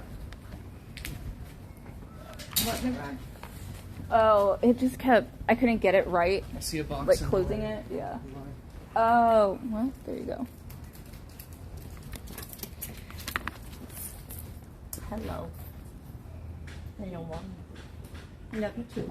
You're so sweet. So sweet. Sweetest baby. Yes.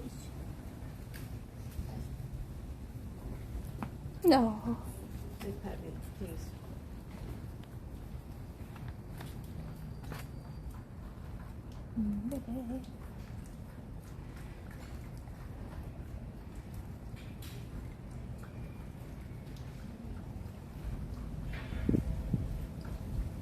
Nice little massage. Mm-hmm.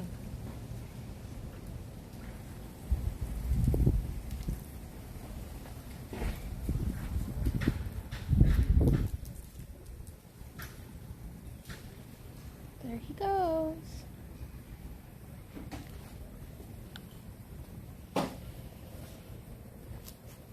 Flat.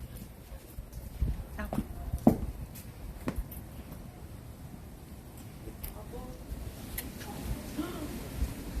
Wow. I'm gonna go change back into my comfy clothes. Alright, do you want to go with you or stay out here? Oh, you can stay out here. Okay. Thank goodness. I need a break. My head hurts and I'm hot. I'm hungry. It's cold outside. Just take the jacket off. Well, this is like my really, really big jacket. It's why when it was like freezing cold, I was wearing shorts.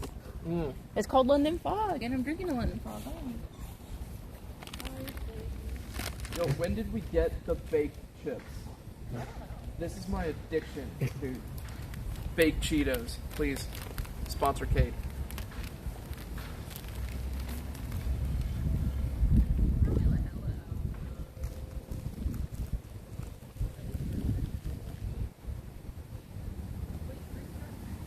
Oh. No, Chad. Come here.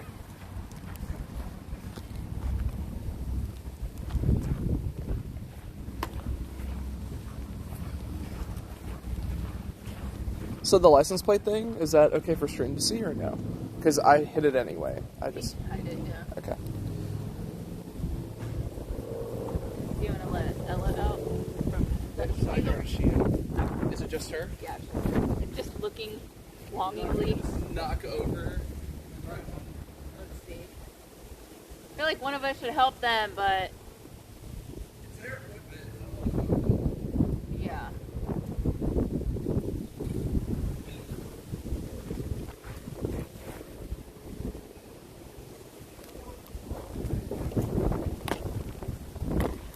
Nope.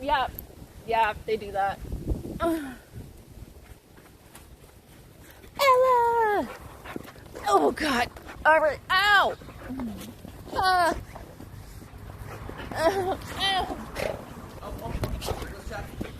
This is how.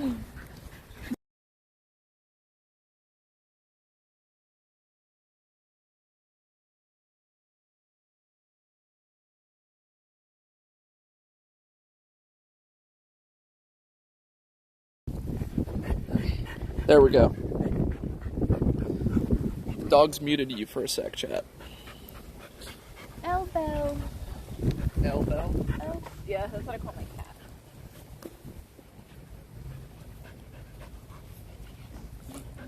Dude is pooping in the frisbee.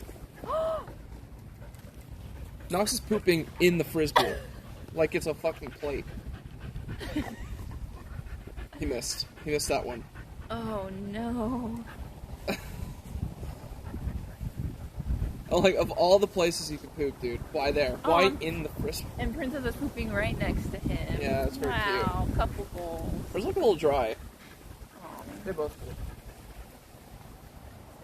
They said talented. Ella, come on.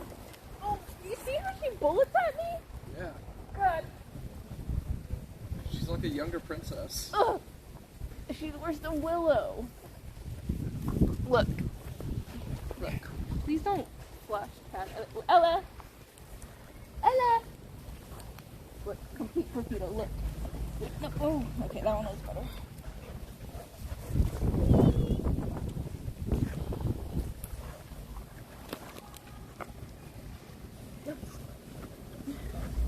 I'm kind of your freaking stepmom, Ella. Half mom. What am I? What am I to her?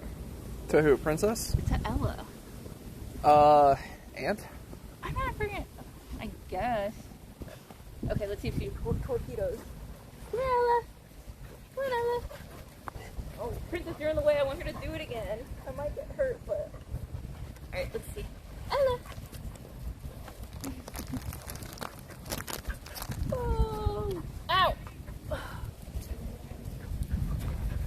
It's the fact that she headbutts me and I have glasses. Mm-hmm. Yeah.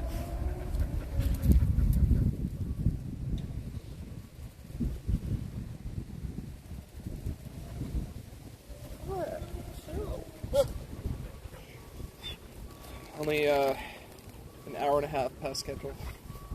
Better than Mr. Beast. Better than Mr. Beast. Hi, mamas. Hello.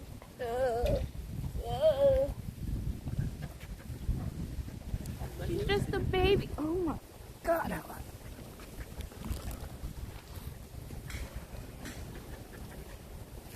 Remember how I told you Ella hurt me 3 times? This was one of the ways. Okay.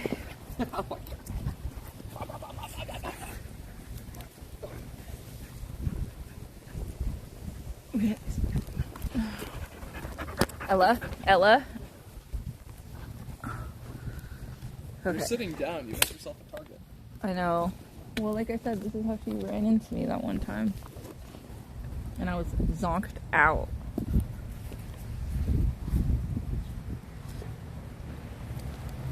I should use this. The kids. I guess so, yeah.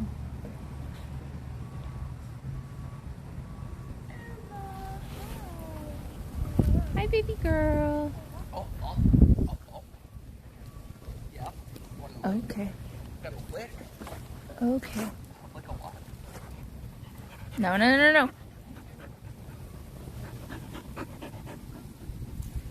guess when they have to leave, I'm guessing that one goes in the side yard and these two go in the patio? Mm-hmm. Yeah. Okay. Okay, now they're calling me Aunt. I don't want to be called that. Way to go. Aunt Angie. Ew! That's disgusting. Hey, Chad came up with it. You did that. Hi, Mom.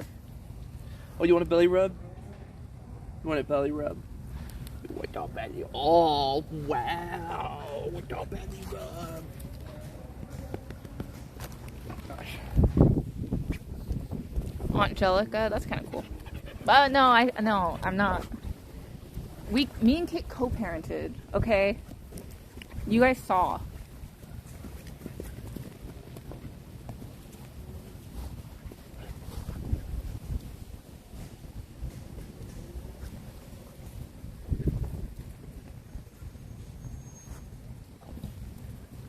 Right, stepmom. Oh, there they go. Goodbye.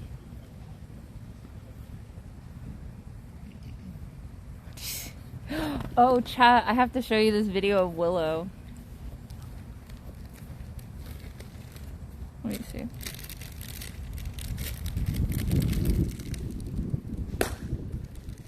What was that? Just kidding. Oh my god.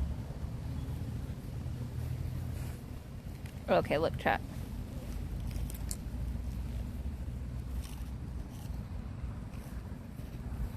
Wow! Look how good she is, Jacob. She did this after seeing me, like, walk over. Aw. I know. We took her to a dog park for the first time. I know. What do I do with her talent? Wow! Huge jump. Oh no! He's like, give me attention. Please stop!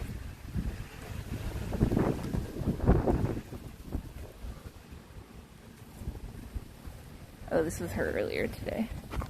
Ella! Ella! Ella! Okay, standing up. Time to stand up. Here.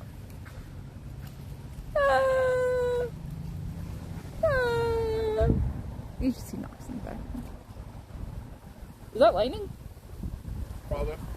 Look. Oh, he was gonna storm like a motherfucker. Aww. She is precious and she's massive. Like, she's big. Is that recent? That was this morning. Look at my other dog, Louie. Wow. It's funny because you can see Knox's face in theirs. Yeah.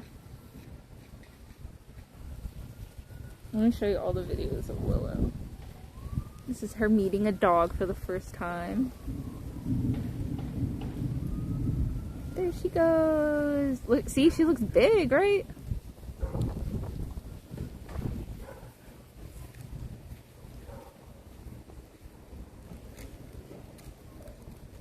Oh my god.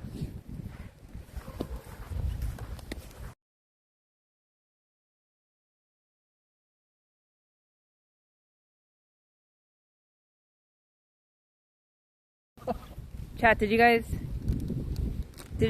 disconnect camera?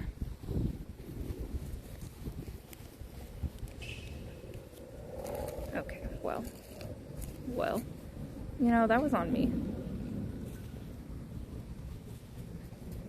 Saw nothing. Okay, great.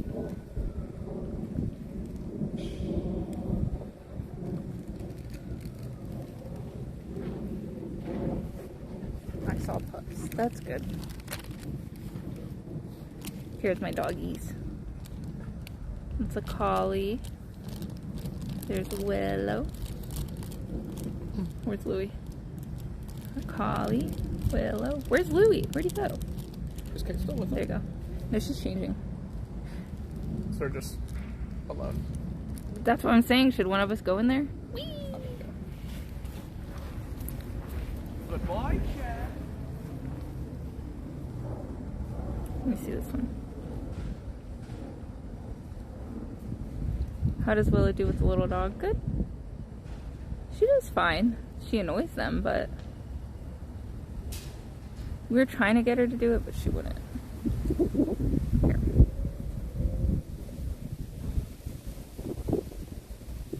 See, she just wanted to go to the tunnel.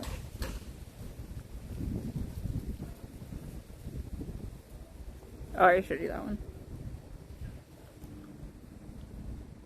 Okay, see?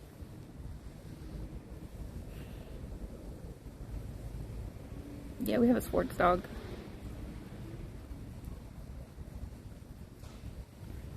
I think she's as big as Max. Maybe I'll tell Richard to bring her tonight. Okay, I'm gonna go back into... I don't really know... Oh, here's Louie. Lewis!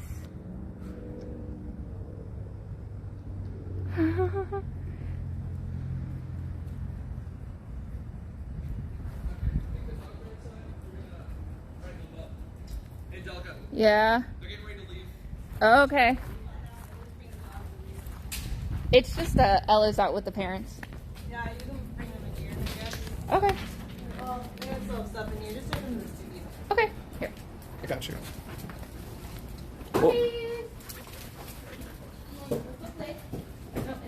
Princess wants to come over here, so that's fine. Princess, please. I got Princess. Just take Ella and Knox over there. There you go, baby. Hello, baby girl. There goes girl. He's going mommy. Thanks, mommy. Aww. So cute. I know. Good girl. You're my good girl. She's shy. She's like, there's strangers here. Oh my. I know. It's okay. I get you.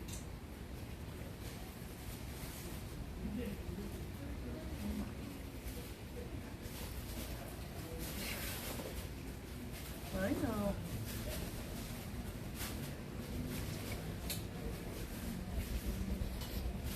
Do you normally have that heater on right here? Yeah, in the Okay. winter.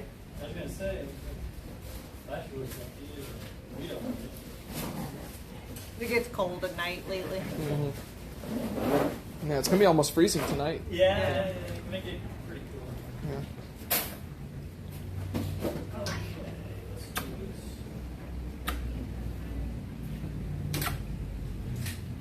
Baby girl, how you doing? How you doing? What?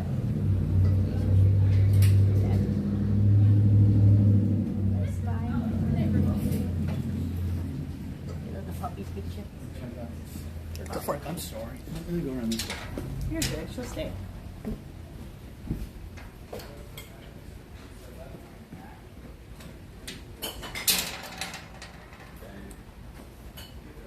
What's up? Yeah.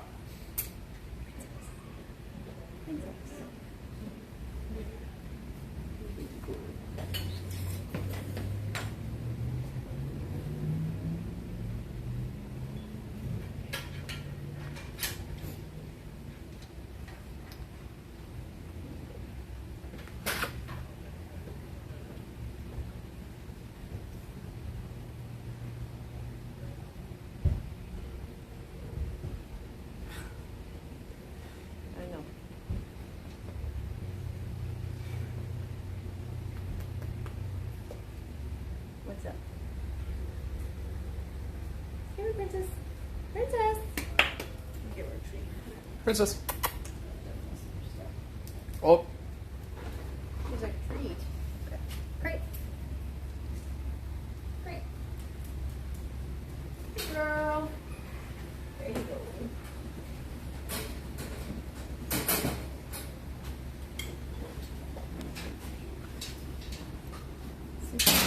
Around here.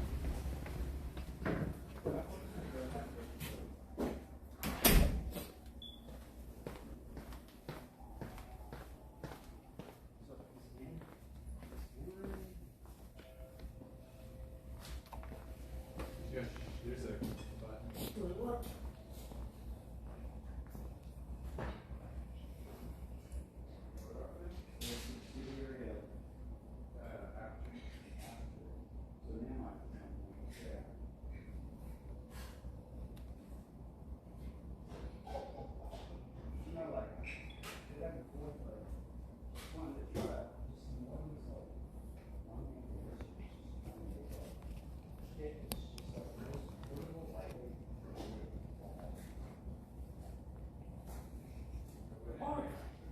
Ort.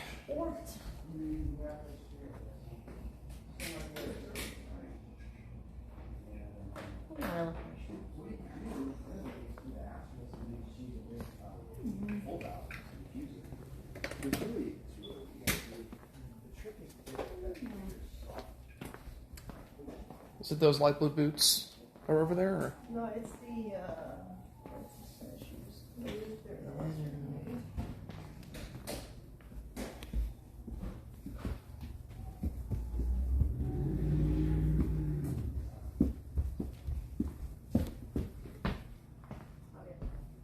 Okay, Boom. boom.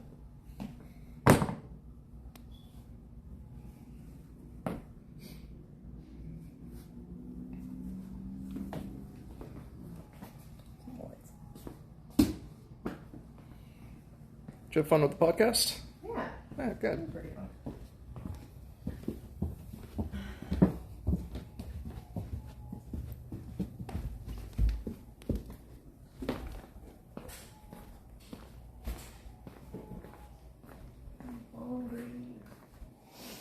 I think I saw food left over. Bless you.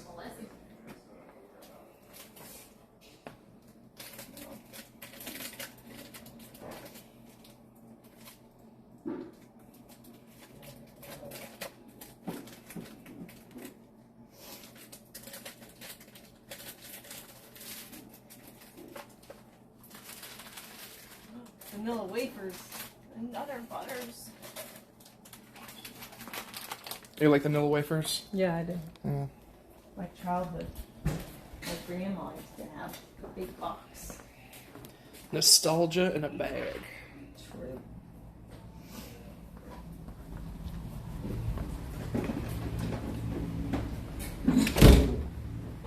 I can take it. Oh, I got him. What's up, Jet? Looking at the sky.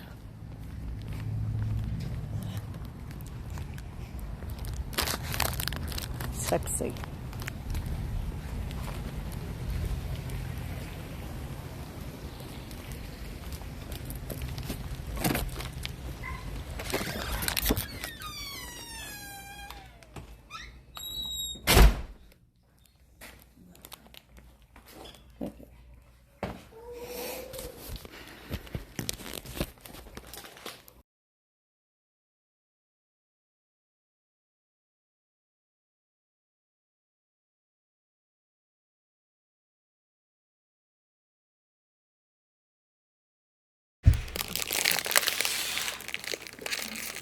Oh yeah, I need to watch the Cold Ones episode.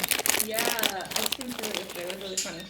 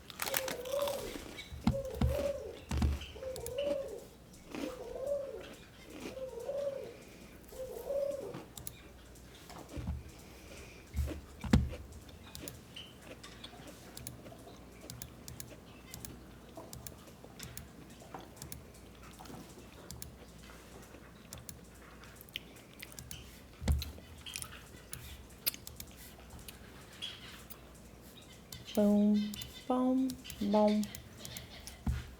It's like paint thinner. The next bottle would.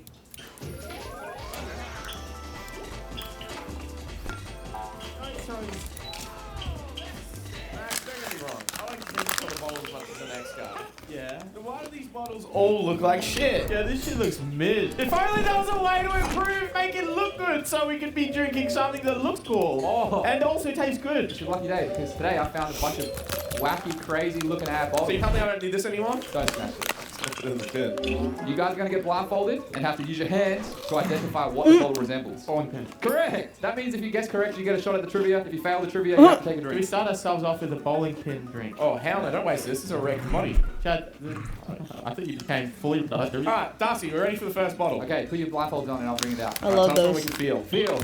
Wait, is it a free-for-all again? Is Yeah, that... you got to guess this first person to say what Oh, they think it shit. is. A house? Cowboy hat! Yes, correct. What the fuck? You take your blindfolds off. Whoa! That's cool. Oh, yes! I'm gonna smash this out so I can wear the shattered glass hat on my head. Is that fine?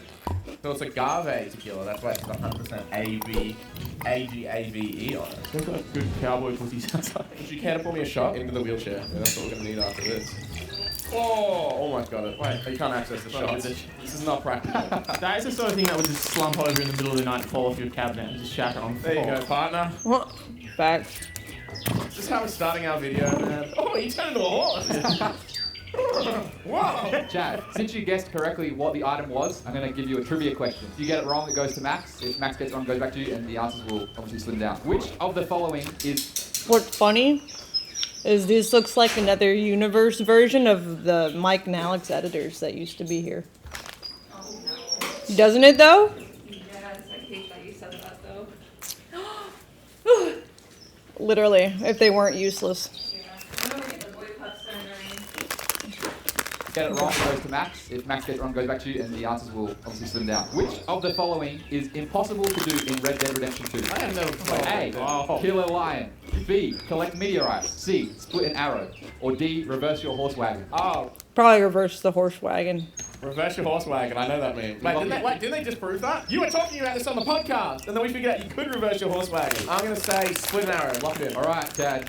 That is actually correct. Yes! Unfortunately, Max, Chad got it correct, so you need Here to... you go, partner. Can't drink tequila without your hat, mate. Sheriff?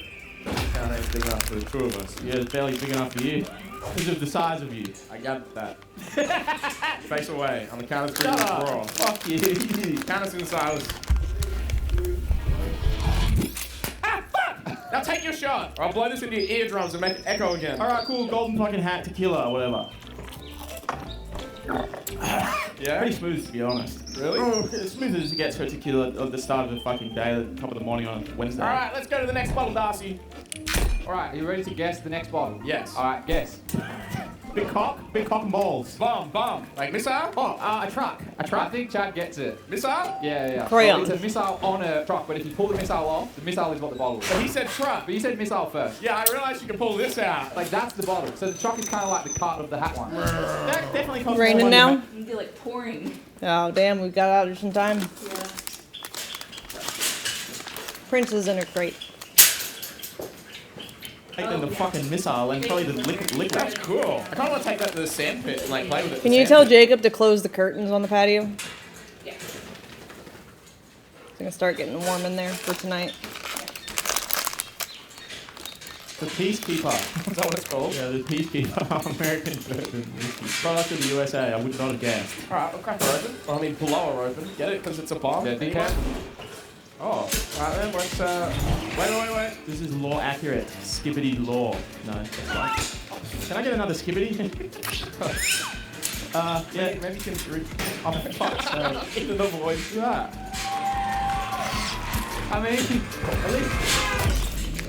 What happened? Oh, fuck! What happened? I thought that shit was metal. How the fuck did that break? It was in a cage. How much did that cost? It was only $263.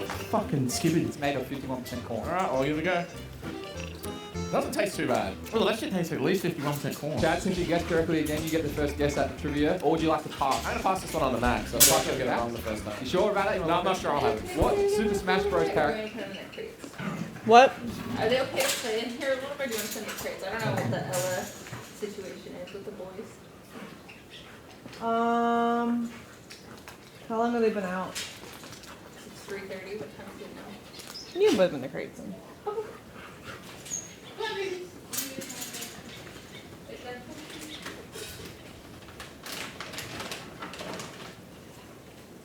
on, crate.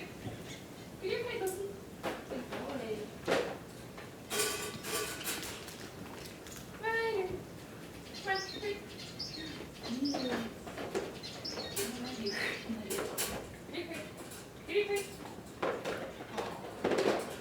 You can give Knox one too. Let's see what's on here. The same one. Yeah.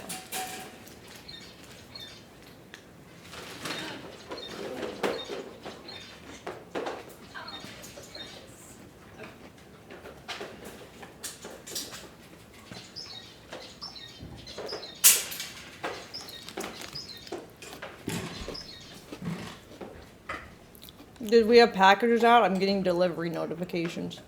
I brought them all in. Okay. Earlier, yeah. They said just now, but maybe it was late. I don't know. Right there does the green missile special.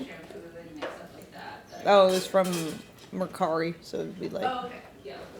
Yeah. Move belong to A. Samus, B. Fox, C. Luigi, or D. Animal Crossing Villager. I'm gonna lock in A, Samus. A. Samus. That is incorrect. Luigi. That is correct. Luigi has a special move called the green missile, where he becomes the missile. Oh my god, he does. He goes sideways like this. Unfortunately for you, Chad, that means you need to finish the shot. Whenever you say green missile, I think of a frog with a boner for some reason. It's a corn. People are gonna be mad about that, but I thought it was made of metal. At least we still got the truck. The truck's cool. Honestly, the liquid sucks. We can just buy a fucking missile. Why don't we put Sidemen vodka in it? Guys, make sure you get Sidemen vodka in the description. Use code Simon for 5% off from the Sidemen store. Should I put it up here maybe? Well, that looks really cool. And now we're advertising the Sidemen. Alright, you guys ready to guess the next bottle? Yeah, say when. Are you guys ready? Yeah, go. A bottle, fucking sauce bottle, mustard bottle. Syringe. Yes, Fucking correct. hell. I like that. It's wooden too. It's got a little wood seal. Can't break this one. That It's was wood. Tarsi, you can't break this one, it's wood. Yeah, we'll see about that. Just like you can't break the other one because the truck was metal. What the fuck? It doesn't pour out the top. Dust, do we have those attachments? That's bullshit. Do you want me to drill a hole in it so it pours out? Yes, yes, it's wood. You can actually drill a hole into it. Is this going to work? When has Darcy drilling a hole in something that not worked? That ain't. Oh, sweet. Let's drink the glue. That ain't. Yeah, I ain't drinking from that, brother. That's perfect. That's just the glue from the seal. That's perfect, Darcy. Let me look at it. Just chill. I don't want him to look at it. It smells like burning glue. That's what all vodka smells like. Not the Sidemen vodka, available with the link in the description. Use code Harry. Where's this from, Darcy? Because on the back it doesn't say vodka, it says... Have you seen the glue that's been pushed into the fucking nozzle? What the hell? Vodka? If I push the bottom. Oh yeah, that's just glue chunks, I think. Oh, you want that public health. Oh, there you go. This is like an old man trying to fucking pass kidney stone. Do you want to pass it on to This is Max? going to be a surgical question. I'm going to pass it on to Max. Oh my, it smells like methylated spirit. You could use that in a hospital. Who was the inventor of the first true hypodermic syringe? A. Dr. Ben Dover. Shut the fuck B. up. Alexander Wood. C. Jonathan Bell Ray syringe. Or D. Simon Tank. Simon Tank, because you just like fucking with it and be like, that ain't a real bloody name. That is incorrect. Chad. Cool. Let's go and see the guy with... I'm gonna get my food. It's in the fridge. Hold on.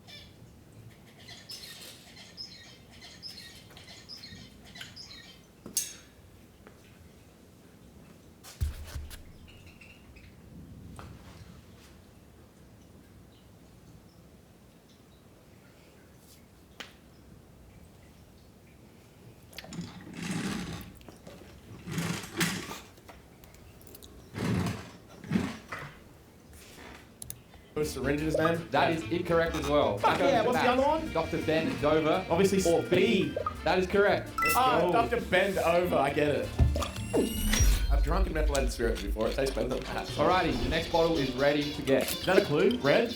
Red 40. Cactus? Yes, correct. Fuck! You're quick with that. I thought red. Let's take the fucking tip of this cock off. Man, that is. It feels like it's. Oh man. Oh god. That's all the ceramic I've grated. Alright, Darcy, hit us with the trivia. Yeah, let me go. Let me at it. What was the species of cactus Oh, for Jeffel fuck's sake. jumped onto in the Children of Poseidon Cactus Body Slam? Now, I got this answer from asking ChatGPT, like, in Perth, this bit, what cactus is it? So that's where I got the answer. So Just to lay the. yeah, so Reddit maybe if gets it's angry. not 1,000,000% accurate, but I tried my absolute Oh, the best. Reddit will hear about Is there that. any botanists on the Reddit? Hey, the prickly pear. That's got to be the small little one. Jumping cholla. That ain't it. C, organ pipe. Or D, saguaro. I'm gonna go with the last one. Saguaro? Yeah, look at it. That Well, that is. Oh, the way you said that sounded like about to say it's incorrect. I might change that. You locked it in, Wait, the way you're saying you locked it in makes it sound like it's wrong, so I probably will go with another one. You can't just change it like that. You haven't told me if it was correct or not. I haven't heard what, so it doesn't count. That was incorrect. What? No, I said give me that then. Chad. I'm thinking jumping cholla because he jumped into it. I'm not liking jumping cholla. There's no way that makes sense. That would be too Chad, funny. that is correct. That's just what ChatGPT said with image. Did you- the location. You sort of didn't invent a name, you just saw a guy jumping into it. Because it's called the jumping cholla because the bits of the cactus jump off onto what it's been touched. My cactus botanist friends are going to hear about this. I don't even drink that today, what it tastes like. Not really comparable to the Sidemen vodka. We have our own alcohol. We'll just dub every time you say No, it. put it in. I think it's good. I think that we can get Harry on the podcast. Have your blindfolds? What are you checking out? I was thinking about Side Plus. Are they fucking paying you? This one has a few different things you could suggest, Gordon Freeman. but I'm only going to accept one answer. Oof. Oh, is The this thunder. Darcy? Darcy. Elbow. Elbow? Elbow? Alright, you ready to guess the next bottle? Go. Belt. Holster. Potion belt. Someone be more specific.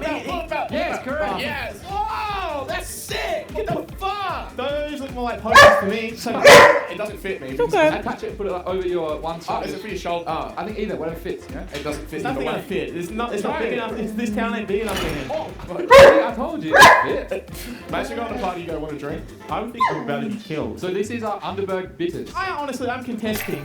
That looks like a potion belt. Well, the idea of it is a bullet belt. Doesn't matter. Does a potion belt even exist? Yeah, Google it. Well, you don't think wizards didn't have little belts I for the thought they potions just had and it. they were moving around the fucking... I thought they had it in the inventory. As someone that's played a lot of fantasy games, I've never seen a potion belt. That is so cap. That is just bullshit. There's a potion belt, but it only has like 3 or 4 potions in He it. probably only mixed 3 potions at that point. Why don't you try it and tell me if it tastes like a potion? It looks like a potion. Look at that. Doesn't that look like that little sun on there? It does say explore the United World of Right. Whoa. They do. I'm hearing more arguments from my case here. herbal bitter extract from natural herbs. What came first, the bullet or the potion belt? I don't think a potion belt is a real thing. This is 44%, so don't. It's only 20 mils. It's not even a shot load. I love the little extra additive of like a wraparound. How much does this cost? Oh my fucking god, it's concentrated. Does it taste that bad? That's some sort of ingredients. The belt was like $320. Writer or What not? do you think that? Out of everything we've had, what tastes most like a potion today? That's not a potion, bro. That tastes like something I mixed in a fucking pub. No, it tastes like an ingredient that goes into a cauldron with other things to make a potion.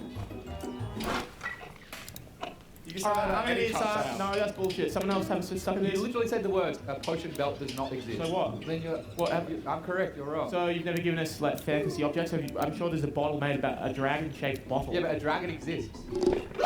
Darcy, shut up! What are you on about? What is the most Writer. expensive Okay, leather be belt quiet. in the world? Leather belt. A. Freestyle. Gucci Diamond Belt. B. World Boxing Council's Emerald Belt. C. The original belt worn by Harrison Ford in the Temple of Doom. D. B.B. Simon X Avani & Co. Most expensive belt. That's tough. That's so tough. You go with D, the most expensive belt. There's no way That is incorrect. Well, that's a fucking lie then. You lied to me. No, That's the name of the belt. That's a fucking lie then. I'm gonna go with the Harrison Ford belt. That is incorrect. Fuck! The World Boxing Bout thing is it's not like a retail price that you determine on what the last buyer paid for it, right? But I'm gonna go with the World Boxing Nah, Bout. wrong. Go to Gucci one. That is correct. The World Boxing Council's Emerald Belt was awarded to Floyd Mayweather and cost over $1 million to produce. No one wanted the Harrison Ford belt for $1 million. Nah, don't. You're a fucking you can't put it in there. You don't know the fucking value of. What do you mean? No, it's not for sale. Like, it's not. Oh, so you would say it's priceless, maybe, perhaps. Also, this is a potion belt, for the record. Can't win. It sucks that you can't just swallow it. You gotta. Spill half it. Can you have another one? Oh my god. Oh my god, that's burned. That's the shit they gave you in the early 60s, the kind of malaria. They gave you to recover 3 health points. If that's what you do for 3 health points, I'd rather die. Bring up the next bottle. Alright, you ready? Go. Wine. Oh, Tiger. Mythical Beast. Mythical Beast. What? Oh, more specific. Lion Tiger. Yes, Chad, correct. I ain't drinking that. That looks disgusting. What the fuck is that? Also, at least put the nozzle on its asshole. It's got a pair of balls. It came from Kentucky. This is a top dog bourbon. I don't really like that. If I want to read the warnings and shit, I gotta look directly into its cock. How do I pour it? Do I pour it like this, or I pour it on the side? Look at. Yeah, it should be out the mouth. Stop feeding it alcohol. No, you can go pour it outside. So stupid. Darcy, I'm gonna give this one to Mac. You want Mac? You prepared to ask? I was gonna make a fuck something. I don't know if that was that aggressive. You got the dog in it. You wasted your grog. Oh, sorry. Okay, stop. You've already broken one. Can I have a rare- grog? What the fuck? Who put two in the fridge? Help it run faster when you put it in the Xbox. Tillman was an English bulldog that held the record for what? Fastest 100 meters on a skateboard by Wasn't he in the army? eating the most amount of sausages in under 1 minute. Fastest wall climber by a dog, or loudest Ryder, bark stop. by a dog. First one, lock it in A. Yeah, I just know there's a skateboarding bulldog, so that's why I'm going with that. That is correct. Yeah, I love that bulldog. He's so funny. He died in 2015. Oh, did he actually? I don't know why I said that. Yeah. Did he actually? Shut up, Chad. The fuck? You like that dog? It's dead. I couldn't bear you sit there and say how much you love it without telling Chad's you. gonna be like, I wanna go home and see if you posted it in your videos. Sorry, I didn't mean to just, that came out. But That's sad, Darcy. What the fuck? You know how he died? He skateboarded into a highway. He did not. No, He skateboarded into the second tower. I'm gonna pour one out for my boy Tillman. No, you have to drink it. Maybe we should send that so they can feel the ashes of the dog. He's being excited by Dad. You'd have to finish it first, Darcy. Darcy, would you like to drink with the bulldog? In honor of Tillman, I'll have a sip. I just want a little chatty. No, just have one I shot can't be for the killed. dead dog. You have one too then. Okay, fine. I'll have one if you have it. Out of respect, I would like to pour it for the dead dog. I'll hold the dog. That's enough, or I'm gonna break the fucking bulldog's leg. Don't don't. Hey. Alright, Tillman. You can have mine. No, that's part of his plan. Man, he'd be fucking ripping and fucking grinding in heaven on rail dead bitches. Oh. Yeah, boy! Actually pretty good. Very smooth with dog water. I'm drunk. Darcy, did you know this dog died? Yeah, I Why think do you have to fucking remind me, Hello. man? How did it actually die? I don't know. Do you want me to Google it? Google that. An investigation by the Wait. US Army. Hey, what? Tillman. The US Army investigated his death. Why? Were killed by the friendly fire. Friendly fire? I thought it was skateboarding for fun. Died of a heart problem So at the age of 10. just genetic failure of a dog from the breeding of being a He was fucked up. legal a bit ago, his anniversary. Darcy, that is fucked up. I didn't kill it. Darcy strangled Tillman to death. Let's move on from this Tillman. Let's forget about it. You ready? Yes. One, go. Adopt the Tillman again. Gorilla. Ow! Give me the fucking Bulldog. Correct. What is it? It's literally Let's go. I said Tillman again. I know. I just thought it'd be funny to just do it again. I don't know Well, why. thank God, because it's the bottle he fucking stole. Can you miss another Tillman trivia for another Tillman drink? I keep forgetting this isn't actually made in his honor. This is just another random bulldog. How did Tillman die? Heart attack. Correct. Chad, unfortunately. I'm not doing a shot, guys. Fuck up. Give us the next bottle. No, Chad, he What? died. Tillman died and you're sitting here not drinking in his honor. Is that enough for Tillman? Yeah, that's enough. Rest in peace. Alright, you have to be careful with this one because this could break if you Tillman. knock it. Darcy, why would you tell someone that? It's like telling You're the one that has the history of breaking stuff, okay? Yeah, but why, so why would you say, don't touch this one, it might break? You ready? Yeah. Go. Oh, for fuck's sake. A bottle. Oh my god. Pepper grinder. A fucking tower. A tower. It's just a bottle. A bottle? This is the top? I'm gonna take that. Maybe I'll have a sip. You got it all on me. That doesn't give me any clue. I'll give you a hint. Wait, I feel braille. I'm really blind. There's a new hint on the table. Baseball bat. Chad's just taking it. You'll do it quick enough. No. Hey, That sucks. I don't know shit about fucking. Oh my god. Stop! I see a flaw in Chaotic. design. That's why it has a fucking stand. I stand to Tillman. That is cool though. Look, did it come with that ball or did you buy it? I bought the ball. Alright, Chad. It's more agave tequila. Chad, would you like to do the trivia since you guessed correctly or give it? No, I don't know shit about baseball. Pass it on to Max. In the 1880s, the first ever baseball bat was made from wood, which is a material derived from trees that are mostly grown in soil. Soil makes up roughly 10% trying to get to of a the thing we Earth's can ask a surface. question. A surface that is greater than 50 million kilometers squared. Therefore, because 10% of 50 is 5, who are the 5 guys from 5 Guys? A. Five Guys Prize, Trey, those guys? Tim, Joe, Jimmy, Eric. Those are way B. basic. Bullfrog. Stop, hang on, wait, before you continue. Chad, we're talking about fast food. We're talking about burgers or baseball? Would you like me to say the question again? Yeah, one more time. Yeah, I've got lost a little bit along the way. Okay, I'm locking in Bullfrog in the gang. Nah, let me get it. Yeah, look at it. Yeah, skip the first one because there's no way it's Tim, fucking Eric, and fucking Tom or whatever. B. Bullfrog, Nathan, Damon, Yogle, and Drake. Okay, C. how many people said Yogle? Is that even a guy? Jim, Matt, Chad, Ben, and Tyler. Or D. David, Jack, Edward, William, and Richard. C. C. Fucking C. That is correct. That is the 5 sons. Yes! That is the 5 sons that make up 5 Guys. Max is kind of like a genius because I was thinking Bogle was a lit name. Bogle? His name was Yogle. Did you say the 5 Guys are all brothers? Have they ever had a dispute over the business or franchise? A settlement has been reached in a class action lawsuit about security incidents. Wait, this is a lawsuit? Yogle's suing Bullfrog? There was a 5 Guys data breach. Oh, fuck. My 5 Guys platinum account. I got a black card with 5 Guys. You get 1 chance to redeem the fact of you having to do the shot. Make a deal. If I can hit a home run with the fucking thing and you pitch the ball, yeah, let me kill you with this pitch. And just to be clear, it's got to be a good hit. It will be a good hit. I'll do the shot. All right, in honor of the 5 guys, Chad will do 5 shots. May they rest in peace. Chad, go do 5 shots. I'll do it. One for each of the brothers. I'll do it. But this video ends. I'll suck 4 of the guys off. You drink the last guy. YouTube, this is water. Like, actually, I'm not doing some sort of bit. Oh, you should be a fucking waitress. I would give you a big tip if you did that. What about if I did this while I was waiting? Whoa! Let me try that. Boy, sum this comment up if you remember Tillman. Let's have 1 minute retention destroying silence for Tillman.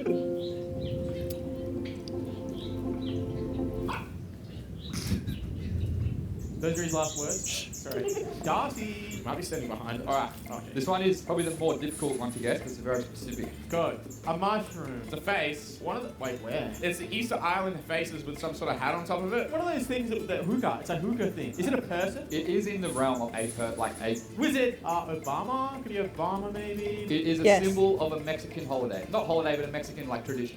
Wolverine? It's like a skeleton. Can I find a friend? It's like a dress. Michael, you're on video. Do you remember how we used to play that slut? It was like la-da-dee, la-da-die. If this gets to the answer, I will eat my fucking hat. It was about Day of the Dead. What's the god called from the Day of the Dead in Mexico? I will eat the glass Mexican hat. If this results in the answer. No, we're on a Cold Ones episode. Same thing. The stakes are actually higher. Can you see the bottle? Hold the bottle in front. This bottle. Me out of fuck, I don't know. Okay, Max, let's just agree to both do half a shot. We'll do half a shot on that one. La Katrina. La Katrina, it's La Katrina. You fucking idiot. All right, thanks for helping. I thought Man, you fucked up. You fucked that up. Forget Katrina, her head comes off.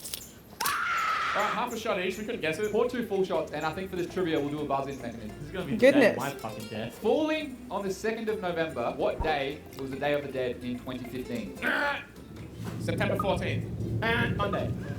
Well, I didn't even get to read the things, but Max is correct. It was Monday. Can you read the thing out? A, Tuesday, B, Sunday, C, Monday, or D, Friday. To La Katrina. Hope she looked as good as she did in the afterlife, in real life. Perhaps just say to Michael from Raka Raka. The Markiplier. From Raka Raka. You know what? In solidarity, I'll do this. Don't do it. Oh, okay, fine. You do it. No, paper, scissors, rock. I'm good. Boy, paper, scissors, rock. Paper, scissors, rock. That's fine. No, it's best I knew it. Paper, scissors, rock. Fuck! He's smarter than he looks. I'm Chinese. I'm seeing a lot of tequila in this video, Darcy. Yeah, a lot of tequila distillers make funky bottles. The eyes. A log. A piece of wood, a log. What's this plastic thing on the bottom? Is that the lid? That'll be with the lid. Because there's no part where that is. No, that does screw. No, screw it. Screw? I hear snickering. Fill this. At the bottom. Fill the plastic. What's that say? I'm not really a blind guy, Chad. It's just for the video. I want to hear. Max was close. Like, you're in the right field. What did he say? Screw. Bolt. Correct. No way. It's a bolt? Oh, holy fuck. It's an actual bolt. I don't know how I didn't think of that. Vodka M82 Gold distilled from grain produced in Russia. 40%. Darcy, how much did this cost? That was only $32. Oh, this is so lazy. It's just a normal bottle. I'm going to do the trivia. How many bolts are in the Sydney Harbour Bridge? Oh, this is bullshit. This is a guessing game. 6 million. B, 13,000. C, 3,500. Or D, a handful. I'm thinking it actually might be a trick question. It might be a handful because they actually don't use bolts. And they use only a handful on a certain part, like a sign or something. I'm gonna say handful. I'm gonna lock it in handful. Unfortunately. Wait! He said unfortunately. Let's go with B. No, lock in the handful. Let's go with B. You want to lock in B? Okay, I'm gonna go with the C. No, he already said handful. Fine, a handful. Fucking fine. Unfortunately, there were 6 million rivets used in the Sydney Harbour Bridge, but only a handful of bolts. Yes! Yes! Yes! You're correct. I knew you would have fought harder to tell you that I can't change my answer if it was a... Did I literally say rivets like 2 seconds ago? I used rivets. I might be a genius. To our beloved Sydney Harbour Bridge. May it stay maintained and keep riveting. And being riveting. Good. It tastes like it's been... Yeah! Right. It's not like cleaning product, but it's like arts and crafts or something. Yeah, it tastes like paint thinner. The next bottle is ready. Tastes like hardware. Really? I just grabbed it and said bottle. Why are we get... Okay, I know what this is. A while ago, Amouranth messaged me, and she said, oh, here we go. Hey, I'm making pussy beer. So this is brewed from the yeast extracted from her vagina. This was a limited run. For whatever reason, she thought it would be good taste test. Why had this? What? I ain't drinking that one. Amouranth sent us a printed note that says, Hey Max and Chad, here's some of her beer that I'm sure you've heard about. It's still in production. I did just there. She said, let me know what you think. Feel free to make any content with it. Just let me know so I can see a reaction to it. Thanks. And she wrote Amouranth signature with XOs. Not many people get the XOs. We did. I think most of them probably. We got the Max. We got the fucking XOs, right? That's true. Not everyone gets the XO. It's true. Does that just taste like a sweet kind of soda? That tastes that's like one of the best sodas I've had in my life. They know. How much the fuck is this bitch paying in? Like, taste it. So that's made with the lactic acid from... Hold on. Does that just taste like a sweet kind of soda? That tastes that's like one of the best sodas I've had in my life. So I think that is... How much the fuck is this bitch paying in? Like, taste it. So that's made with the lactic acid from her body, representing her strength and femininity. Can a bloke just get a beer? It's good, right? That one's alright. Oh my god. Is that definitely beer, Chad, or is that the that's same? beer. That's beer. That's very light beer. It's a little bit sour. I'm not sure if intentional or... It tastes like a sweet rose. There ain't a herb that sour. I'm telling you, that's from something. That is good. Like, if that was alcoholic, I would smash like 10 of those at a bar. So what's the punishment? Because I already drank the whole beer. I don't know. We can just do the trivia and you can drink a new beer. Sure, hit it with the trivia. Which of Amouranth's income streams did she state makes a profit of $85,000 USD a year? A. Twitch subs. Yeah. B. Animal shelter. C. Gas stations. Or D. Gamer subs. Shake it cup. Hey, it's definitely her Twitch. That is incorrect. Oh, damn. Who the fuck is making profit in animal shelters? It's got to be gas stations then. Lock it in. Okay, that's correct. I'm legit. Maybe I should go on pause. VB, but that does taste like pussy. Based. At VB Extra. VB Animal shelters are not profitable. Chad, barely touched your VB Extra. Done. Alright, Darcy next. So when? Sorry. It's.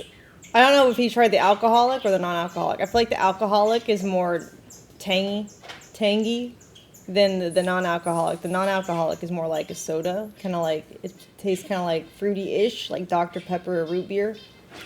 But I feel like the alcoholic one is slightly more tangy, so it depends which one they tried, I guess. A monk. A man. It's 100% bull. Johnny Sins. Give us a hint. Someone that would be in a fight. Monk? They would have a sword. Samurai. Warrior. 90.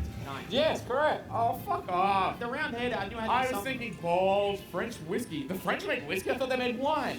Chivalry. No, who said chivalry is dead? I just pulled his head off, so... I'm all fucking dead. Alright, Darcy, what's the trivia? Oh my god. Shotgun. That's it. Oh no, it's rigid and sharp. Ow. If you drink it, is that cannibalism? Mine? No, it's like eating pussy, but more clean. It's sticking into my neck. How do people see out of... I can kind of see how people see. It's really dangerous because... I think I just cut my finger open. Yeah, Darcy, what's the trivia? Knight? What does the Black Knight from Monty Python and the Holy Grail say when his arm is completely... He says his belly's cracked. A. Oh no, my arm has been dismembered. B. Ah! C. Tis but a scratch. Or D. You will pay for this as he fades out and dies. I can't get this off my head. C. Correct. Also, Chad, you're an idiot. I think I have tetanus. Max, double or nothing. Okay. You ready for the double or nothing question? It can't, as long as it's not Monty Python, because I've never seen it. Ask me something about Jesus. How big was the cross? I'll just do the shot. To the French. Alright, are you guys ready for the final bottle? Can I piss? You say that shit like Chaz's concert. You guys ready for the final bottle? Sorry. Give us the bottle. Alright. Now. Wait. Too late. A horse. Spider. Salamander. Lizard. Correct. Lizard. Fuck off. Nice, Chad. You know that grows back once only, right? Oh, what the fuck? It's not red liqueur. It's tequila. Do lizards look like? Is there any realistic? Goanna. Goannas get that big. You're thinking of the movie Moana. No, Goanna. It's a Queensland Moana. thing. Oh, okay. Why does he look like he's malnourished? Should we name him? Let's call him, what's the dog's name? I forgot. Titty? Tillman. He looks pretty fat to me. What is the name of the flap of Tillman. skin? Oh, sorry if he said dog. That's his answer. You locked it in. What is the name of the flap of skin that hangs from any iguana's throat? A. Weenus. B. Dewlap. C. Cochlear. Or D. Frill. Frill is the frill of the frill neck fucking lizard. So it's not frill or not weenus. Weenus is the elbow. Cloaca is a bird's pussy, so I'll go with the other one. B is correct. Dewlap. I need to get on.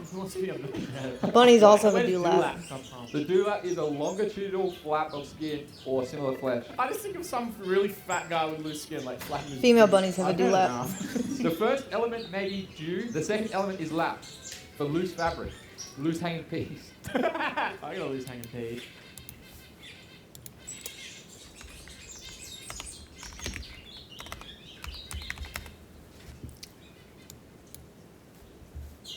Ginger has one. The dewlap. Yes. I guess it's spelled differently.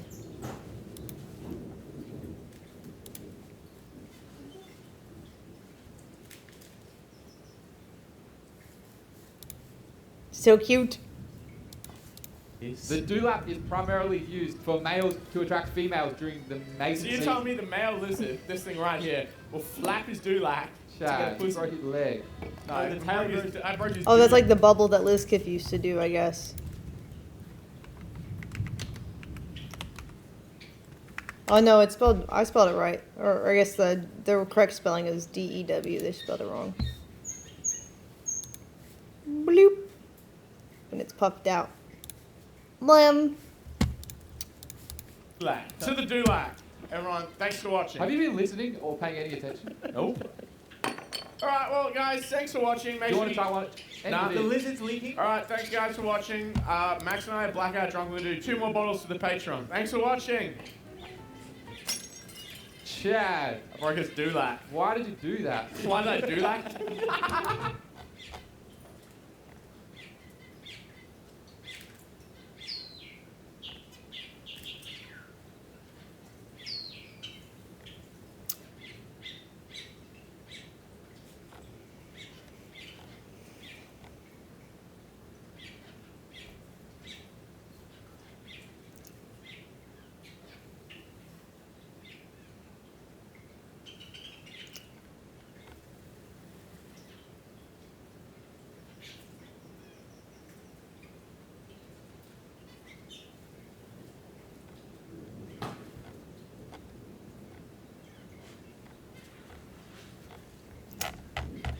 Fun stuff.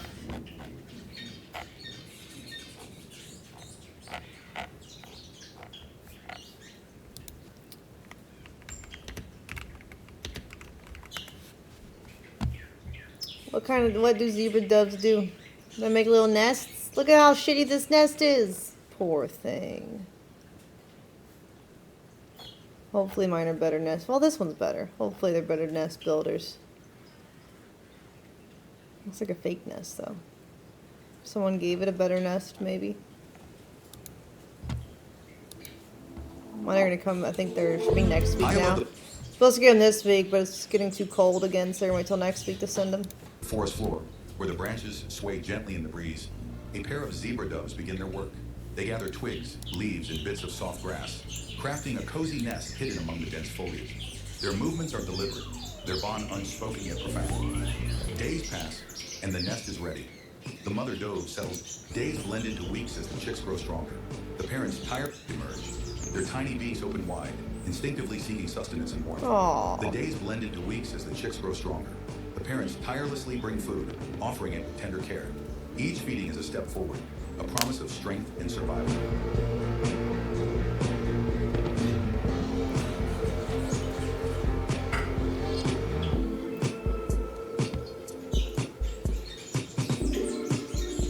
Might breed some so I can have some baby's imprint on me. We'll see. I am ordering a pair, so we'll see if they decide to breed or not.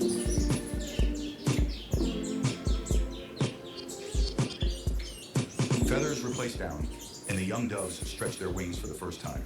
Perched on the edge of the nest, they gather courage, feeling the wind beneath their growing wings. A leap of faith, and they are airborne, discovering the boundless sky. Time passes, and the once fragile chicks transform into stunning zebra doves.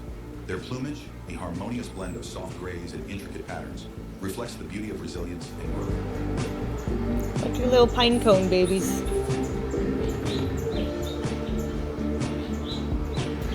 Yeah, I'm gonna keep them in the aviary, I think. They now soar through the skies, a testament to nature's wonder. From a fragile They're kind of small. They're not as big as the other doves. They're kind of like between diamond dove and the other dove size.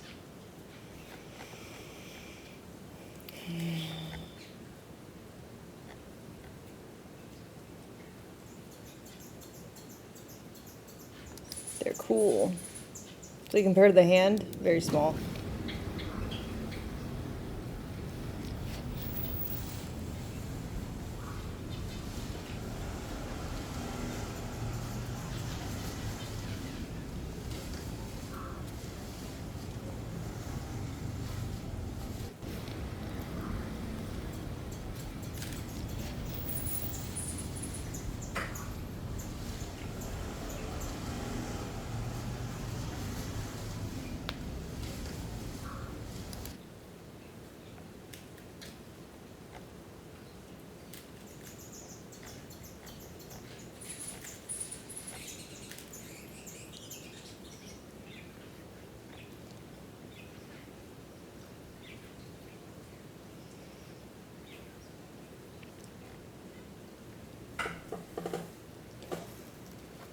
But yeah, like I can put them in one of the old tall cages by themselves when it's breeding season, if I need to protect the eggs.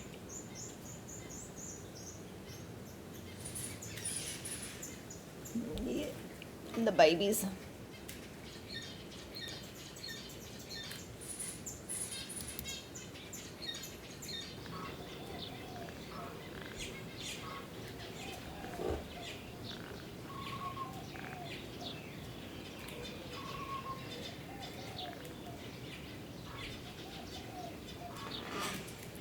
Aw.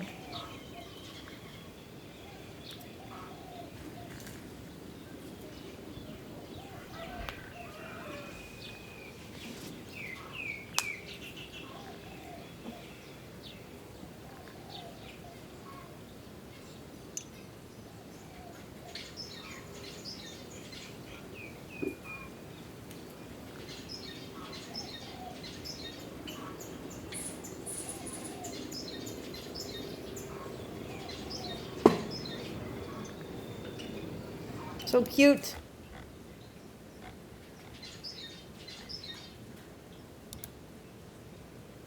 Lots of morning dove.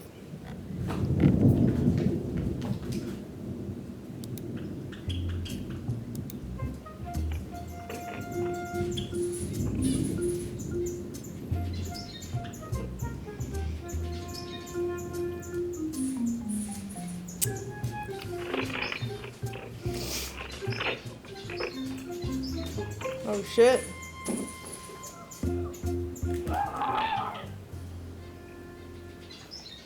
What was it? Oh, she scared it off. That was a human yelling at it.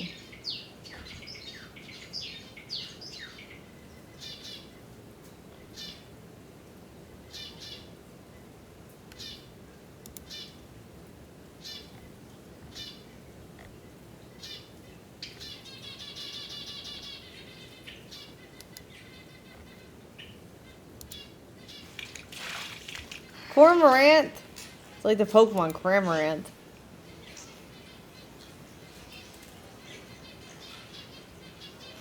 Damn. Goals.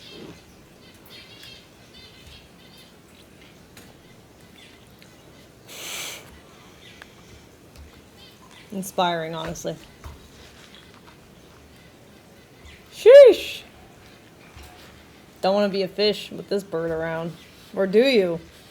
Damn, mommy.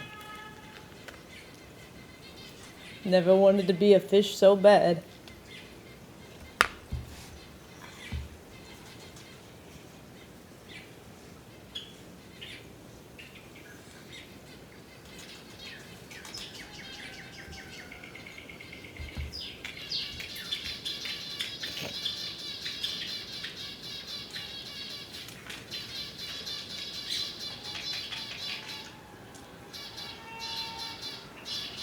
Choke it down. Sheesh.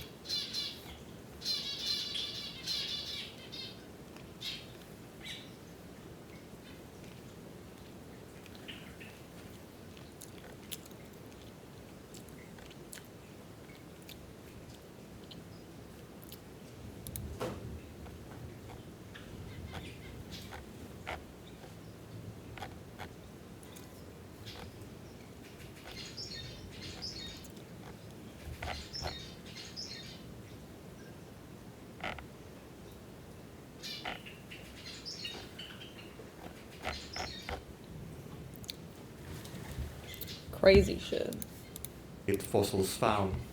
So Adriaticlid's life appearance is unclear, Cormorants are and its birds reconstruction from hell. God. In disguise, according to John Milton in Paradise Lost.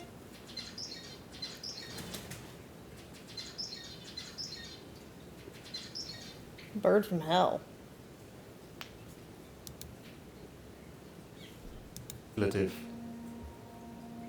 Mongolostegus is a genus of stegosaurian from early Cretaceous Mongolia. It is only known from a partial skeleton previously assigned under the nomen nudum Wehosaurus mongoliensis. This name was later considered invalid, and the specimen was formally named as Mongolostegus in 2018. It is one of the youngest members of Stegosauria.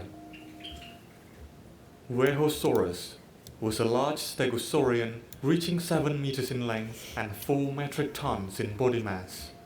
Wehosaurus was described in 1973 from a few bones found in China. It has been found to be one of the most derived stegosaurian. The genus contains 2 species, the holotype Wehosaurus homheni and the smaller Wehosaurus ordosensis. Some reconstructions depict Wehosaurus with rounded, much flatter dorsal plates, but this appears to be an illusion caused by the breakage of the fossilized plates. Due to the lack of fossil evidence, the actual form of the plates is unknown. Stegosaurus was one of the largest and the first stegosaurian ever described. Its fossil was first discovered during the Bone Wars in Colorado, US. The material was scarce, and early depictions were far from reality. It wasn't until 1885, with the discovery of a near... What was that? Far from reality. It wasn't until... Those are cute. I like this depiction. 1885, with the discovery of a near-complete articulated skeleton, that we got a more accurate image of a stegosaurus in life. To date, we have at least 50 partial skeletons of Stegosaurus. If they're partial, how do you know it's what it looked like? And 3 valid species. The holotype Stegosaurus stanops, the slightly larger Stegosaurus ungulatus, and the obscure Stegosaurus sulcatus. The dermal plate arrangement on Stegosaurus's back is speculated to be in 2 rows of alternating plates, attached in the midline of the back in staggered rows instead of in pairs. The number of plates vary from 17 to 22, with the largest plates located over the hips. It's difficult to tell for certain the main purpose of these plates. They were thin and covered in keratinous sheaths, probably with colorful patterns, making display structure the most likely explanation. The keratinous covering might end in sharp edges, supporting the possibility for them to serve as defensive weapons. And although the presence of an insulating keratin covering would have hampered thermoregulation, such a function cannot be entirely ruled out. Rex. The tail spikes, or thagomysil, are used as a weapon. They protrude horizontally and would have been swung from side to side.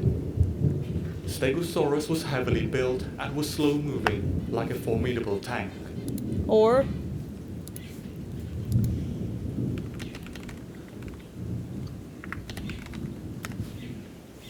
What if there was membrane on the tail? Huh? Huh? And the spikes were just the bones of it, if any. What you're saying? Its feeding strategy is not well understood. Stegosaurus was probably an obligate low browser, feeding on low-growing foliage such as mosses, ferns, cycads, and other plants. Fossil evidence suggests that Stegosaurus lived in herds of various ages, and it coexisted alongside other iconic dinosaurs such as Allosaurus, Diplodocus, Ceratosaurus, Brachiosaurus, and many other dinosaurs. Dacentrurus was the largest stegosaurian, reaching lengths of 8 to 9 meters and weighing over 7 tons. Initially described as Omosaurus in 1875, it was renamed to Dacentrurus in 1902, after the name Omosaurus was discovered. Legs too thick for flying? Well, it's how they depict them. To have already been used for a phytosaur. Dacentrurus is known from a handful of partial specimens, spread in various parts of Western This is the bone. Europe. It had a broad torso, and the limb bones indicated the presence of powerful musculature. Dacentrurus was a beefy animal. Contrast to Stegosaurus, Dacentrurus had relatively long forelimbs and shorter hind limbs, giving it a unique posture among stegosaurians. Its neck was also notably longer, a feature particularly evident in the Miragaya specimen. The back was lined with double rows of sharp, relatively long, spread. If they think this is what the toes look like, how come they depict T-Rexes as having long little toes? You know what I mean? Like this is what the toes look like. How come these are like flat versus T-Rexes are like not? Even though they found less toe bones of the T-Rex.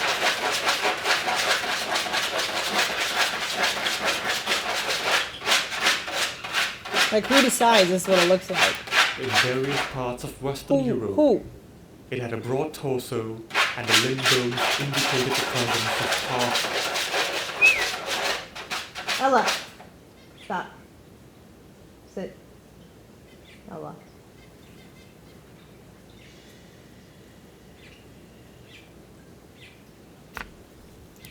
powerful musculature. Dacentrurus was a beefy animal. Contrast to Stegosaurus, Dacentrurus had relatively long forelimbs and shorter hind limbs, giving it a unique posture among Stegosaurians. What if it was just a bigger version of the same thing? Because horses too are like butt high as they grow, and as they mature they become more balanced. Its neck was also notably longer, a feature particularly evident in the Miragaya specimen. The back was lined with double rows of sharp plates and spikes. The bone core alone is almost half a meter long. And although the exact configuration is unclear, the osteoderms are often depicted as transitioning from plates to spikes, arranged in pairs that run down the midline of the neck to the tip of the tail. Dacentrurus used its tail, equipped with a thagomizer, as a defensive weapon. Combined with its sheer size and armored back, it would have been an invulnerable. Okay, but hear me out.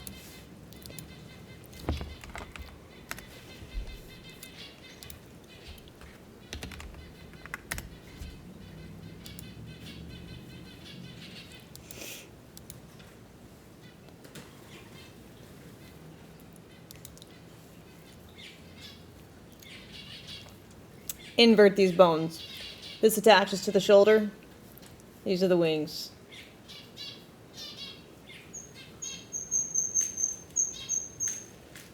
These are the... I'm just saying, I could see it.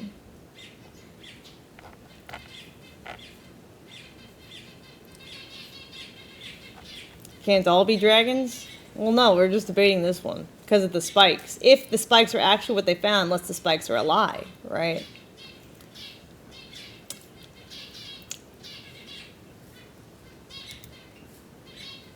But what if they can't all be dragons? Dragon's a broad term, just like dinosaurs a broad term. Doesn't mean they all fly. No. There are dragons, some dragons that don't have wings. I'm just saying, though.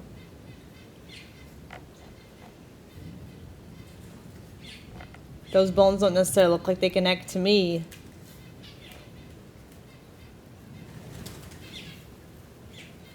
Like, this makes sense. It's in a socket, right? These aren't.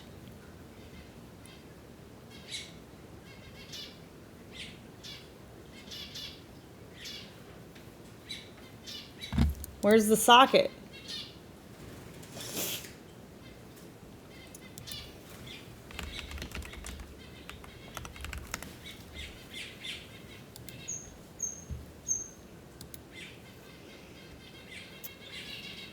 Like, there's like a socket here, right? But the dinosaur ones never look like they fit. Like, this doesn't... Where does this go?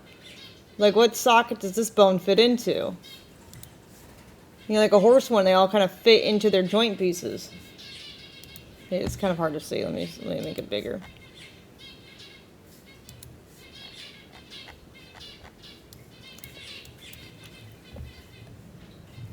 See, they like fit into the joint pieces. Where the fuck does this one go?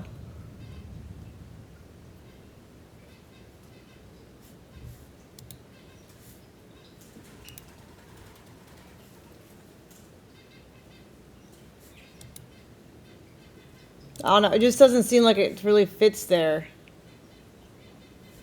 To me.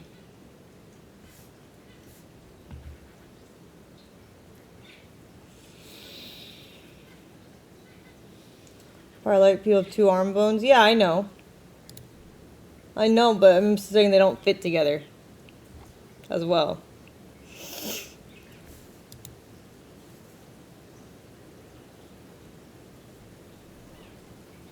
Then, like, see the wide part is up here. Why do they got the narrow part up there? The wide part is at the shoulder. So why do they always keep putting the narrow part at the shoulder for dinosaurs? Like, it doesn't make any fucking sense.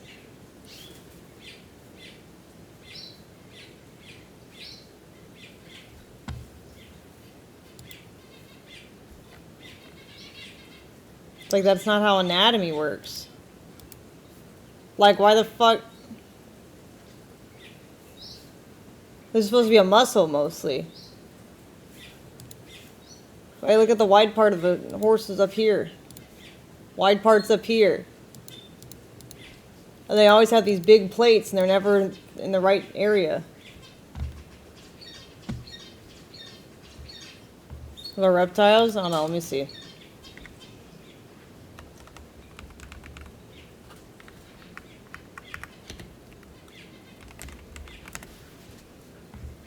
Yeah, the wide part's at the shoulder. See?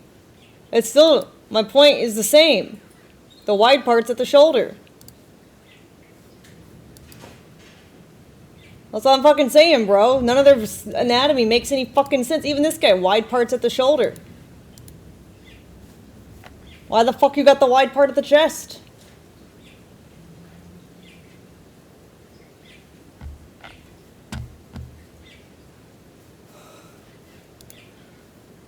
They don't make any fucking sense. That's all the fucking dinosaurs it shows. Like, oh, it's like, why? Wide part at the shoulder. That's God, not us. God did not assemble these dinosaur skeletons. I mean, iguanas, wide part at the shoulder. Alright? They don't have chest bones coming across the pecs. Like, what the fuck is that? Or was it? What the fuck is this? It's not a thing that happens.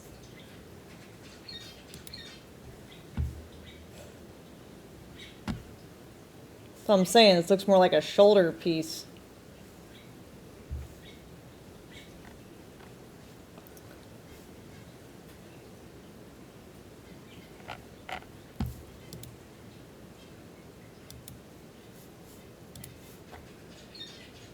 Horse skeleton.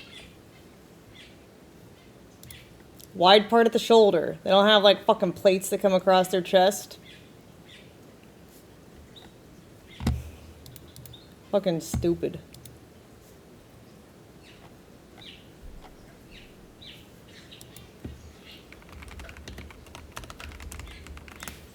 Well, look at a chicken skeleton, sure. Look at a chicken skeleton, why not?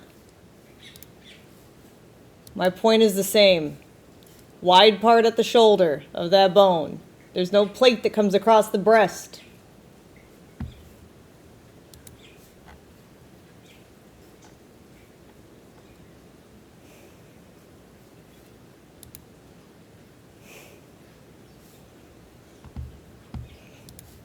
Bees. Dacenturus lived in a diverse ecosystem alongside many other dinosaurs in late Jurassic Europe. Those are every genus of Stegosauria that have been formally described until now. The Stegosaurians arguably have the most identifiable features of all dinosaurs, the various arrangements of their double rows of dermal plates and spines lining their distinctive rounded backs, added with the thagomizers at the tip of their tails, make them stand out like no other animals. There is still a lot that we don't know about these majestic herbivores. Fossil evidence indicates that the Stegosaurian saw a decline in diversity from the early Cretaceous. It is unclear what caused it and if this group survived to later periods. But from their Middle Jurassic to early Cretaceous reign, the Stegosaurians radiated and dispersed to many continents around the globe, predominantly Asia, North America and Europe, with some species found in Africa and South America. They remained uncontended as some of the most heavily armored and at the same time well-decorated animals the world has ever seen. Yeah, sounds like a dragon.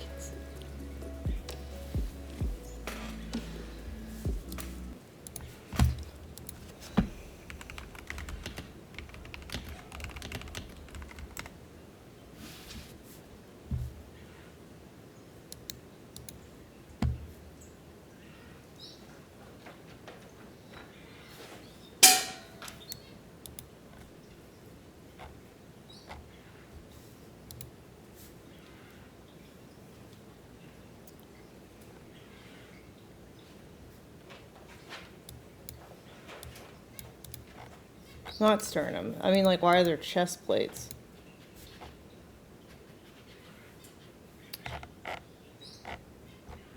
Because it's not a bone you can actually refer to. That's the tricky thing, because other animals don't have that.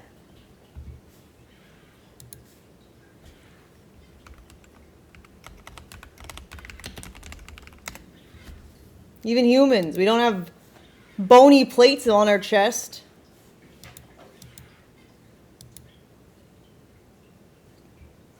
Makes it hard to Google because, like, there's not a term associated with it. Uh-huh. Interesting.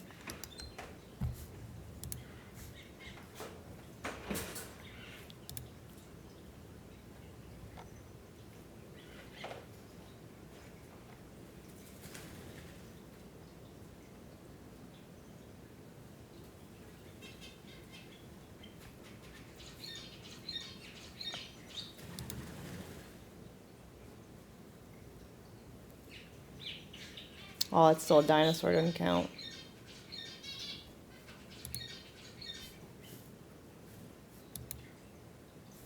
Just like, who would fucking assemble it like this? This is not how animals work. What is this thing?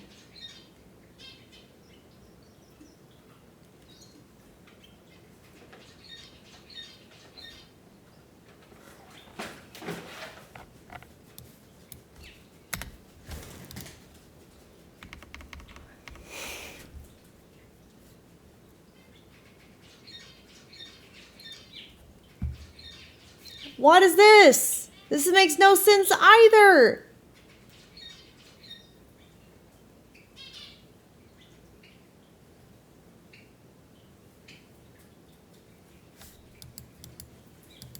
Why is it that long? It wouldn't be that long. Not even that shape necessarily. Like an iguana didn't have that. What is it? What is... Doesn't make any fucking sense. Not a thing.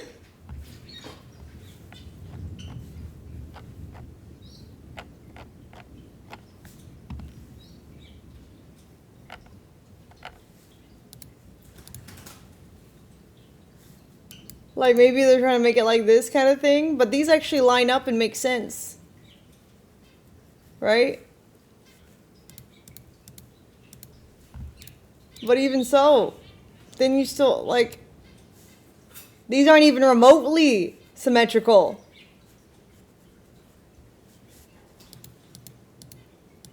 When a horse one, they line up perfectly with the ribs. I'm just like, what is this?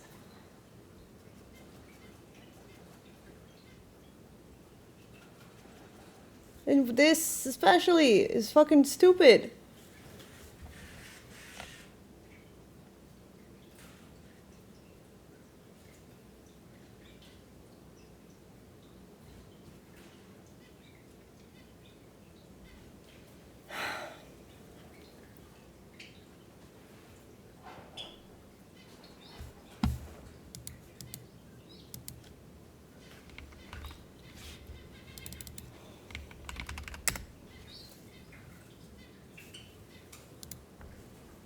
See, a chicken's match the ribs too, just like a horse.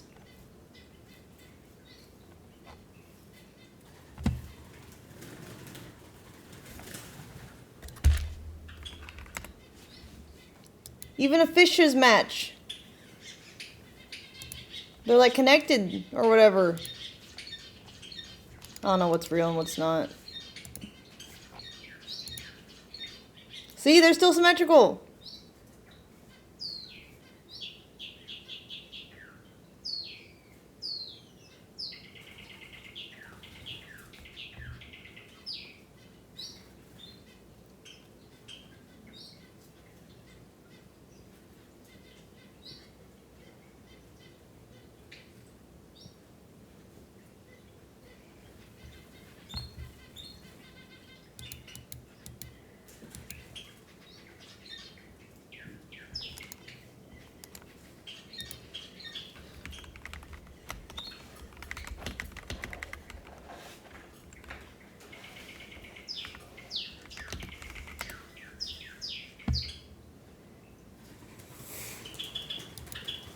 What's up guys, my name is Bryce and welcome to Bryce Games. Today we're going to be playing Anatomically Incorrect Dinosaurs, so let's get started. What is this? So today we're going to answer the age-old question, just how far will evolution go? As you can see, we've got some anatomically incorrect dinosaurs over here and they're looking just beautiful. And today I guess we're going to learn how they got so anatomically incorrect, so let's just hop right into the game. Start. Oh, hello there. We're glad said Fairly.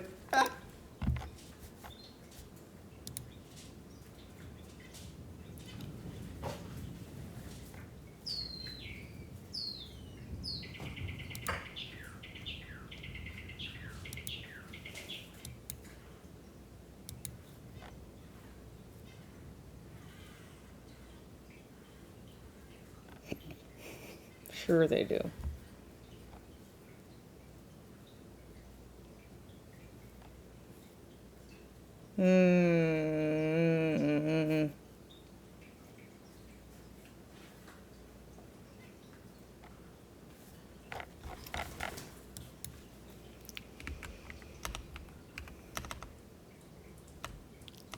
Sue, dinosaur. Doesn't make sense.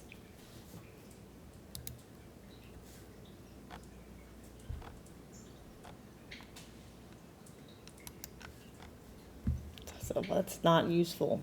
We need to look at the fucking skeleton.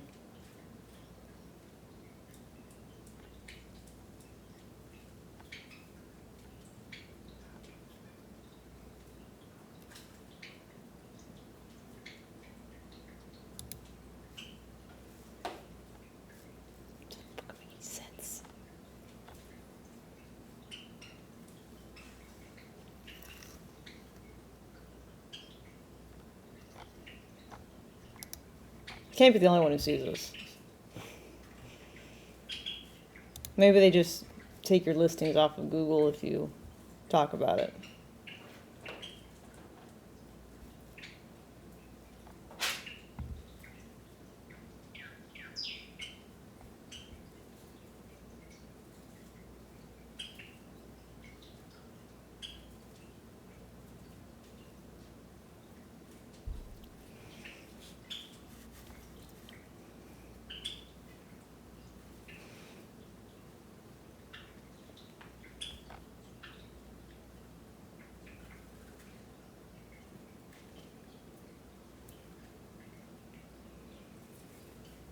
Mm-hmm.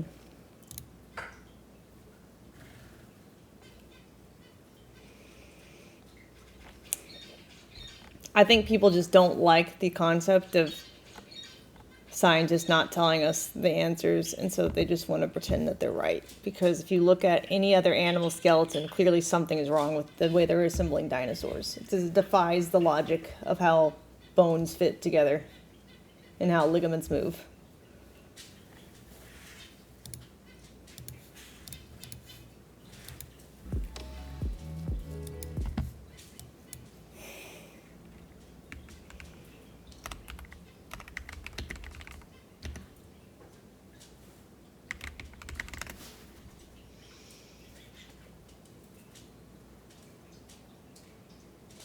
Dinosaurs actually existed, wouldn't their bones be everywhere? Really? We're doing dinosaur denialism? What is it, like 1830? No, they existed, but did they look like that? That's the question. Obviously, the bones come from somewhere.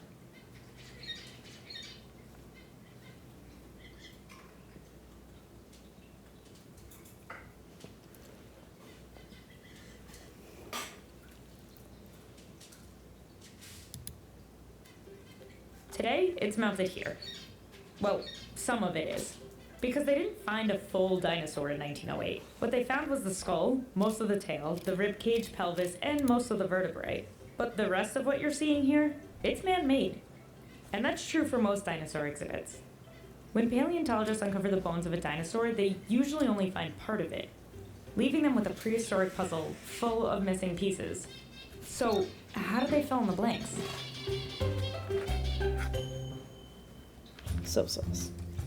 When we first started mounting dinosaurs in the 1900s, researchers had to make a lot of educated guesses. The first step was to get the bones they did have in the right places. And one thing that helped is to look at animals that exist now. We can just look at this Tyrannosaurus rex and we can see a lot of characteristics on it that are present in, like, chickens, for instance. Dr. Mark Norrell runs the paleontology division at the American Museum of Natural History. If you look at the feet, it has 3 primary toes that all face forward. It has an S-shaped neck. It carries its backbone parallel. Whoops. Today, it's in dinosaur right places. Now, Like chicken. natural history. If you look at the feet, it has 3 primary toes that all. What? But you didn't find those, remember? What do you mean? They didn't find the feet. Primary toes that all face forward. It has an S-shaped neck. It carries its backbone. And what is this fucking thing? This is not a wishbone, bro. This is not a wishbone. Or you have arm sockets coming out of it. That doesn't make sense.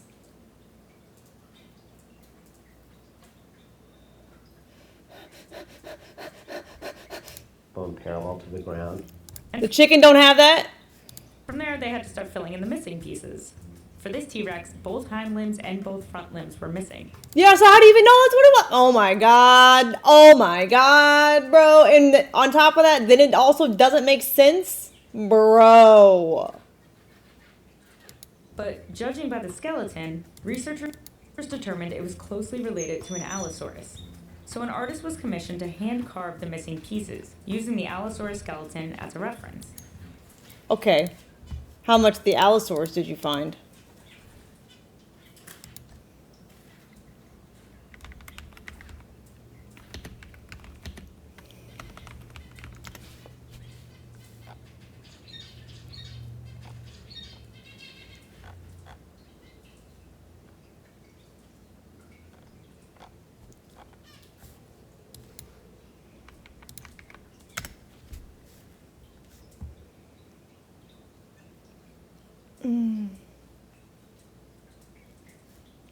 95% complete. What was the 5% missing, huh?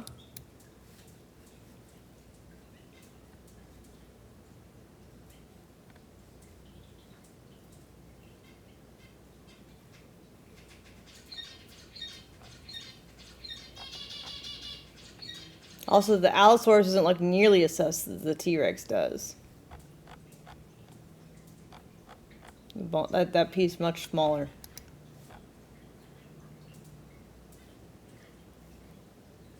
But still probably sus.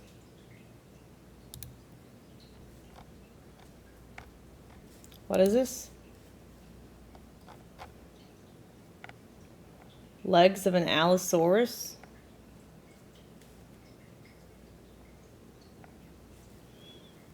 How do you know it's an Allosaurus legs?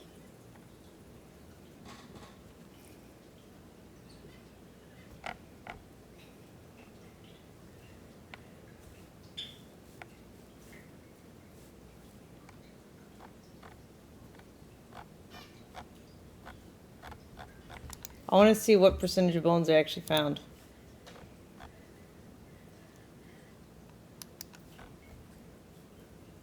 I want to see which bones. I want them to be highlighted.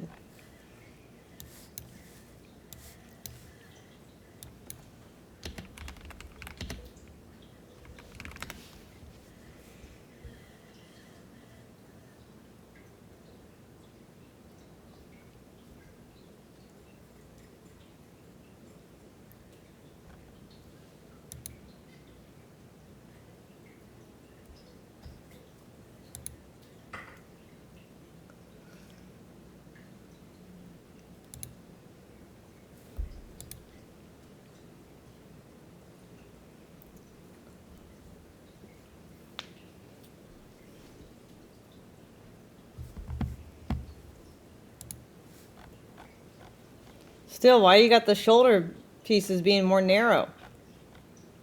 It doesn't make sense. Shoulder blades are bigger than the elbow, dude. The fuck are y'all doing?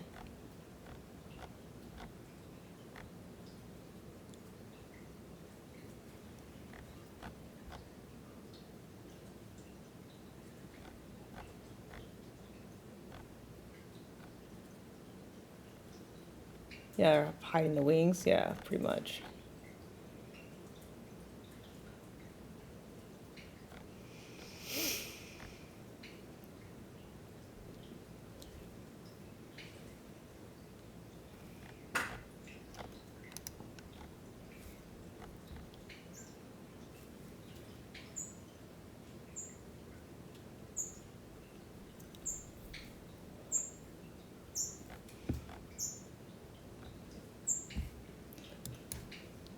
Which bones did they find?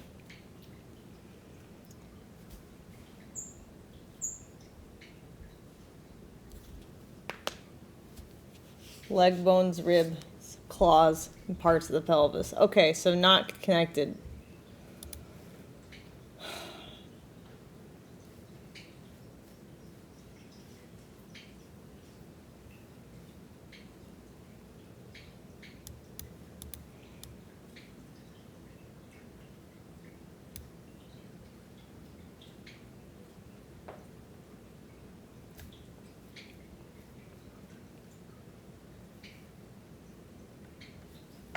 Is there a diagram? Someone showing? Okay.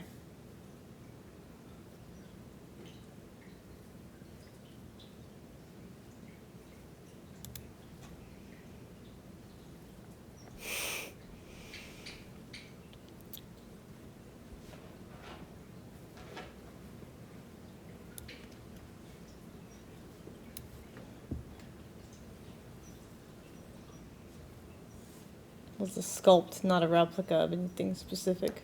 Yeah, okay. Exactly. Fucking.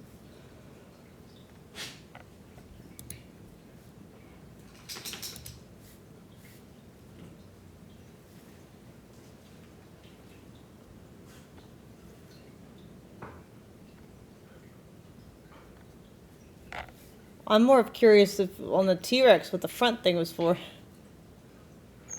Like, what is this bone for? I have here is a sketch of the bones of the rear end of Allosaurus. The tail is going this way, and I haven't drawn the whole tail here because I wanted to show the pelvis from the front view. This is the pelvis, the leg, and some of the rib cage sketched in pretty loosely. Now, a lot of people ask me when I'm doing science communication stuff, what are these bones hanging down here from the pelvis? Little boys always make jokes about these bones. In reality, these bones are really important to our understanding of how the theropod hind limb works. This is the ischia. There's two bones.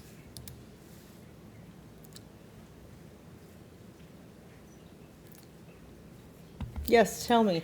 Please tell me more. That kind of come together in the back called the ischia, and this is the pubes. And it's two bones in the front that come together.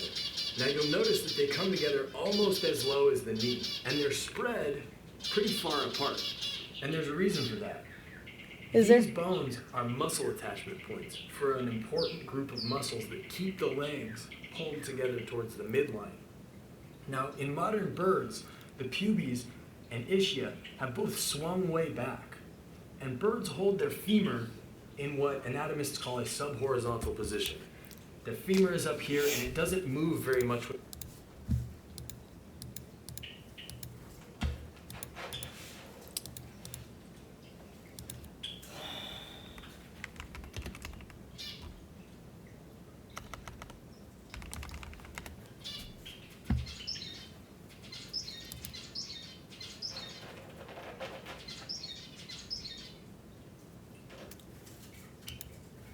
What did he say it was called?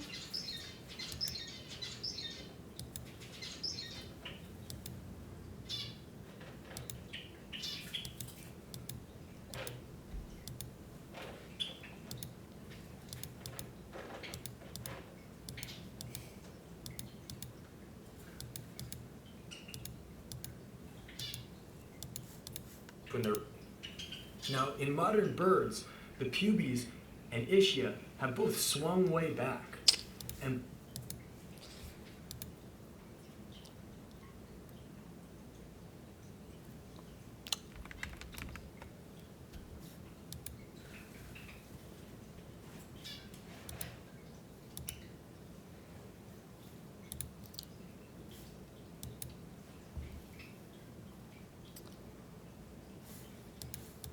Yours like. Oh. Birds hold their femur in what anatomists call a subhorizontal position.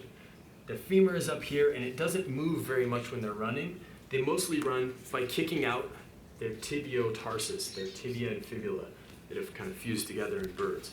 So birds have this funny way of running where they're not moving their femur very much, but they're kind of kicking out their knees. And the reason for that is because they've lost their long tail and put a whole bunch of muscle on their front end for their big wing muscles. The long tail in Allosaurus is another really important muscle attachment point. Oh, that's why, huh? Okay. Well, maybe we'll look at like the Jesus lizard. What are they called again?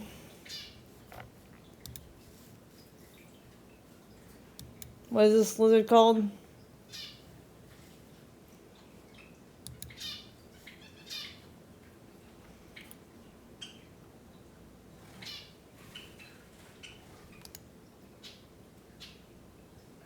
I just call Jesus lizard? Is that it? There's no like scientific name?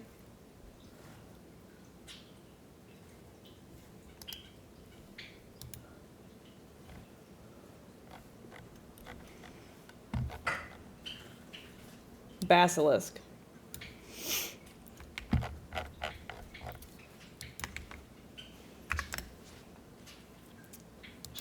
Skeleton. Labeled.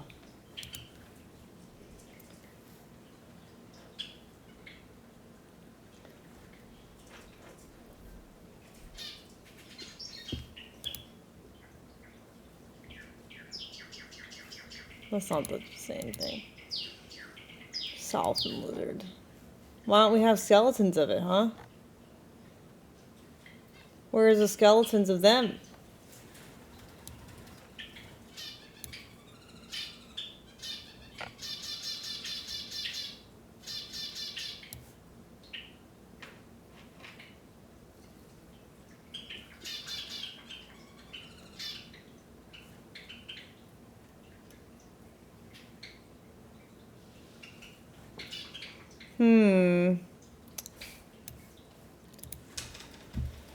We'll just look at a regular lizard then.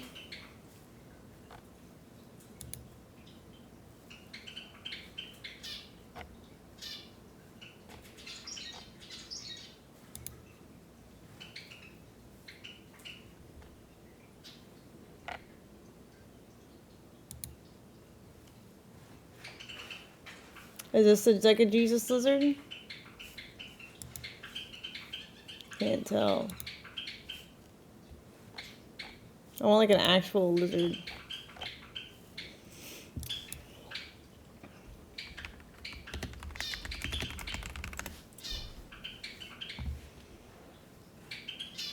Not like a render, I want like an actual one.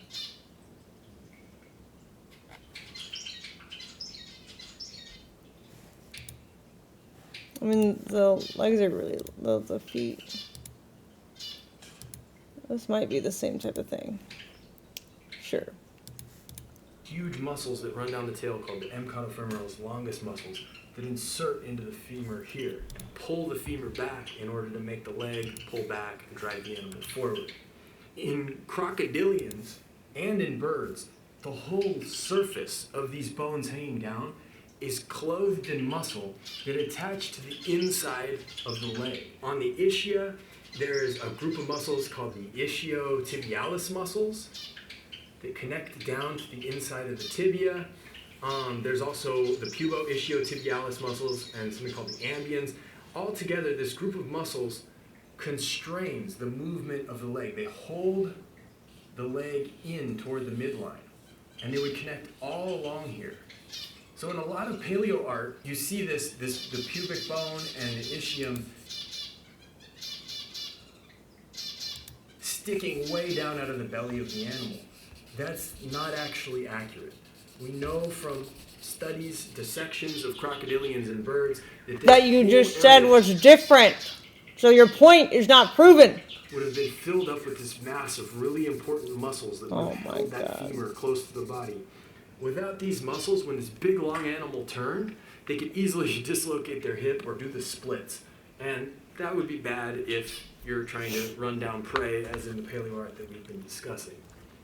Now, as I mentioned, there's another big important group of muscles connected to the tail. That's the emcotofemoralis longus group. And it inserts into this lump on the back of the femur called the fourth trochanter. And people who study these muscles in crocodiles find that in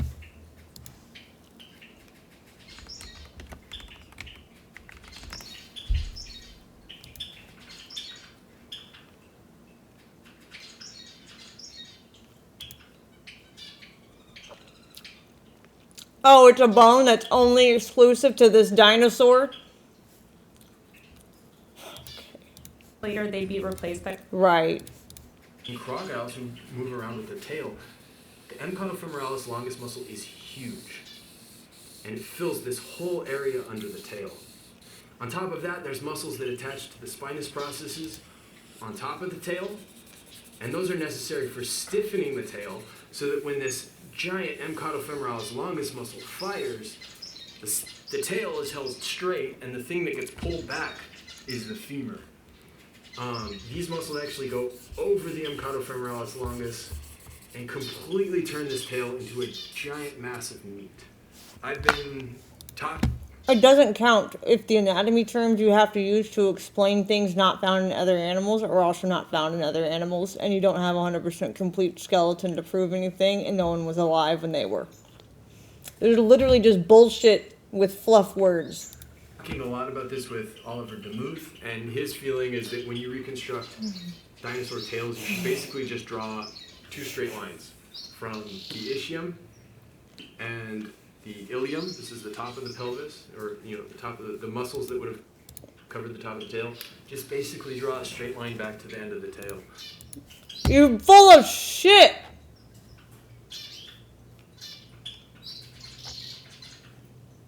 It's probably not his fault. He was probably taught shit.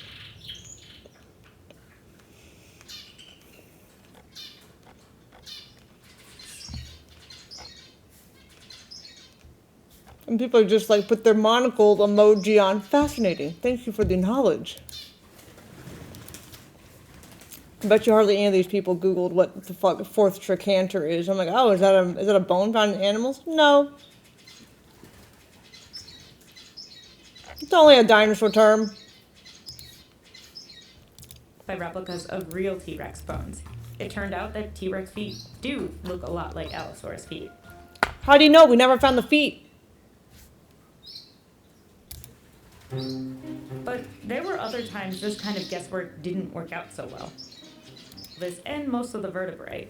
But the rest of what you're seeing here, it's man-made. And that do look a lot like Allosaurus feet. Make it make sense.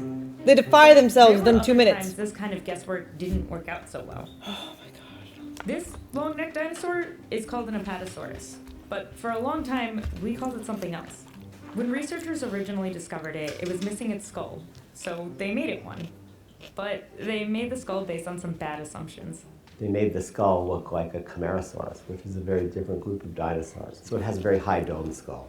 So they put the Camarasaurus skull on the Apatosaurus body and gave the new dinosaur a name, Brontosaurus. The error was finally corrected in the 1970s. The skull was replaced with a new, more accurate version, and Brontosaurus was renamed Apatosaurus. But today, I can confidently walk you through the fossil hall in a museum and say these... No, it's not that they're too deteriorated, because they included the skull. They displayed it still. It was just warped.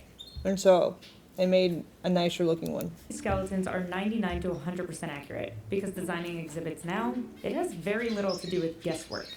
Today, the field of paleontology... That was the biggest lie they've told yet. Did you hear that?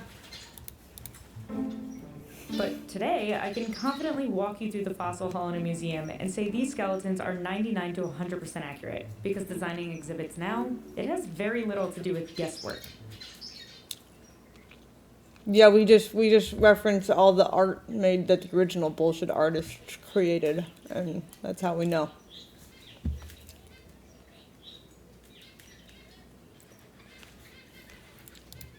Today, the field of paleontology has exploded to the point where we're uncovering almost one new dinosaur species a week. Today, yeah, interesting how that happens, right? At the same time, auctions are becoming highly profitable.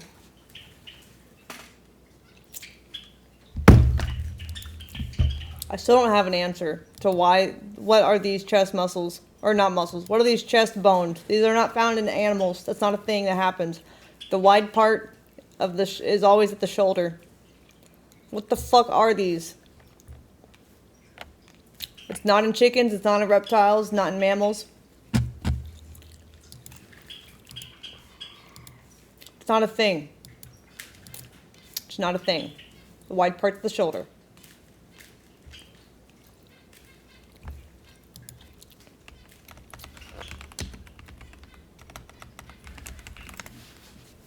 That's not the wishbone, because they have the arms coming out of it.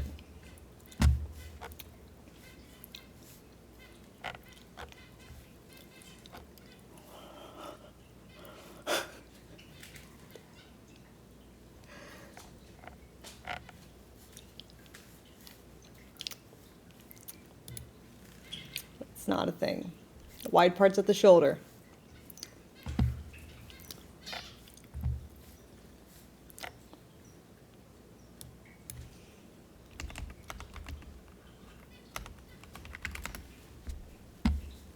Wide parts at the shoulder. And there's not just big chest plates here. And the ribs on the bottom are also symmetrical to the top ones. This makes no fucking sense.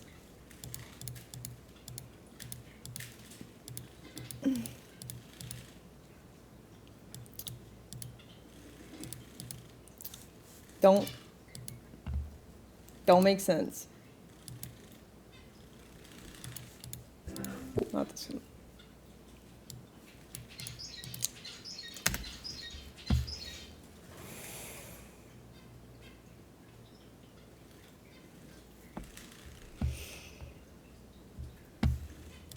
That's not a sternum.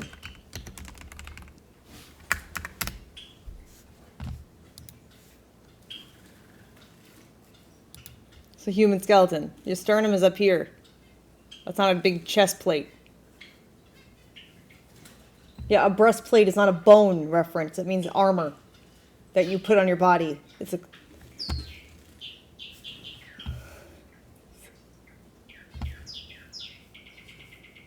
plate of metal to protect the chest. It's not an internal bone.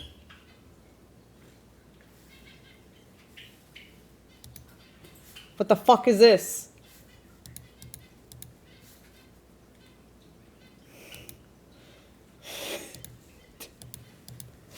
These don't match up either.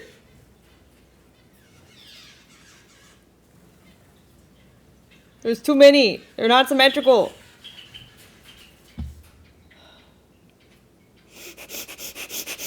Abomination of anatomy.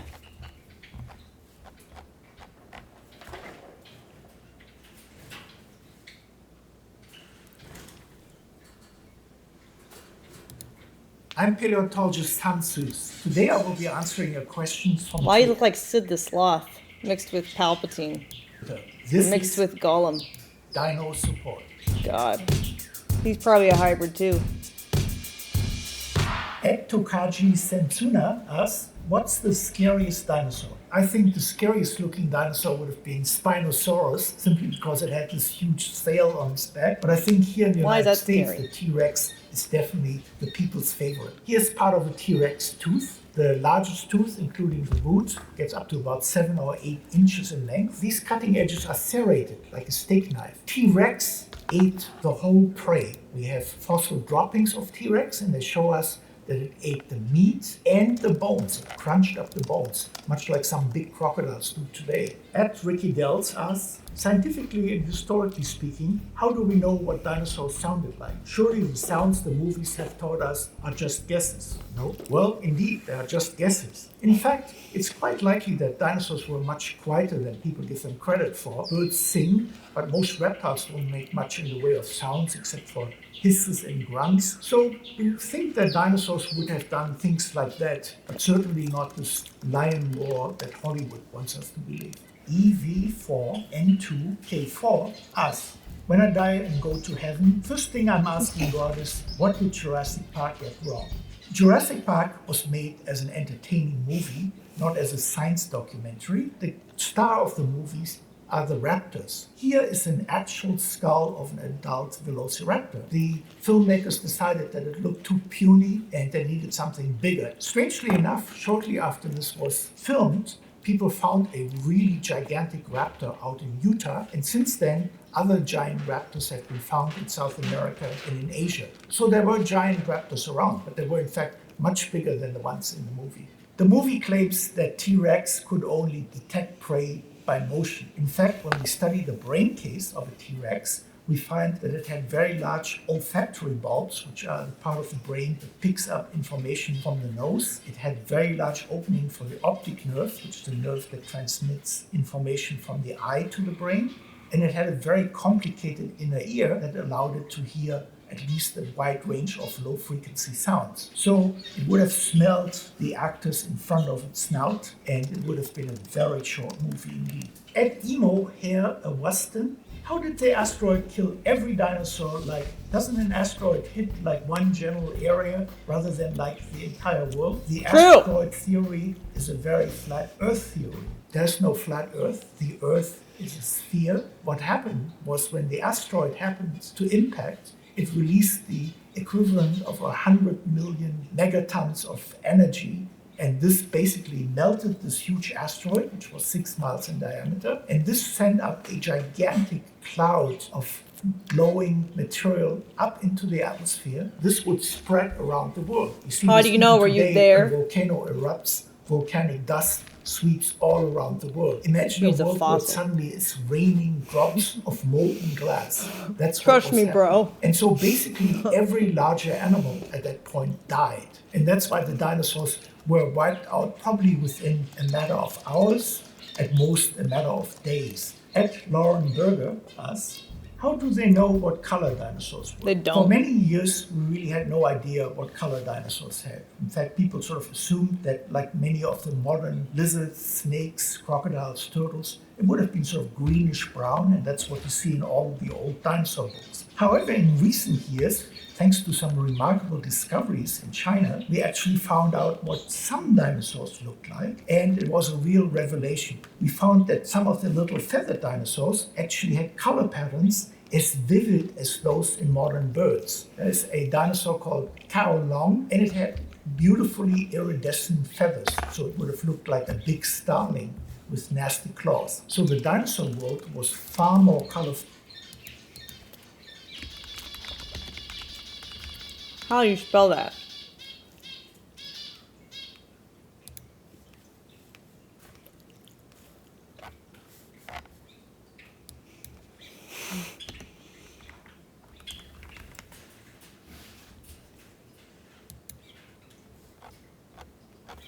How long?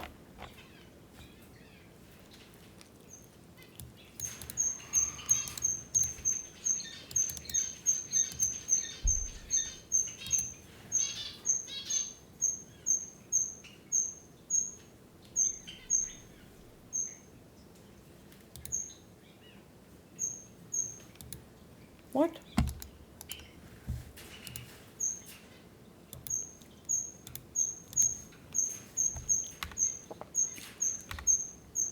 Those in modern birds. There's a dinosaur called Cao Long, and it had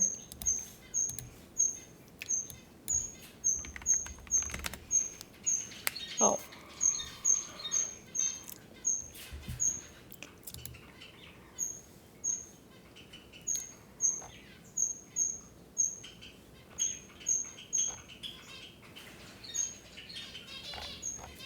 And how big was this thing?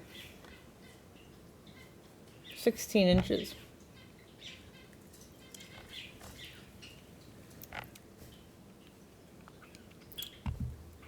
It's just a bird. Beautifully iridescent feathers, so it would have looked like a big starling with nasty claws. So the dinosaur world was far more colorful than we were previously thinking. At T6 Lee asks, so why were dinosaurs so big back then, but now animals are small?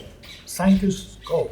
A lot of dinosaurs were big, but there were also small dinosaurs. In fact, there's one dinosaur that's barely over 2 feet long. Do you live in an environment where it's advantageous to be big for your particular mode of life? And there's some places on Earth where the rules are reversed. Often on islands, generally large animals become dwarfs. About 15 million years ago, a gigantic hedgehog lived on an island in what's now Italy. In other parts of the Mediterranean, there were tiny elephants running around that would have actually sort of been nice little pets if we had been around at that time. God's studies asks, how many species of dinosaurs are there? I want to know all of them. Right now, there are about 1,100 described species of dinosaurs, other than birds. Even very conservative estimates put the number much higher, anywhere between 2,000 and 5,000. And there may have been even more. One important thing to keep in mind is we are much closer in time to a T-Rex than the T-Rex was to a Stegosaurus. We now have classified this myriad of species by looking at various parts of their skeleton. The most obvious part of the skeleton is the hip region. When you look at the T-Rex over my shoulder here, you can see a hip girdle that has 3 bones, with the front bone, the pubic, pointing downwards. Whereas in the so-called bird-hip dinosaurs, which is unfortunately misnomer since they had nothing to do with birds, you get a hip region that has the pubic bone pointing backwards. There are many more subtle anatomical differences, but basically there are 2 large groups of dinosaurs, the lizard-hip dinosaurs, also called Saurischia, and the bird-hip dinosaurs called Ornithischia. At Lust Clouds asks, why did T-Rexes have little-ass arms? That does not sit right with me for a dinosaur. T-Rex had really small but very powerful arms, and you can see this here on our Pride and Joy. Nobody really knows why T-Rex. Why are the arms like that? It's been calculated that the arms were still strong enough. The wide part should be at the shoulder. Pounds of weight. Earlier relatives of T-Rex still have longer arms. Other predatory dinosaurs actually get increasingly longer arms, which eventually become wings in birds. At Solar Wings, Since when were pterodactyls not dinosaurs? Since ever.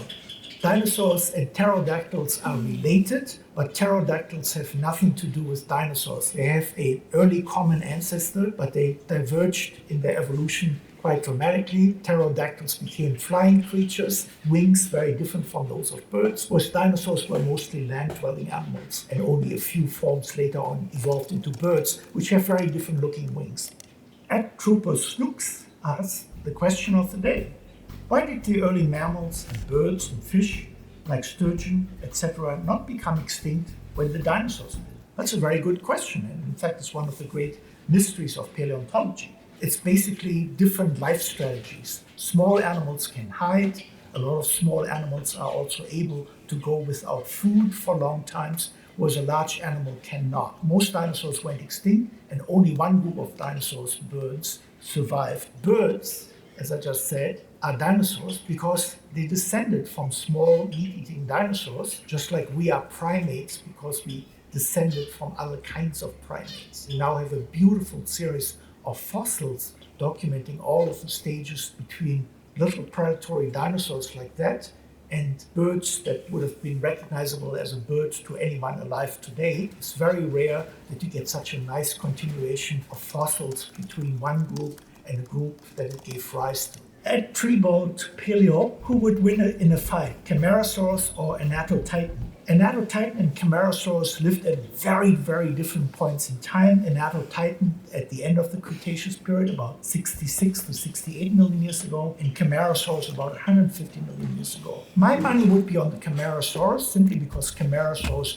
got a lot bigger. Beak, us, disintegrate. So that's about 90 million years. How are fossils a thing?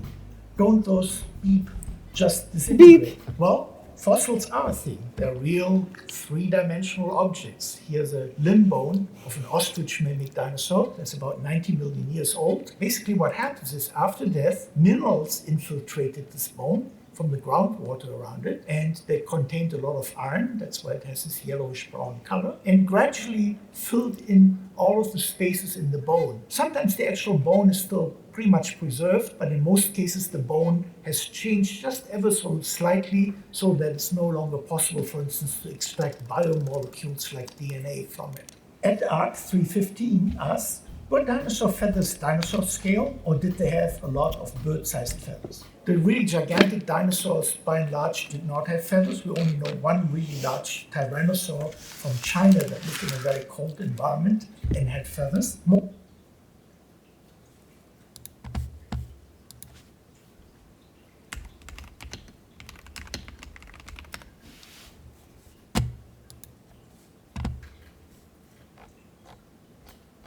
Where's the proof? Show me what you found. Not artists. Show me the results.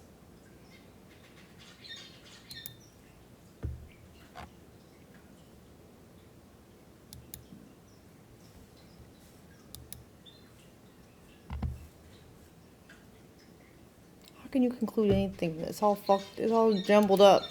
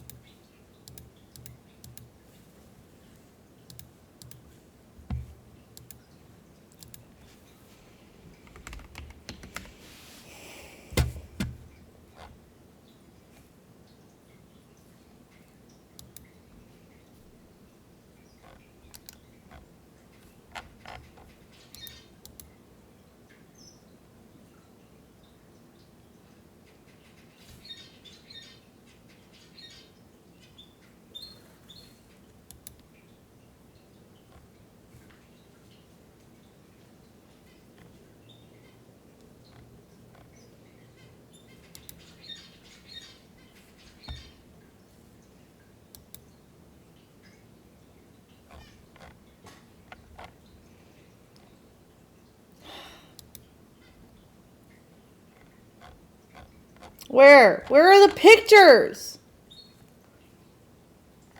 How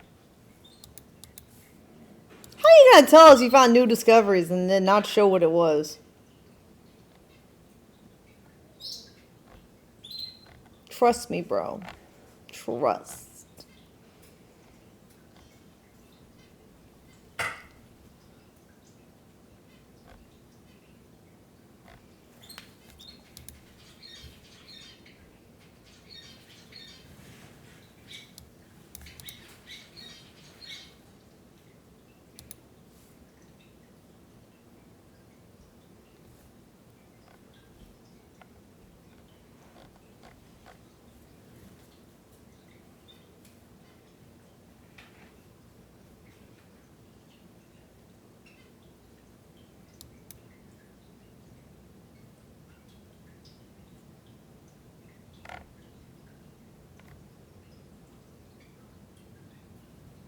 Doesn't look like a T-Rex.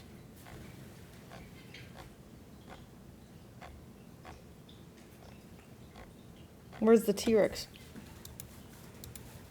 Most of the dinosaurs that we know that had feathers were animals up to maybe 5 or 6 feet in length, and they had bird-sized feathers. And we know this because the bones have little bumps on them, and you can see them when you take a chicken apart. They're called quill nodes, and that's where the large flight feathers in a bird insert. At Mr. Soak asks, idea, what was the smartest dinosaur like? Would they have used tools? Build shelter? How much could they understand about the world? Some of these little predatory dinosaurs have really large brains. They have this sort of bulging area here, much like you would see on a bird skull. So these little dinosaurs probably had cognitive abilities similar to those that we see today in hawks, owls, and particularly in crows and ravens. Crows and ravens have repeatedly shown their ability to solve relatively complex problems, and some birds have sort of minimal kinds of tool use as well. And something like that is not beyond the possibility for these early dinosaurs.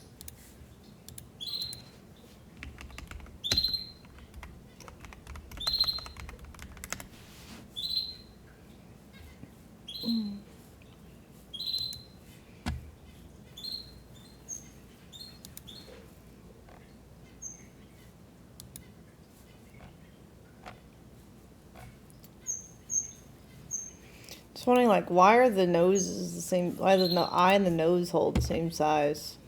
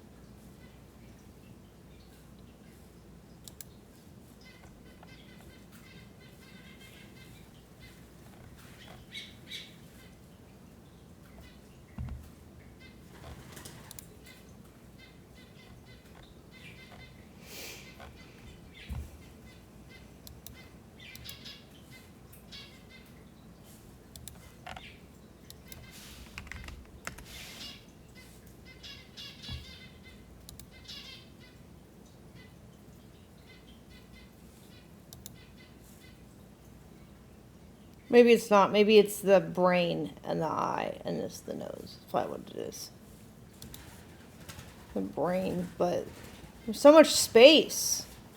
Does that mean they have a very smart or no?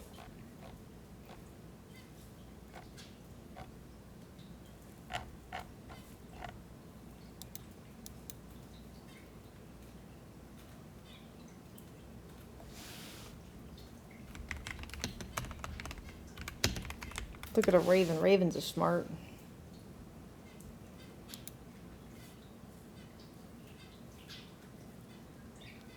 I don't know where their brains are.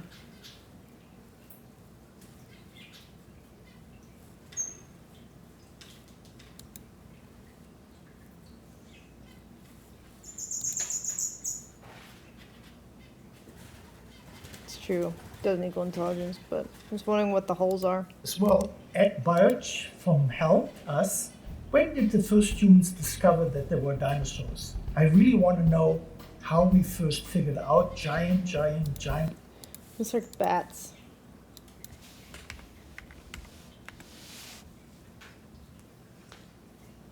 Interesting.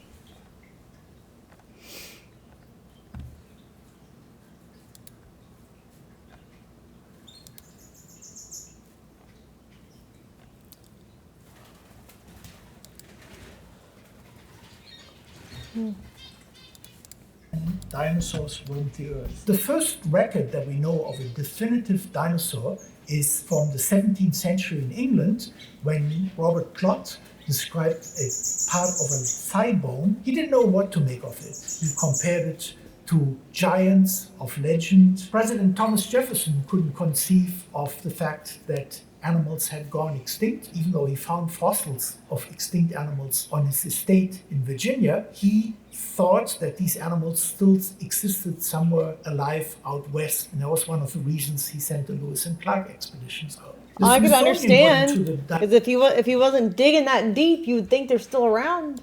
Dinosaur business Wasn't that long early in ago. the 20th century, and here's an old photograph. This was taken in the 1930s, an excavation in progress, and you see people here chipping out large blocks of rock that have bone in them, and then are taken back to the laboratory where the actual excavation begins. You can glue it back together, clean its surface, and ultimately it's ready for study and exhibit.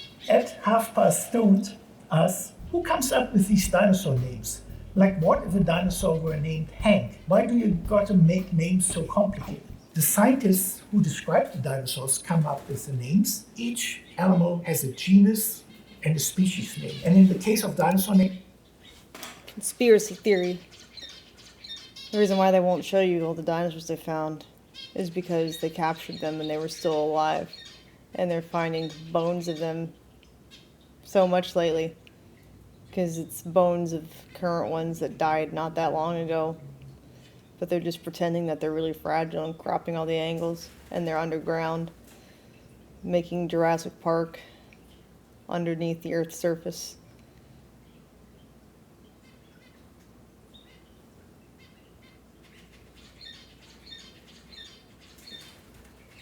And that's why they're digging down there. To make you think they're only digging for oil. But really, it's the blood of current dinosaurs. That would be cool. That should be a movie. Next movie, make it happen. It's Tyrannosaurus rex. In that case, it's actually one of the best names ever chosen for a dinosaur, because the researcher wanted to portray it as the tyrannical creature that ruled its ecosystem, and because of its big size, it's called Rex, which means king. I've been very fortunate that somebody named the dinosaur for me. There's an animal called Hansusia, which is a little bone-headed dinosaur, which I sort of take as a backhanded compliment that I'm bone-headed. But it's a nice thing because it kind of immortalizes you. Edmund Besson asks, how did T-Rexes sleep? Like curled up, roosting like a chicken, asking for a friend. T-Rex presumably crouch down, just like a lot of birds do when they're resting. However, we actually have found dinosaurs that were preserved in burrows, where they presumably were sleeping or at least hanging out, and some of them are kind of curled up. Ed Paul Garcia, MBA, asks, how did the Brontosaurus weigh 23 tons when it only Maybe it just froze to death and it was curled up for warmth. ate plants? You have to imagine that these dinosaurs probably spent every waking minute eating. The other reason that Brontosaurus is so big is if you eat plants, you have a big problem. Much of the plant food that animals and people eat is made out of cellulose. And so you need a very large gut to accommodate bacteria and other microorganisms that can break the cellulose down into fatty acids and in sugars like glucose that the host animal can actually digest. So in order to be a full-time plant eater, you need a really large gut. Ed Alan Ilagan asks, were dinosaurs cold-blooded or warm-blooded? I genuinely have no clue. Well, this has been a matter of scientific debate for many years, but we now think that dinosaurs have a mixture of body temperature strategies. The little feathered dinosaurs were warm-blooded, much like the descendants birds, but some of the really large dinosaurs actually were either warm-blooded or cold-blooded, because when you have a really large body mass and live in a warm climate, it doesn't really matter either way.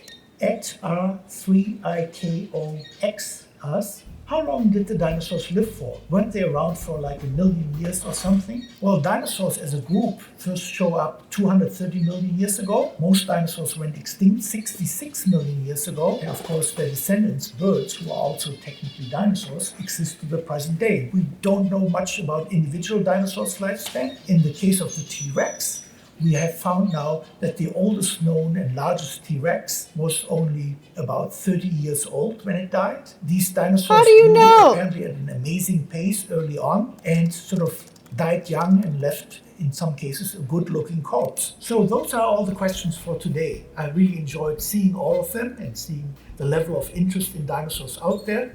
Thank you for watching. They know because it was bred in captivity under the ground or on Epstein's Island. And that's really what was there, and that's what they won't tell us.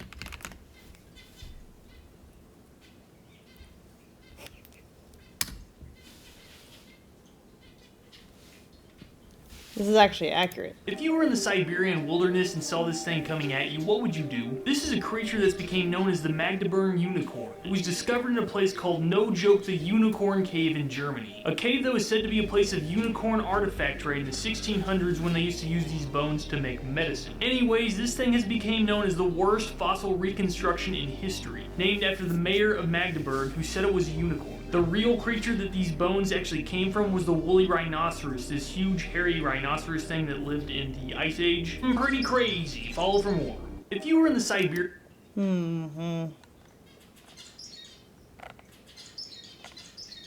If you were in the Siberian wilderness and saw What was this that thing cave? coming I want at to you, Google what Earth would it. you do? This is a creature that's became known as the Magdeburg unicorn. It was discovered in a place called, no joke, the Unicorn Cave in Germany. A cave...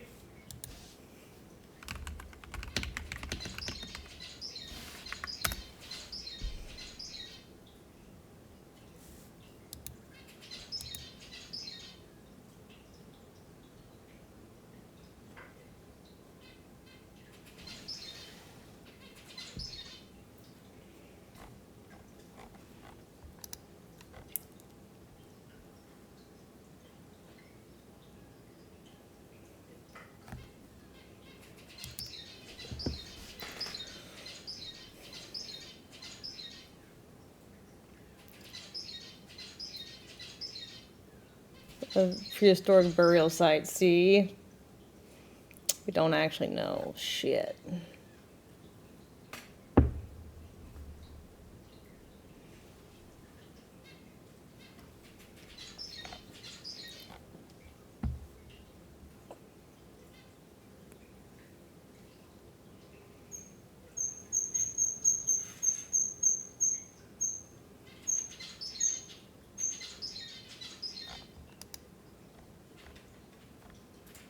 Whose car is beeping? Let me go look.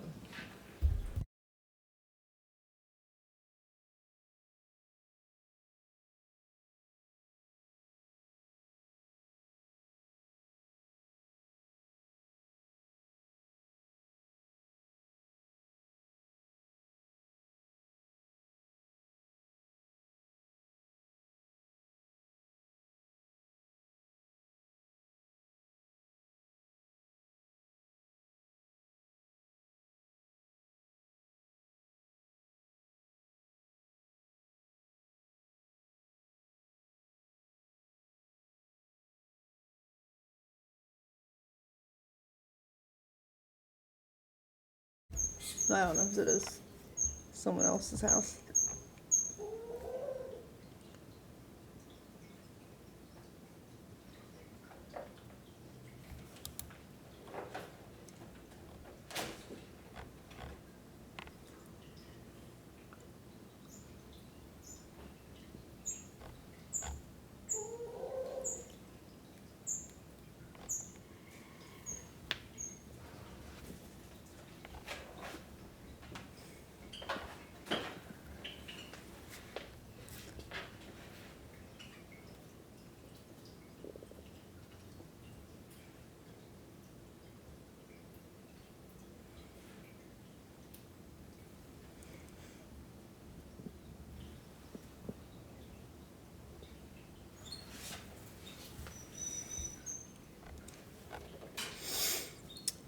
Let's see.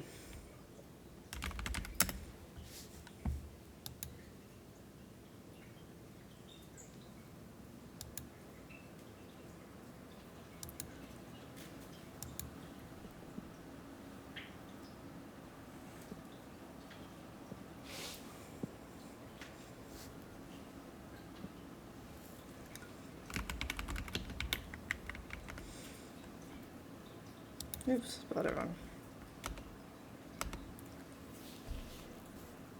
There you go.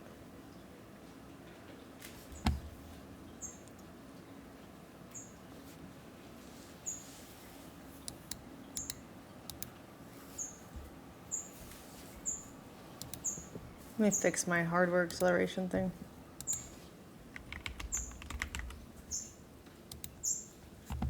Relaunch it.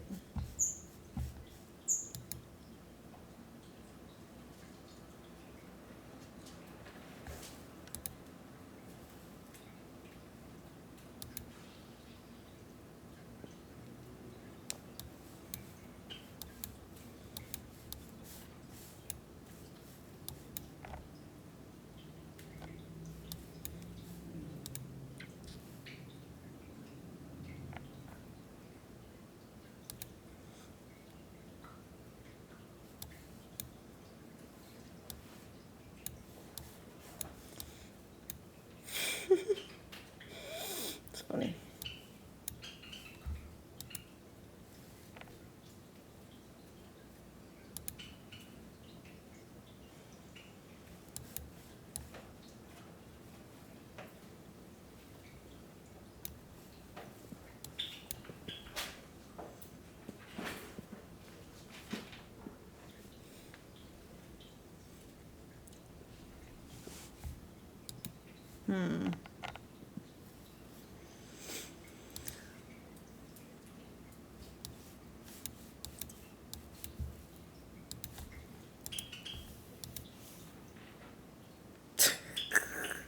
So funny.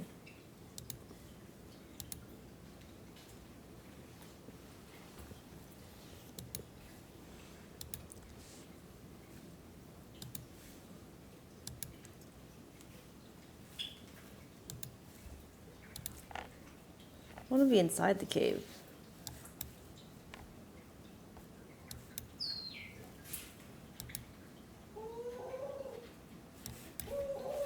Dang it.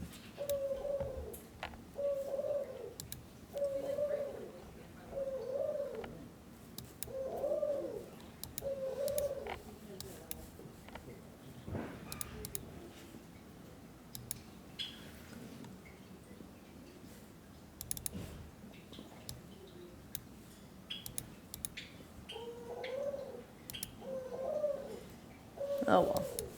I don't know. I have to go to the bathroom. It's fine.